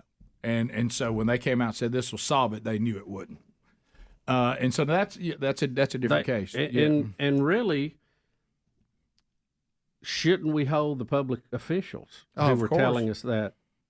Of course. At least politically responsible, if not criminally, for telling us that. Mm-hmm. So you're saying... I'll tell you one of the dumbest things I think I ever heard, and that was, and we've we've had people in our state say it, that this was the pandemic of the unvaccinated. That was the dumbest thing I had heard. And I don't care who, if Trump said it, DeSantis said it, whoever said it, Ronald Reagan said it, that was the dumbest thing ever said. Yeah, a lot of so-called beloved people said it too. Yeah, well, and they were wrong. And to their credit, a lot of them backtracked, said, well, now that I know well, what I they know. need to. Yeah, right, and I would have a lot more respect for them if they did. Absolutely, because that just was not correct. No, it wasn't. People were absolutely unnecessarily given vaccines that they didn't really need. Now you know that. But see, we need a conclusive report to roll all this together because there's still people like this lady wearing this astronaut helmet in this meeting. I know people now that won't go out in public still. I know. If you have something that is toxic or dangerous, you want to prevent yourself from being exposed to it. I got that. Sure. But like in this case with any virus, herd immunity is what made it go away. Herd immunity. Some through vaccine, most of it through being exposed to it naturally. Well, the natural process of our body solved this. Now, we paid a price with people who were early on did not have the ability to fight it off, and I got that. But we buried some of them ourselves. Yes, absolutely. But herd immunity is what eventually made it so we could go to ball games again. Right. But I also buried loved ones who had immune systems got compromised before we ever heard the word COVID. Over pneumonia and upper respiratory infections of all kinds. Yep. Some from the coronavirus family. Yep. So that's becoming more and more clear. Once it mutated the first time, the vaccines could not keep up.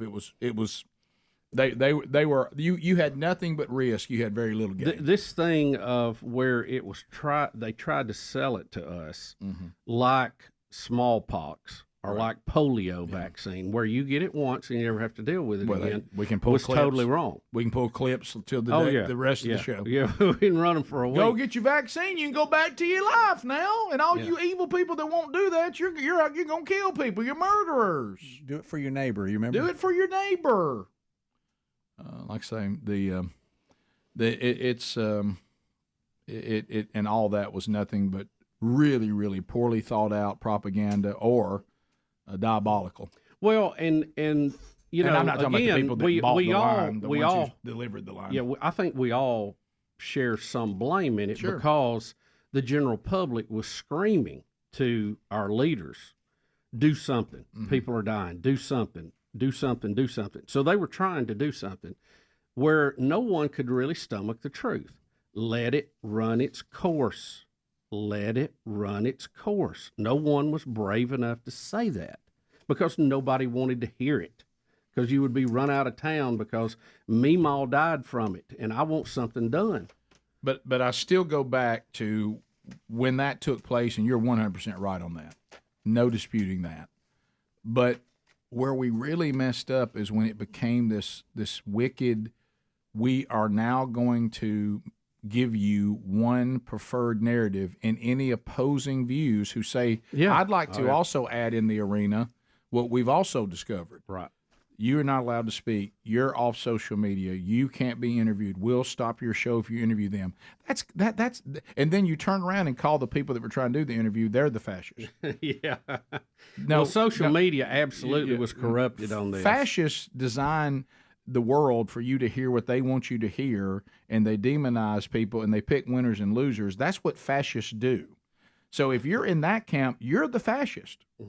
You know, do you remember when Nathan stood before David and he said, well, I'll tell you what, that guy right there, you bring him into me, I'll put him to death. And Nathan said, you are that guy. Uh-oh. Uh-oh. Uh-oh. Yeah, y'all need to understand how fascism works, because some of you have been duped into calling people fascist, but you're the fascist. Yes, so exactly. And I don't think you know that. I don't think you understand. Thought police, that's what fascists do. Yes, just because telling you who you can and can't like, that's what fascists do. Just because you opposed wild, liberal, left-wing, off-the-chart thinking does not make you a fascist. Deeming Holy Scripture as hate speech, that's what fascists have done. Okay? Your allegiance is to the government, not to God. That's fascist. That's what they've done throughout history. Let me tell you, can we be Nathan for you, David? You're the fascist. The communists borrowed that one, too. Yeah, right. 15 minutes to the top of the hour. 866 We Be Big.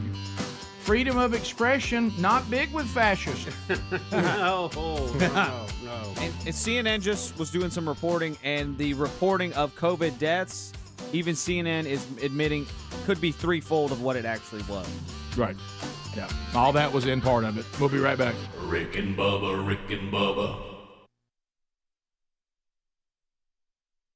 Really amazing. Don't be stupid. But if you try something, you might find deal or no deal. I don't wear a toupee. It's my hair. Well, Trump addressed the folks in Texas last night, and of course, all these topics that we've mentioned, some of those were addressed, others were not. But it's interesting. Anytime President Trump, people were trying to. This is that thing that happens in politics a lot of times when, when you're in the primaries. You start and Trump, just wherever he's at a fight, like we said, even on the way to the fight, will fight.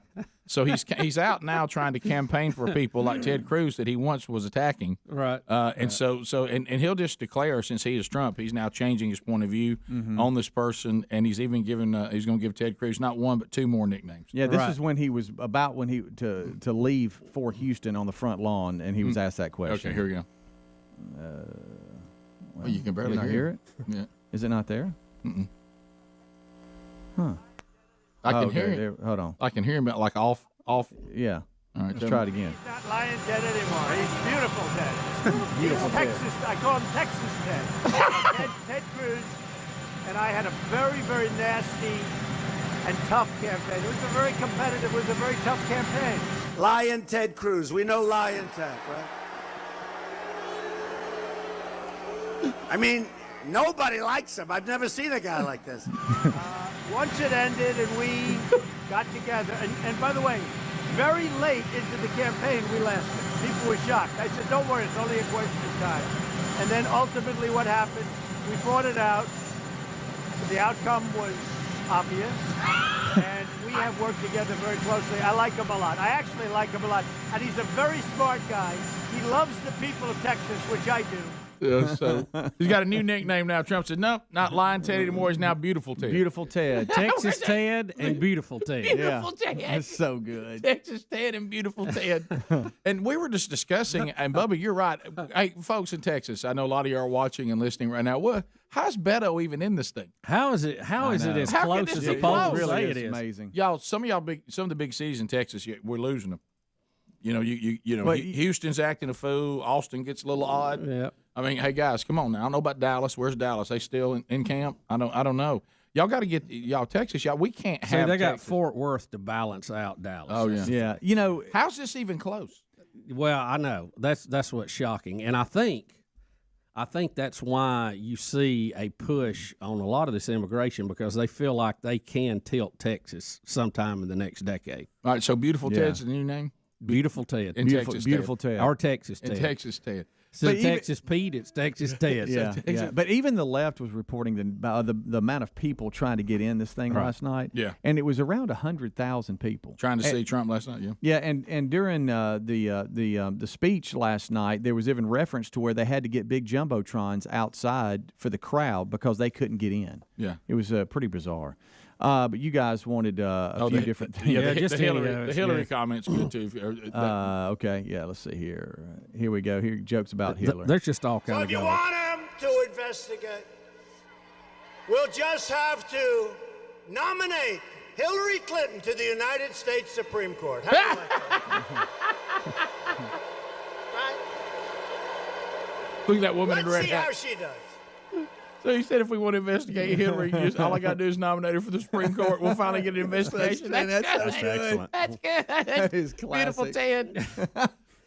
There's so much gold from last night. You just play any of it, Speed. It'll be fine. Yeah, you have any others? It was just gold. Those are the two I wanted to hear. But so anything now you want to go to? Is I fine. know you like Elizabeth Warren And humor. a sad thing happened last week because Elizabeth Warren was exposed as being a total fraud, and I can no longer call her Pocahontas because she has no Indian blood. I can't call her.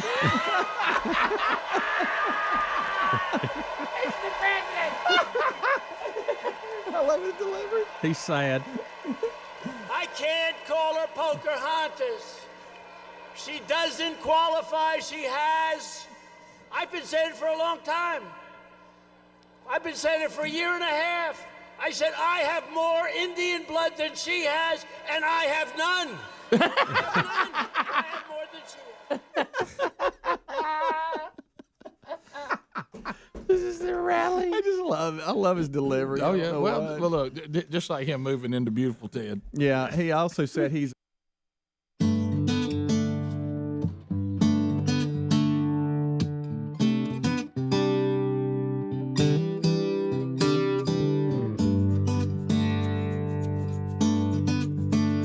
It is 10 minutes to the top of the hour, the Rick and Bubba Show. 866-WE-BE-BIG is our number.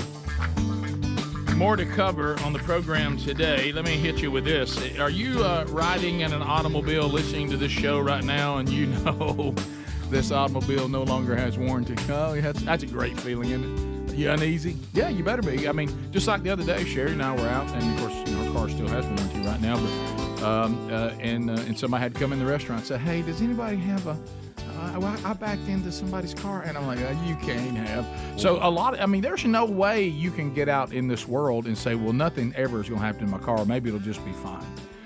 Why don't you just take all that anxiety away and go get you a protection plan at carshield.com/Bubba. If it's covered repair, they'll pay the ASE certified mechanic that you chose, the one you trust, directly.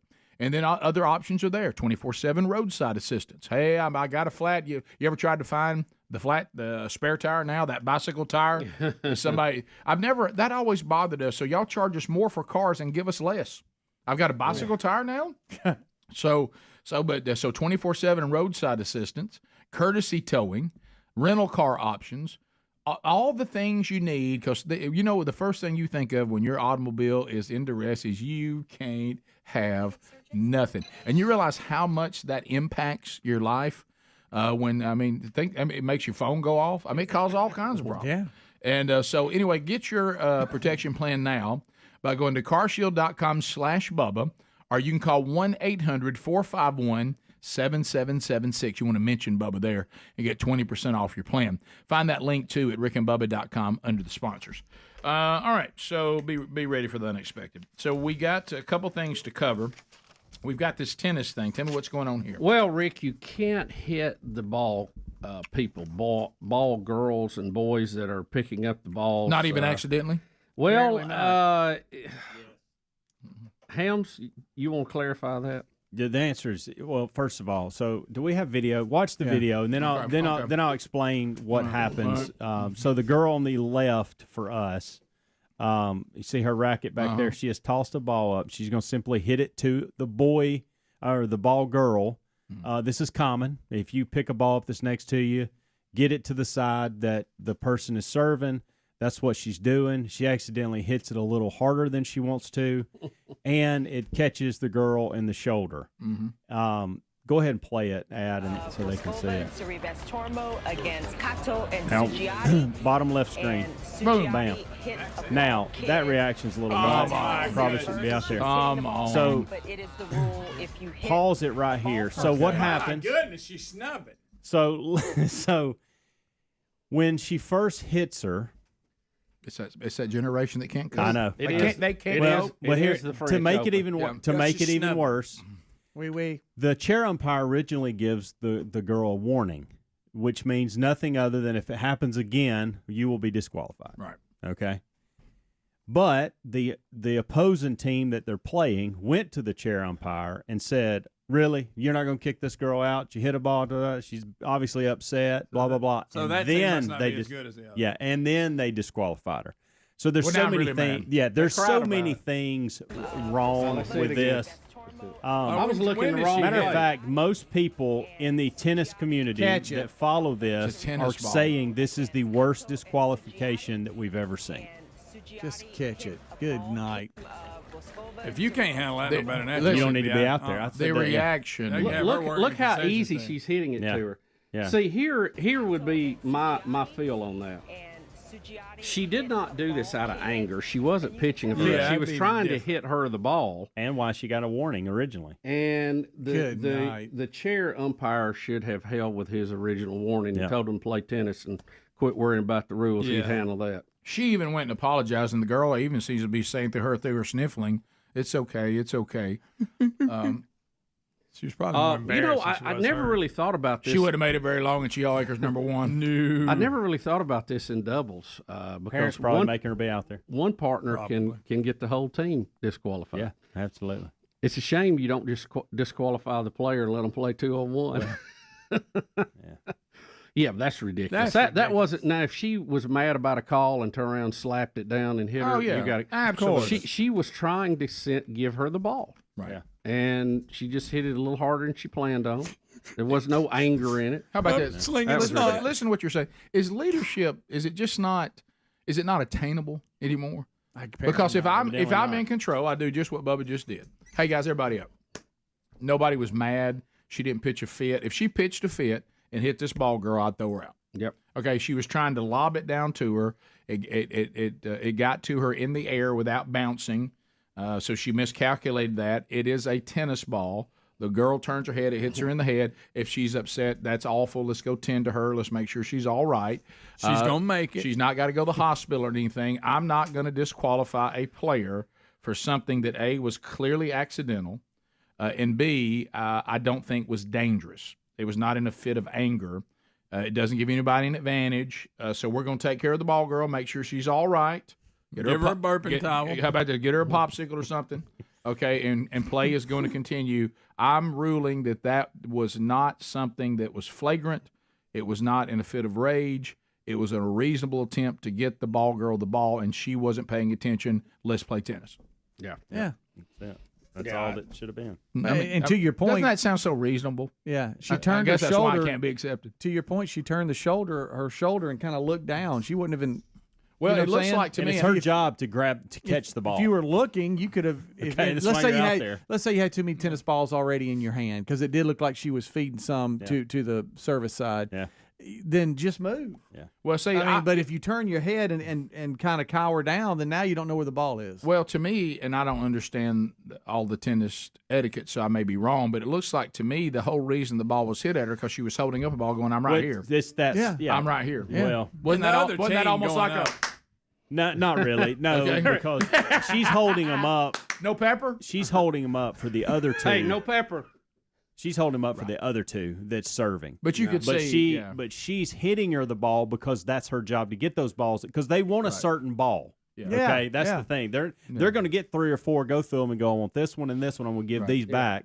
So she's giving them all the balls need to be on the server's end. Let me be clear. That's what she was doing. I understand that if a really high level tennis player can hit a tennis ball at me and make it hurt, I got that. Right. But the tennis ball is not hard, so if you're lobbing it, I don't think it really hits you Rick, that hard. That was a casual. That wasn't even a one-handed swing. Shoulder. Yeah, hit her in the shoulder. That's ridiculous. And we're and the shame y'all know of the it cry all, when this is a high level tournament. I mean, this is one of the this 4 is- Super Bowls of the year in the world. They had to blow air in her face and make her quit crying. Yeah, yeah. you know holding her breath. You know the crying where you get Yeah, get the snub. We call it So we're snubbing. crying that bad. Yeah, that's ridiculous. You know, And I'd say the same thing if it was my daughter, by the way. Of course. I would. 100%. I'd be getting all over Maddie when she got home about this. you can dry up first. Right. Get your hands up. Right. Knock it down. Sure. I mean, if you want to get upset about something, you go over to where they got the donuts and find out the last one's gone. You know it, but I mean, this ain't worth it. And clearly, the team they were playing didn't think they could beat them, so they thought, let's see if we can get her thrown out. That's another thing that happened. What was the score at the time? Do we know? I don't know. I think they were clearly supposed to win, though, those two. Yeah. Lost a player. Top of the hour. So you can let something like that decide the outcome of a match. There's your score right there, Bo. Yeah. Wow. We'll be right back. Rick and Bubba, Rick and Bubba.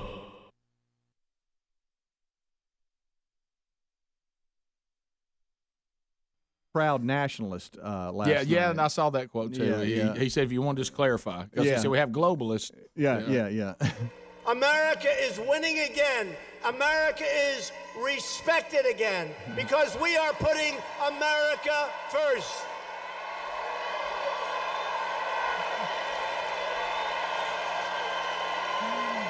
I love him walking around. Well, he's in the round. Yeah. We're putting America first. It hasn't happened in a lot of decades. We're putting them first. We're taking care of ourselves for a change, folks. Thank you. I like that guy, but not that much. Not that much. But radical Democrats want to turn back the clock toward the rule of corrupt, power-hungry globalists. You know what a globalist is, right? You know what a globalist is. A globalist is a person that wants the globe to do well, frankly, not caring about our country so much. And you know what? We can't have that. You know, they have a word. It sort of became old-fashioned. It's called a nationalist. And I say, really, we're not supposed to use that word. You know what I am? I'm a nationalist, okay? I'm a nationalist. I was someone who said use that word. It's unbelievable. So how does it say how long he spoke last night, Speedy? Because I know when we had him in Huntsville, he just went on and on, and he just. It's entertaining. You talking about when you got him in trouble? Because you just don't ever know what's going to happen. You talking about when you got him in trouble? Well, got him fired up. He was fired up. That was 100% on you. 100%. Let's go back to this. How is this race close with beautiful Ted and Texas Ted and Beto? Now Adler was telling a guy named Beto too. Yeah, Adler, and he's that's not even his real name. Adler said that there's also something, because the Democrats' new thing is they want to look back into everybody's past throughout their entire life except their own. Right. And that he had this drunk driving deal where he tried to leave the scene of a drunk driving accident. Where did you say, Adler, somebody was killed in the crash? No, he was just arrested. Just arrested. DWI. Yeah, he had a DWI, and then he tried to leave the scene. Well, he's trying to say that never happened, and people keep coming out going, "We saw it. We were there. We saw it." Well, you can Google it and see the story. Yeah. I mean, it happened a while back, and that is interesting. But there's. What really happened is depends on who's telling the story. Yeah, and that is interesting, and that's the environment the Democrats created. Now they find themselves in their own net again. But I don't even need that. He's a Democrat. He's a modern-day Democrat, and Ted Cruz is what he is. And look at the state of the country, and which one of these directions do you want to go? And I can't believe that there would be that many people in Texas that doesn't want to continue economically on the road that we're on right now. Yeah. And Ted Cruz is not some, guy, well, I don't know how he'll go. I mean, he's not one of those guys. I mean, and everybody, whether you like him or don't like him, he's a constitutionalist. Oh, yeah. And original intent, man. And knows it forward and backward. And you want Beto, some no offense, Adler, but some guy that, goes around with his band playing the guitar. I mean, wow. And I don't know. Adler, are you a Beto fan? No. What? Well, he rides a skateboard. I know he rides a skateboard. He plays guitar. That's pretty sick. Well, that is pretty sick. Right.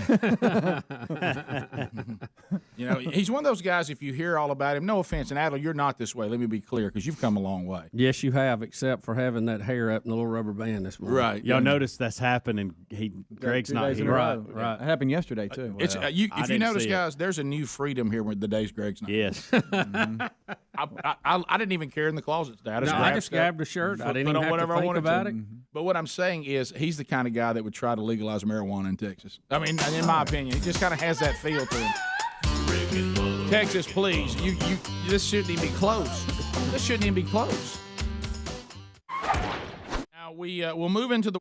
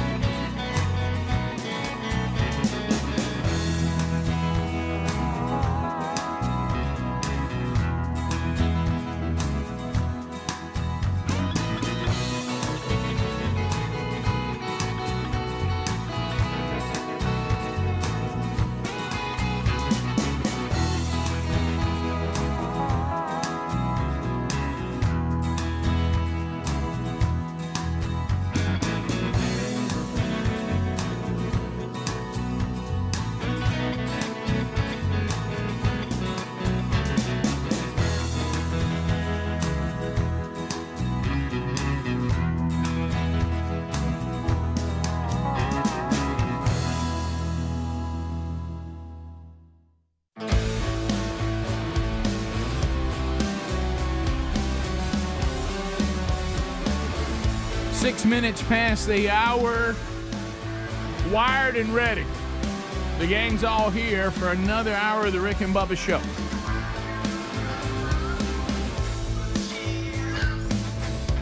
And he loves somebody else. You just can't win. Speedy, the real Greg Burgess, Helmsy, Eddie Van Adler, all here. Rick and Bubba interns, Cam Solo, and Alapuca, all here to work the studio today, banging out a degree in common sense. That now is superpower. Everybody say, one thing's for sure. Love stays. Welcome back, Bill Bubba Bussey. Rick, glad to be here. Thank all of you for joining us. It is the little get-together we call Rick and Bubba. All right. Greg, you got to stop. Yeah. I'm being serious. You missed the Whistler stop. comment. Oh. You already had your headphones on. Worse than what I'd already heard before I put my headphones on? Pretty much down the same line. The way his mind works is an amazing thing. I kind of wish I had missed it now. I'll tell you. I felt like it was a better scenario. Yeah, it was. Good for him. Yeah, I don't think we can talk about it. We're not. He's got family probably listening. I know. Yeah, of course. You know what I say to that? He's terrible. It made me miserable. There's two stories today that we're not going to do because Greg's here. You scared of that one? Yeah, it's I'm scared of McFly. Well, Greg, I saw y'all's reaction. How about that aluminum bat that broke? How about that? How about that? All right, so we got some baseball stuff here. Sorry, audience. Where do you want to start? Do you want to start with the Little League home run from Yandy Diaz? Yeah, which is the play-by-play from the announcers is pretty funny. Yandy's a dandy. Because it looks like a Little League home run, where the ball starts getting thrown around the ballpark. Oh, yes. And they just keep running. Been part of those. We pick it up. It's 4-2. Tampa Bay is up in the 6th, and this happens. All right. He does take off, and how about this hitting? Little hit and run. Ball through the open space and off into right field. And wave him. The throw comes into second, now on the way to the plate, and they steal a run. And this throw is into the outfield. Diaz taking off for third. They're going to wave him in. Oh, no. And he's going to score. How about that? And that looked like Little League. That looked like a Little League. When a routine hopper to second base is an inside the park home run, it's a problem. Yeah, Major League Baseball inside the park home runs. Man, that looks like Little League. How about when the middle infield? And that right there looks like Little League. So the ball was hit to second. Second baseman was covering the throwdown, so there was nobody there. So then they throw it home, and the catcher tries to throw it back to second with Diaz getting to second, and nobody's in center field now. Please watch the middle infielders. They throw their hands up like, okay, this is bad. This is bad. There ain't nobody out there. And the catcher put the icing on the cake by drilling it into the outfield where nobody was. Right. Yeah, this is fun. Take off, and how about this hitting? Did you think he would score off this? Space and off into right field. They're going to wave him. The throw comes into second, now on the way to the plate, and they steal a run. And this throw is into the outfield. See a 47. 47 line. Oh my They're going to gosh. wave him in, and he's going to score. You And that looked like Little League. Rest of the crowd booing. At least you didn't use that monkey in the football scenario. We have a confusion. Yes, I did. Did y'all hear the guy from CBS talking about? All right. Can we play it, guys? And we have a clip too of an aluminum bat breaking. Doesn't happen much. No, this is in the Vanderbilt Regional, which, by the way, they were put out yesterday. And this batter breaks the aluminum bat, which you see every now and then. But boy, this one was. I saw it when I was far too young to see it, but what is he talking about? it's a good rental. Is that a broken bat? Bradfield has one with Nobody's six. talking about the amazing catch this kid made in right Eichel. field. They're talking about the bat. Wait, right on the handle too, wasn't it? Here. Yeah, nobody's mentioned the play just made. That is a bad bat, is what that you think? is. We got a broken bat, folks. You rarely see that. Let's not talk about the catch. Unbelievable. Look at this. He didn't even hit it off the handle either. It looked like Caught it on the barrel. Oh, wow, that's headed to the dugout. How about when you throw a pitch so good you saw an aluminum bat in half? Now, if really that not ball what girl happened, would have got though. hit by that, I'd get her crying. Because he barreled it up. That's what's strange. Looked like he hit the end of the bat. Yeah. Boy, it looked like he trapped that ball. Great catch, buddy. We're recognizing you. Yeah. It Let's really take a did. look at this bat here. That's interesting. I like to see that catch in slow motion. Yeah, I saw it when I was far too young to see it. But And we should let that statement go. They just. If you just joined us. What? Oh, he got it around. Oh, he trapped it. He trapped I it. don't know about that. No, he caught it. There's replay in college baseball. Yeah.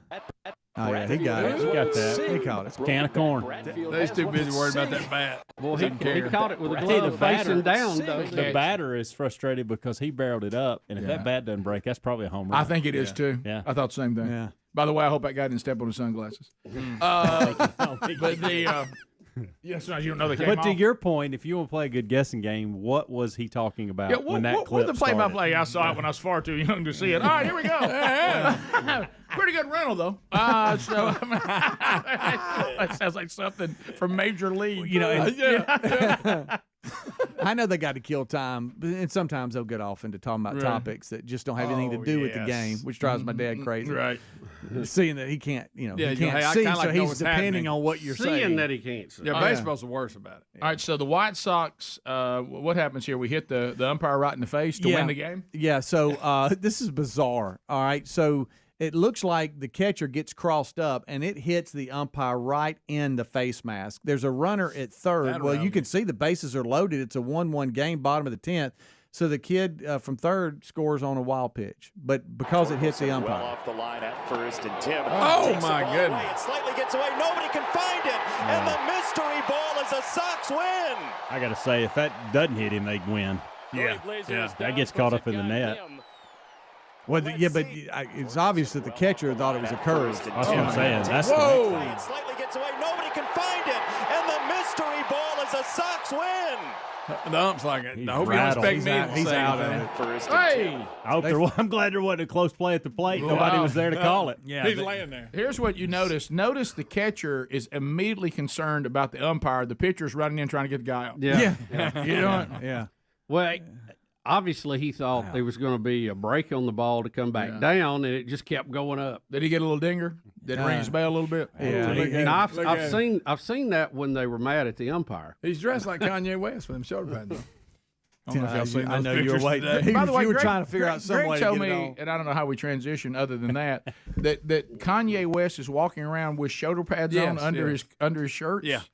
The shoulder pads. Yeah, just for And little- is he like making- the and umpire. his wife's in something. Is that he I don't know making what it her is. wear that? See, I'm hearing that he's making her wear that. Well, I'm sure it's some of his clothing line, but Right.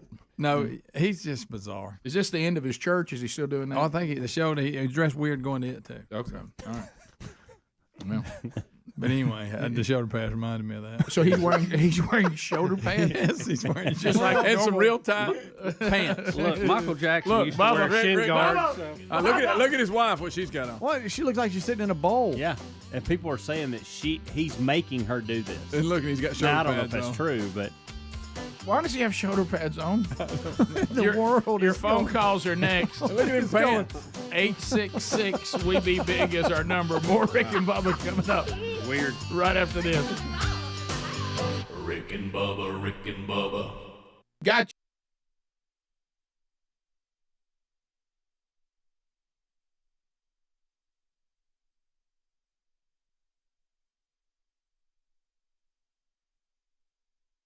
World of sports here to start this hour, but you think we're moving into politics again because James Carville's in it.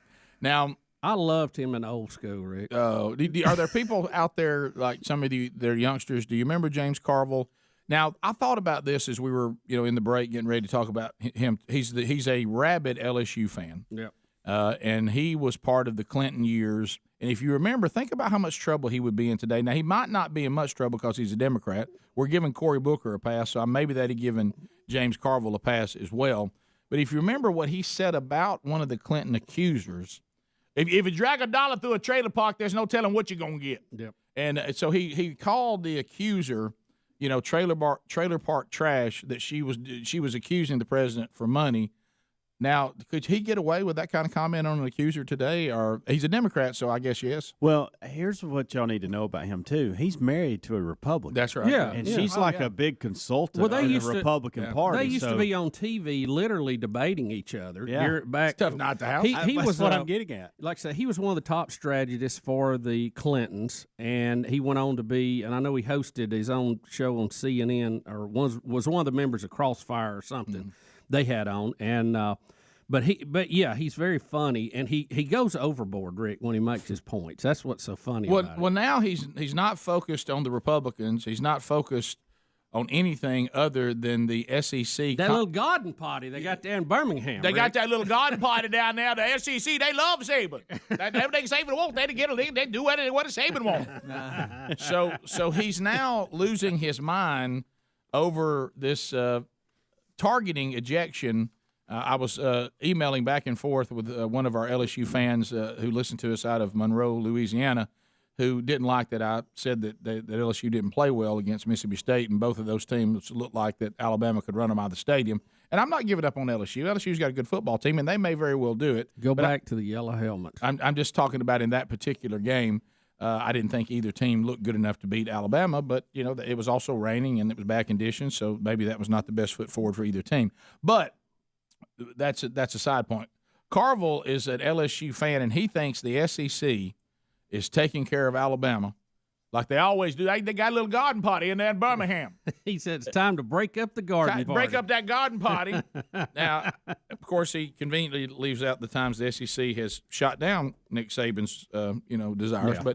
But anyway, this fandom does not have that kind of that clarity. But let's start with the targeting penalty. Now, y'all, I didn't see it. Y'all were saying that it was. I didn't see it either, Rick. Speedy saw it. He said he didn't think it was targeting. I don't think it was either. I didn't. Yeah. But it was called that on the field. The player was ejected, and it's obvious what that is. Okay, he had his head up. He didn't put his head down. Right. And they say to go for the numbers. You don't go high, you don't go low. He hits him in the chest. His hands are in. But if you go and you look at it, yeah. if you I will look say at this. I just think maybe you. The argument that was not a targeting penalty is a fair argument. I can say that. Legitimate argument. And what we're going to get in the Bible, but don't exasperate them. Right. And I think what we're getting now is we're exasperating people because they do exactly what you said to do, and it's still not good enough. And you're getting to the point where people are just getting exasperated, going, we can't figure out what is targeting and what's not targeting. Again, I understand the call in real time. Yeah. But when you go back and protecting the quarterbacks, right? And you go back and look at it, you should have just simply changed it. Even if you wanted to call roughing the passer, which I don't think it was, just reduce it to roughing the pastor. The pastor. Or the pastor. A lot of pastors have been roughed around here lately. That happens anytime a pastor preaches on tithing. But what? Pass the gravy, please. Ooh, it brings me to my knees. All right, here we go. 20 minutes past the hour of the Rick and Bubba Show. 866-WE-BE-BIG is our number. Lines are available. Cam Solo, Alapuca, taking on phones right now. We love chatting with you and hearing what's on your mind. Jack is out of Tennessee. Jack will get us started on the old program. Jack, welcome to Rick and Bubba. How are you, sir? Good morning, guys. Hey, so this doctor walks into his exam room where a patient was waiting. Doctor says, "Sir, your test result." What happened? I don't know. Lost it. Dadgum. I wanted to hear it. Let's go to call back if you get a chance. Yogi, Prattville, I-92 WLWI. Yogi, go ahead. Yeah, I was just listening to y'all talking about the COVID and thinking about a lot of people, they don't realize how many people got sick from some of those shots. And I had a family member, I called Washington and I was like, hey, y'all need to do something. They're like, well, what should we do? And I'm thinking, I'm calling the White House, directing the conversation, and they're telling me, what are we supposed to do? And I looked at my friend that was there. I was like, they're asking me what I should do. What should we do? But my thought was, y'all need to get some scientists, get together and get an antidote for what y'all just put into these people. And, my family member lost 90 pounds, had to get a feeding tube, and it was after her job made her get the shot. And then as far as she worked at a medical facility, so she had to get the shot. Right. But the next day they unstated it, but yet she still has medical issues. And it's been like she had to be hospitalized for 30 days. She was, and then another lady, same branch of medical group, but it was another office had enforced another girl to do it, and both of them were pregnant at the time, and both of them had issues where the children had to go to UAB, and I mean it's just like a very frustrating situation because we still don't know exactly what's going on because they said her antibodies were eating each other, and both women had similar problems and side effects. So in my book, though, that was a big oops. But at the same time, how are they going to fix it? Are they ever going to fix it? Are we just supposed to be quiet about it? Well, the good news is there are some doctors that are they're working on ways to treat, whether you have issues with these blood clots and some of this other stuff, whether it came from the protein, the spike protein from actually getting COVID or from the mRNA vaccine, that they can treat some of this, and I hope they can, and I know people, too, that are having long-term problems with it. The error was that we got one-sided on it. They begin to say, this is our only hope to protect you and others from this disease, and then when somebody starts saying, well, what about the vaccine itself is experimental, no one's denying that, shouldn't I have a choice on whether I want this to be put in my body or not? Are you concerned about maybe my health? Yeah. We only got concerned about one side of it, and that was the virus and people getting the virus. And then when it got to where the vaccine wasn't even doing that, we wouldn't let it go. Yeah. And like I just said, somebody just told us, there's still some places, most of them have disappeared from, when we go to commercial breaks, this government money to run ads about telling people to go get the vaccine. Or now maybe the private pharmaceutical companies are buying it now. I don't know, but I don't know who places that buy. But some people are still running ads telling you to go get the vaccine, and I just I don't know. It's like even when we realized that it had done all it could do, we wouldn't let it go, and we didn't care about the long-term effects of that, of people taking it unnecessarily. It's like we didn't care. We got so sold on a narrative, and you weren't allowed to. Well, and then it became political. If I have a certain political view, yeah. If I have a certain political view, I got to. They just you couldn't even discuss it. It was shut down. It was, they tried to lie on the stories. Social media wouldn't let you talk about it. The big three were not going to let you talk about it. So, how do you hear dissenting opinions? I don't know. Critical thinking. We got to bring it back. Richard, welcome to Rick and Bubba out of Birmingham. Listen to ZZK. Go ahead. Hey guys, I was just calling about. I think y'all talked about the plane crash over in Birmingham. Yep. Crash landing over at CSX. Yep. Anyway, give me an update. The plane's still sitting there on the yard. Just put cones around it. They ain't even moved it. I don't know what's going on with it. You're talking about the one that crash landed at the on the railroad line, right? Yes. It's just still sitting there with cones around it. Yeah, well, I'm sure they have to do their investigation before they can move it. Yeah, I would think there's a lot of investigating going on there. Yeah, you got to have a lot of that. 866 We Be Big. There are lines available if you want to join us. We go to Hoover. David standing by. David, go ahead. Good morning, Miggins. Hey, buddy. Hey, so you were talking about the tennis disqualification. Right. And my question is, the team that argued after the woman was given the warning, they argued to have her disqualified, got her disqualified, and I'm all about being a good sport, but then they came over to shake their hands. Do you shake their hands in that situation? I pray for them later, but in that moment, I think I know my flesh too well. They might have got a racket to the head. I think the best thing for my overall witness and for my future in tennis, I probably have to walk away. You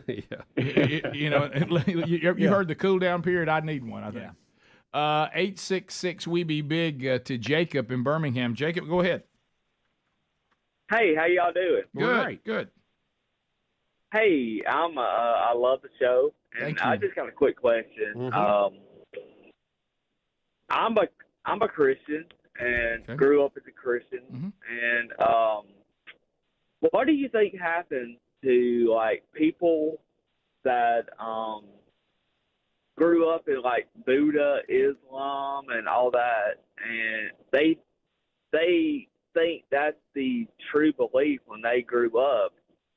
And do you think they go to hell? I mean, I'm just going to throw it out there.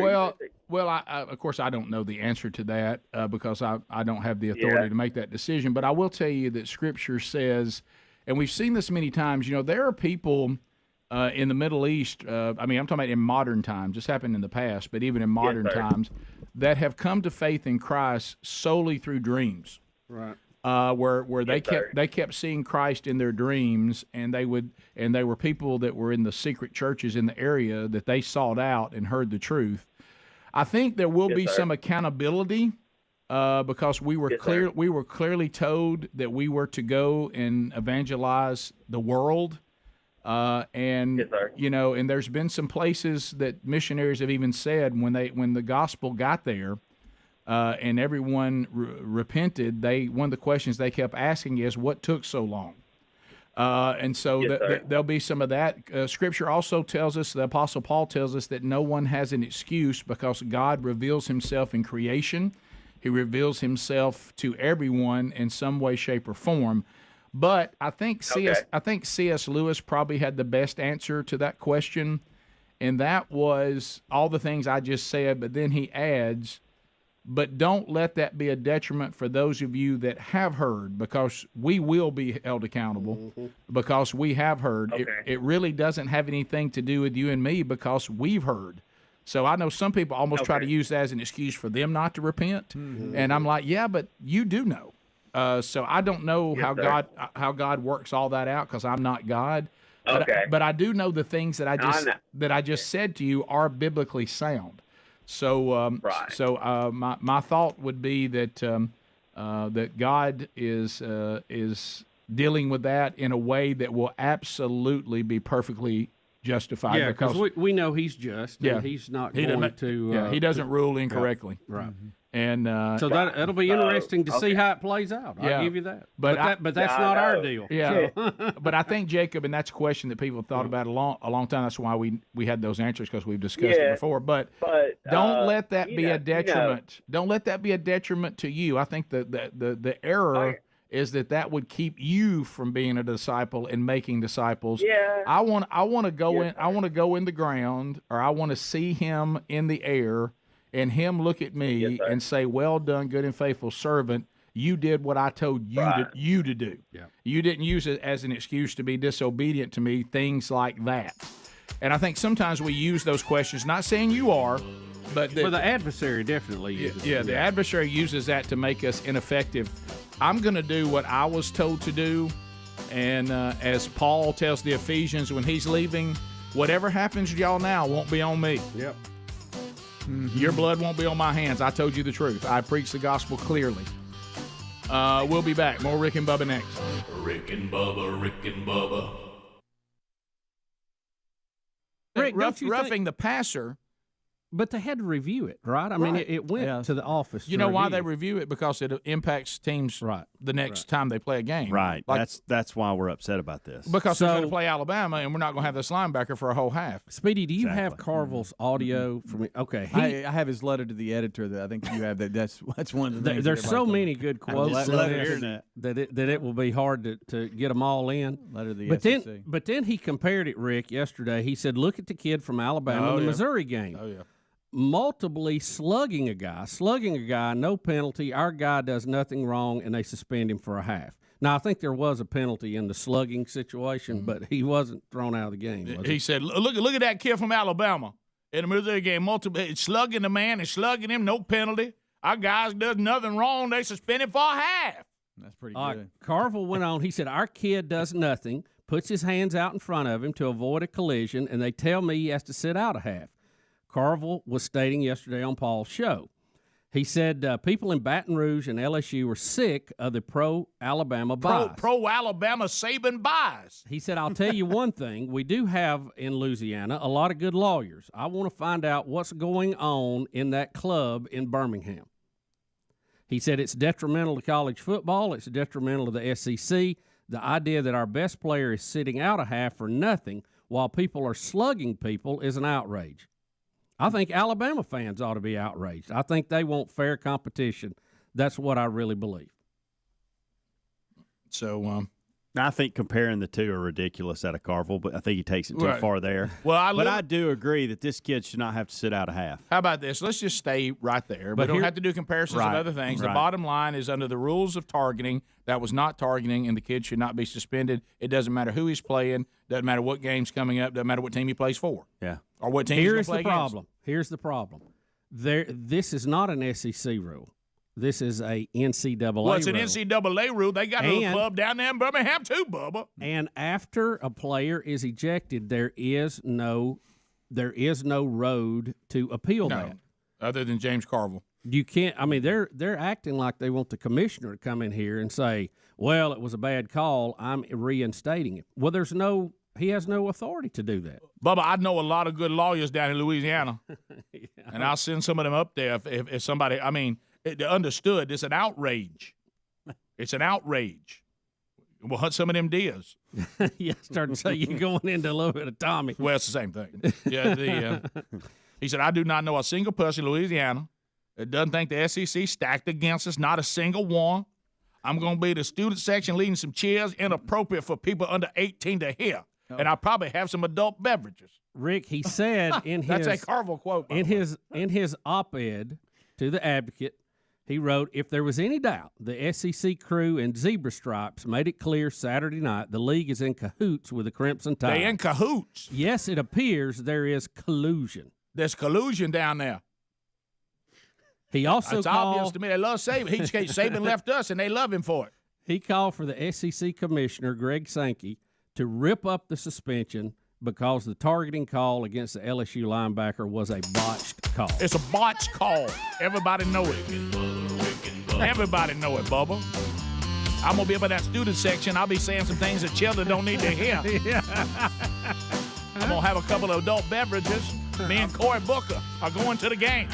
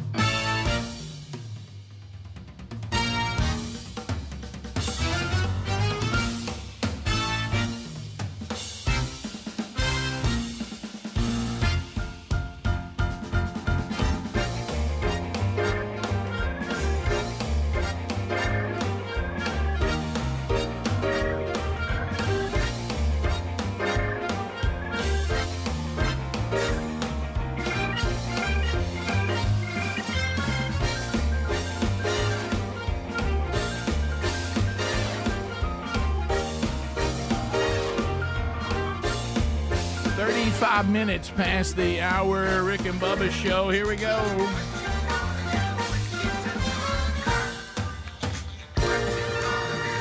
North Alabama. Beautiful, beautiful, beautiful.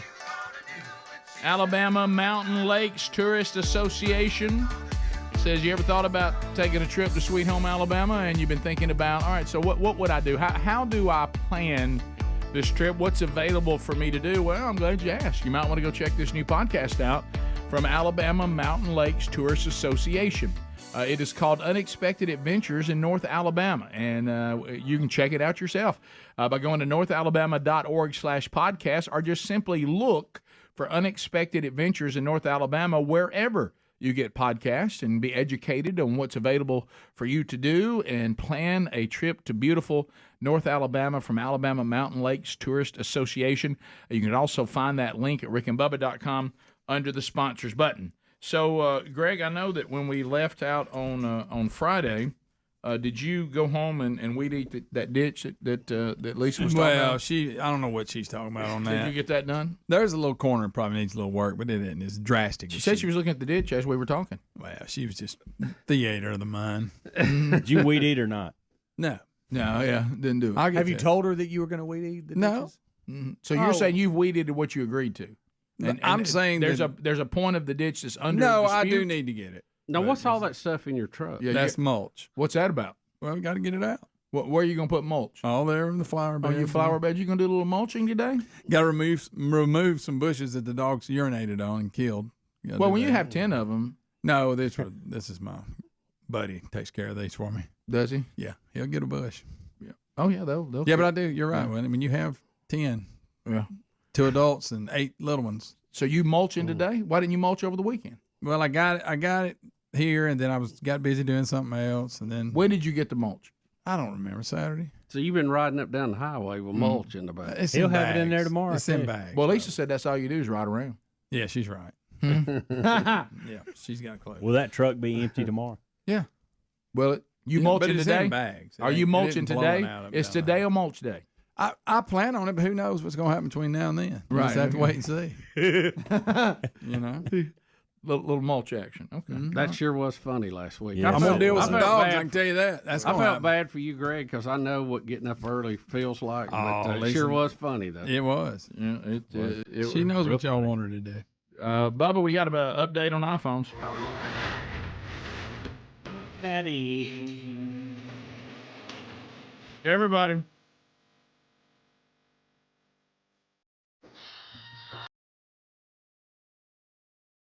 It's the urgent iPhone warning that you can't afford to ignore.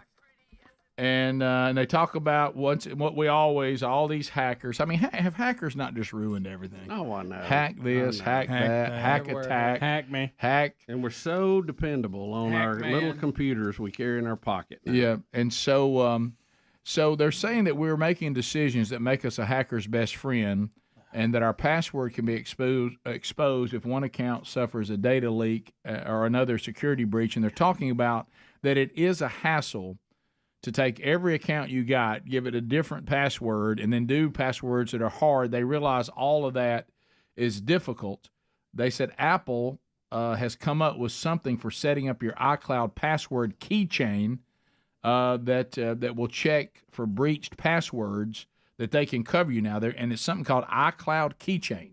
Mm-hmm. Does anybody know what that is? It's a tool that stores your app and website passwords on your phone. Yeah, I mean, I thought that was kind of standard operating procedure. Yeah. So why is this a big story to you? I don't know. Well, somebody steals mine. Hope they let me know Unless what they're it just is. reminding Thank everybody you. because That's good. Yeah. because of some big hack or something. I don't know. Yeah, but you're Or saying they're the ones doing it, and then they say you're under protect against it. That's good business. That's how they get you, Greg. Oh, here's what they're it is. doing the attacks, and they go, "Hey, we got the cure." All right, I see here in the story they're saying, did you accidentally, and Greg, for you and me, this is an overwhelming yes. Did you accidentally hit no when your iPhone asked if you wanted to save your passwords to the iCloud keychain? Oh, I don't even know what that means. I didn't either. I don't even remember being asked about Well, that just means so they'll come up automatically. You don't have to remember them. No, I got you. But I haven't I don't done remember that. being asked about it. But I haven't done that. No, I don't remember being That'd asked be about new. that. That'd be Right. new. Yeah, I don't remember being asked Like I about said, that. So I guess me what know. they're saying is that it will, if the password it has, if it's seeing something different in the app, it will ask you if you've changed it to indicate maybe someone had hacked that account. But then you don't know who to believe if that's fake. Right. There's so many fake things, Bubba. How many times you got to think about your bank account, and you know that's bogus. Hey, I talked to a guy that just recently said that one of these hackers and one of these scams hit him for over $100,000. Oh, that's good to hear. Wow. Yep. You got to be careful. Wow. There's There's so many. Do y'all even remotely pay attention to invoices that come to your email? No.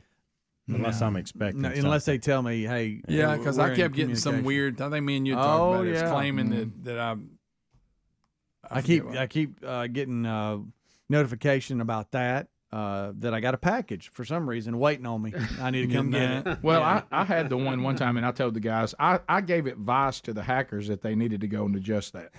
And they had me at step one, and that means claiming that someone had hacked my Amazon account and was buying things like a madman. Okay, they had me.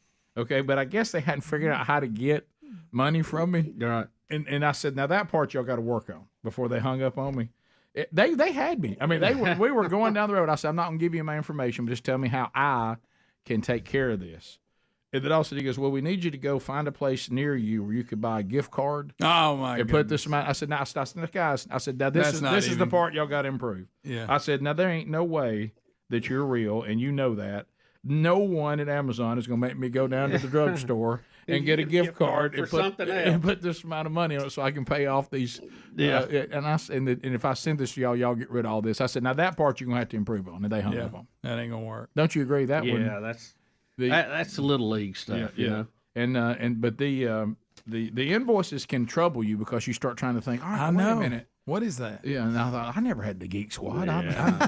Right, and they'll put a company on there to make you think, oh, okay, I need to pay this. Can I tell you another one that'll throw you?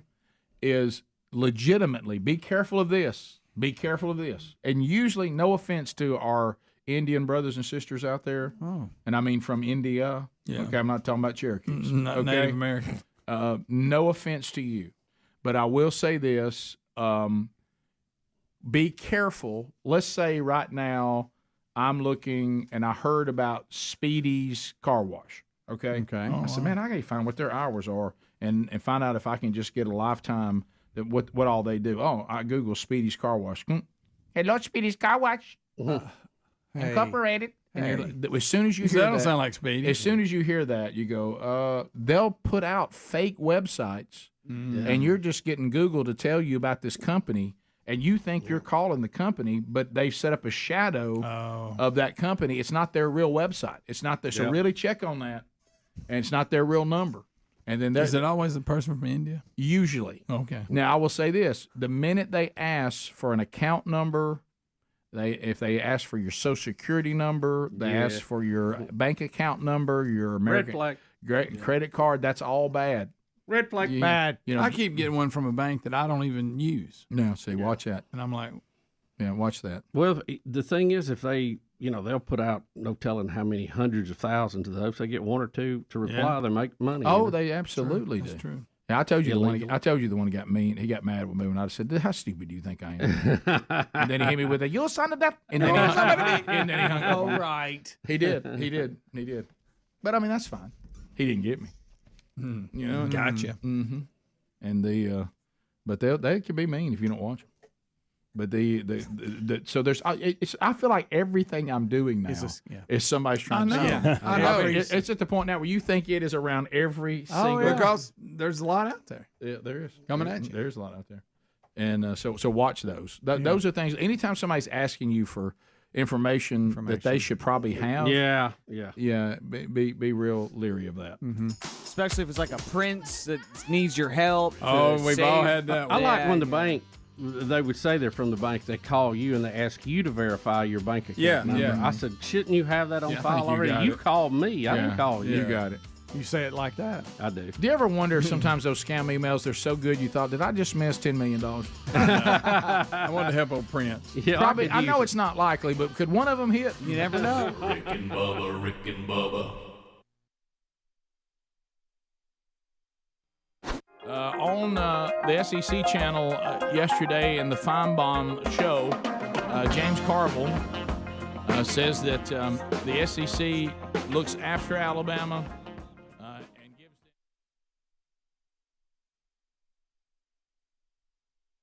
thinks his beloved LSU Tigers have been wronged on the targeting penalty.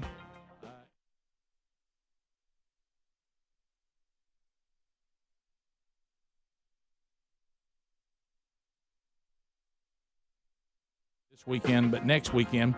And people are weighing in at 866 We Be Big. Tom in Panama City Beach. Tom, welcome to the Rick and Bubba Show. How are you today? I'm good. Good. We're getting rebuilt down here. We're starting to clean up and get things back in order, man. That's great. I'm glad to hear that. I'm going to be down your way this weekend. Fantastic. Yeah. I tell you, I'm an ACC guy, NC State guy. Got beat really bad this week. Yes. But we take the good with the bad. But I don't really have a hunt in the fight with SEC, but I do think Alabama gets away sometimes with calls that other people would just be hammered for. I don't think it's a conspiracy or anything. I think it's just part of the game. You have a team that is doing really, really well and playing really well, and the officials just don't want to call things sometimes. And I don't think it's anything about it. It's just it's just part of what happens. But it seems like to me, though, I almost would think there would be the opposite, right? I mean, if there's a program that's dominating something, wouldn't there be more likely a desire that everybody's tired of that, to make the road tougher for them, not easier? I think you see that sometimes go both ways. Depending where you're playing and the officiating group, I think you may get some of that both ways. But, and I've watched a lot of the games this week, and I watched the game this week, and I thought Alabama played well. I thought there was times when they looked a little sluggish at times, and I was like, man, this is a team that they're playing a good team, and maybe it's it. But, I mean, at the end of the day, they just had a great game, and they ended up, winning by a big margin. But back to your point, certainly you look at the call on the LSU linebacker, it's a bad call. But it is a bad call. Conspiracies aside, but do you really think there's some sort of SEC and officiating bias for Alabama? No, I don't feel that at all. I think I do feel that they get away with stuff sometimes, and it happens, with some other teams too. Well, wait just a minute. Wait, let me ask you, Tom. If you don't think there's a bias, but you say they get away with things, then isn't that the same thing? Well, maybe, but I feel like a couple of times. I put it to you this way. I've seen a couple of calls that I think should have been horse collars this past weekend, and they were pretty obvious. And I saw a couple on the Alabama, and I saw one on the other side with Missouri that definitely should have been a horse collar that didn't get called either. But I think it tends to go Alabama's way a little more. Well, if Missouri did one that didn't get called, Tom, we love you. I know a horse collar has to be hand in the shoulder pads, right? Now, just if you have the jersey on the back, it's not a horse collar. I want to tell you what happened with Tom just then. He wanted to say that Alabama gets bias and the SEC and the officials, but he knew that the wrath of the Alabama fans would be so severe he had to stop and thought, oh, my gosh, what am I doing? Yeah, no, you're right. So we continue. And even though the SEC office did not penalize the Alabama player for the punching incident, Coach Saban did. He set him for the first half. He did. So he treated it like a targeting call almost. Right. The coach handled it. Now what they're saying is, why didn't the SEC handle it? I know, but he was disciplined for that. We continue. Tom, let's go to they were penalized for that. They weren't. No, I think they got a penalty, but he wasn't thrown out of the game. No, but he wasn't. He wasn't assessed a penalty like targeting. Gotcha. Yeah. Even though. Well, in all fairness, though, is there a rule that a guy's supposed to be ejected for punching people? I think it's just unsportsmanlike conduct. It is. If there's no rule about that. But if you get two of them, you're ejected. Correct. Yes. But he only got one, and he didn't target anybody. So what did they do that's not inside the rules? Nothing. They didn't. They penalized him, and then he got punished internally. By rule, they did exactly what they were supposed to do. Yeah. Okay. And then Coach Saban actually went overboard. He did. Thank you, Bubba. Micah in Louisiana, welcome. Hey, good morning, gentlemen. How are y'all today? Good. Hey, look, it's Micah from Monroe. I was at that game when LSU played Mississippi State when they came to town. I was sitting in the north end zone, and I clearly saw Devin White push the quarterback in the chest with his hands. His feet never left the ground. That's Devin White's feet never left the ground. He stood up, and the quarterback just simply fell down.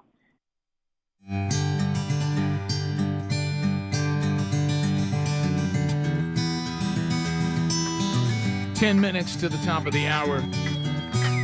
Rick and Bubba show as we make our way back to wrapping up another hour. Ow, yeah, Rick. Ow. Bubba, as we work our way back, a Your America update.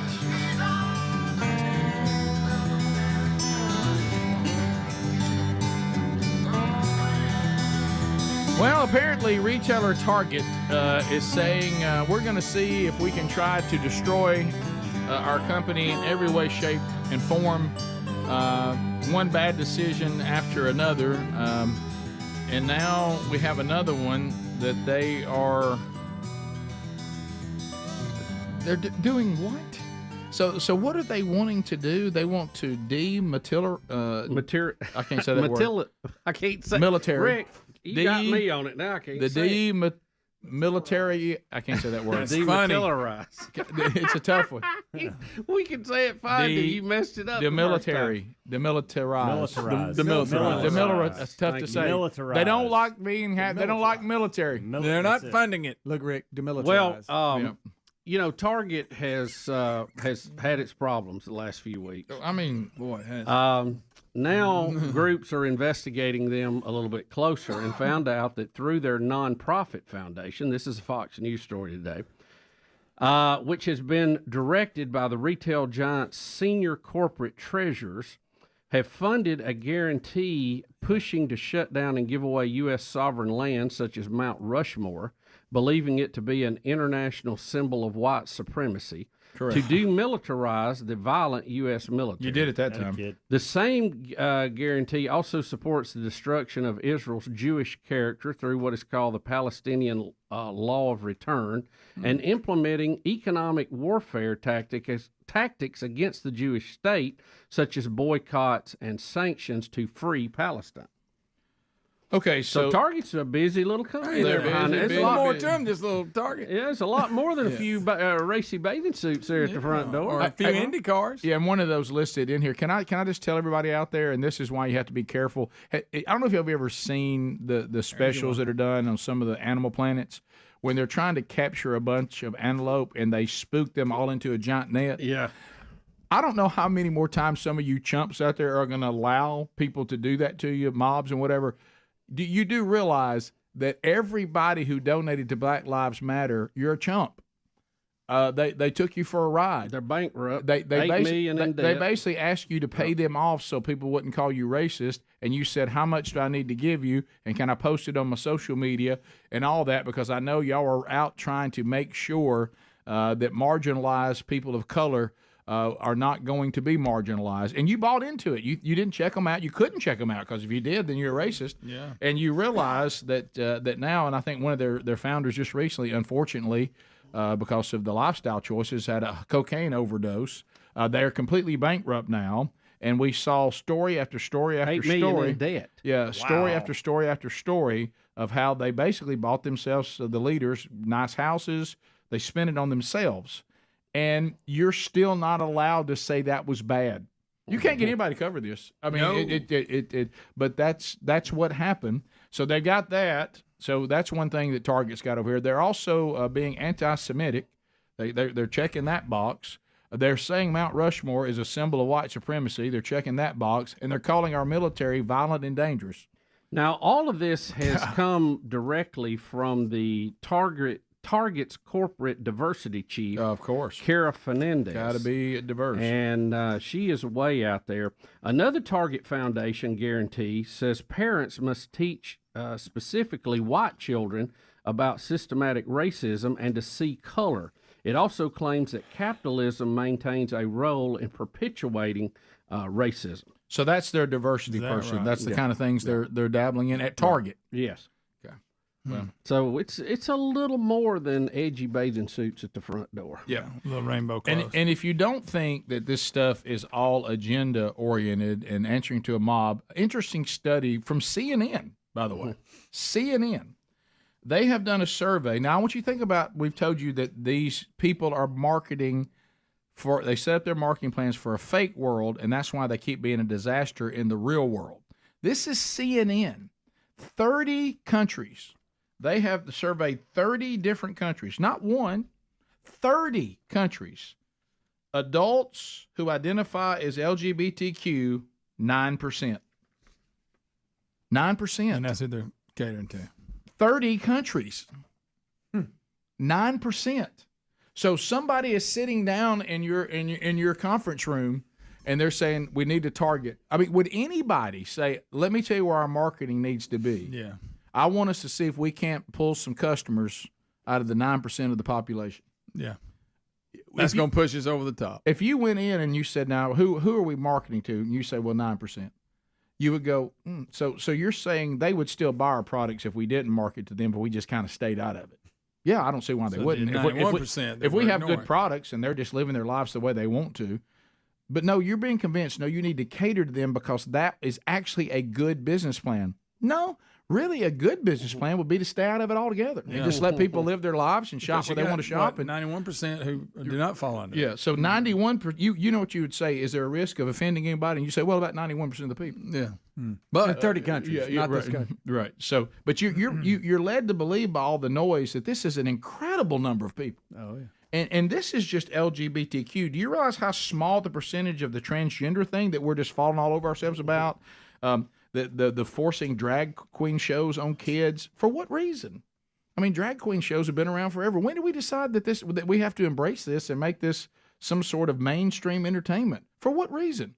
Nobody was bothering if you wanted to go see that on your own. Yeah, and adults. You want to be part of that, and you're adults. That's fine. It was Six Flags trying to have some deal telling all the parents that the entertainment will be PG. Well, you've never been to a drag show if you think it's PG, I promise you. Of course, the PG doesn't mean what it once did. I'll acknowledge that. But, I mean... It is interesting, the same people that think that kids should be protected from Gideons is all about drag queens. That's crazy. Just strange concept. Yeah, we always say don't forget the things that they won't protect you from. You got a parent now with all this other stuff. Now, the Bible and all that will make sure your kids are not exposed to that. Yep. To Bubba's point. Another bad fake world idea. Transgender inmate to be transferred to women's facility. Well, that's an ugly chick. Did you see that picture? Thank you, Greg. Skankly ugly. Yeah. So this transgender, is this a transgender woman? Meaning being logical. It's a guy. It's a biological look at him. It's no guy. doubt. It's no ugly old man. So someone's going to make the. He wants to be an ugly old woman. Yeah. So now. He's going to win. And he's succeeding. Mm-hmm. Do y'all know that we've already done this and it went real bad? And we're going to pay for it. We've sent biological males into women's prisons who identify as women, and it's gone really bad. Look at that one. Chris Farley's a woman. Yeah. Look, so, that's what it looks like. But keep in mind, all this fuss that's going on over 30 countries. 30. Yeah. We're talking about 9%. And you're being led to believe. I mean, I don't know if y'all have watched TV lately. You can't even, here in the month of June. Oh, you'd be convinced that you'll be convinced that really there should be some special standing for people who are not. That you're in the minority. I mean, everybody. Just look, you're convinced of the whole wide world. Yeah. So that's the reason why these marketing plans are disasters, and we hit on it a few days ago. These young people are coming up in these echo chambers. They have no ability to critically think, and they have been indoctrinated into believing this, and then they get marketing jobs, and they say, y'all need to wake up to the new day. And then all of a sudden, the marketing plan that was designed for a fake world dies in the real world. Yeah. It needs to. Well, I hope it's a reality check a little bit. No, they'll reason it away because the one thing they can't reason is I may be wrong. Right. Don't need to treat people poorly. People don't need to be, abused or anything for their choices. But this way we're going about it right now is bizarre. It really is. Rick and Bubba.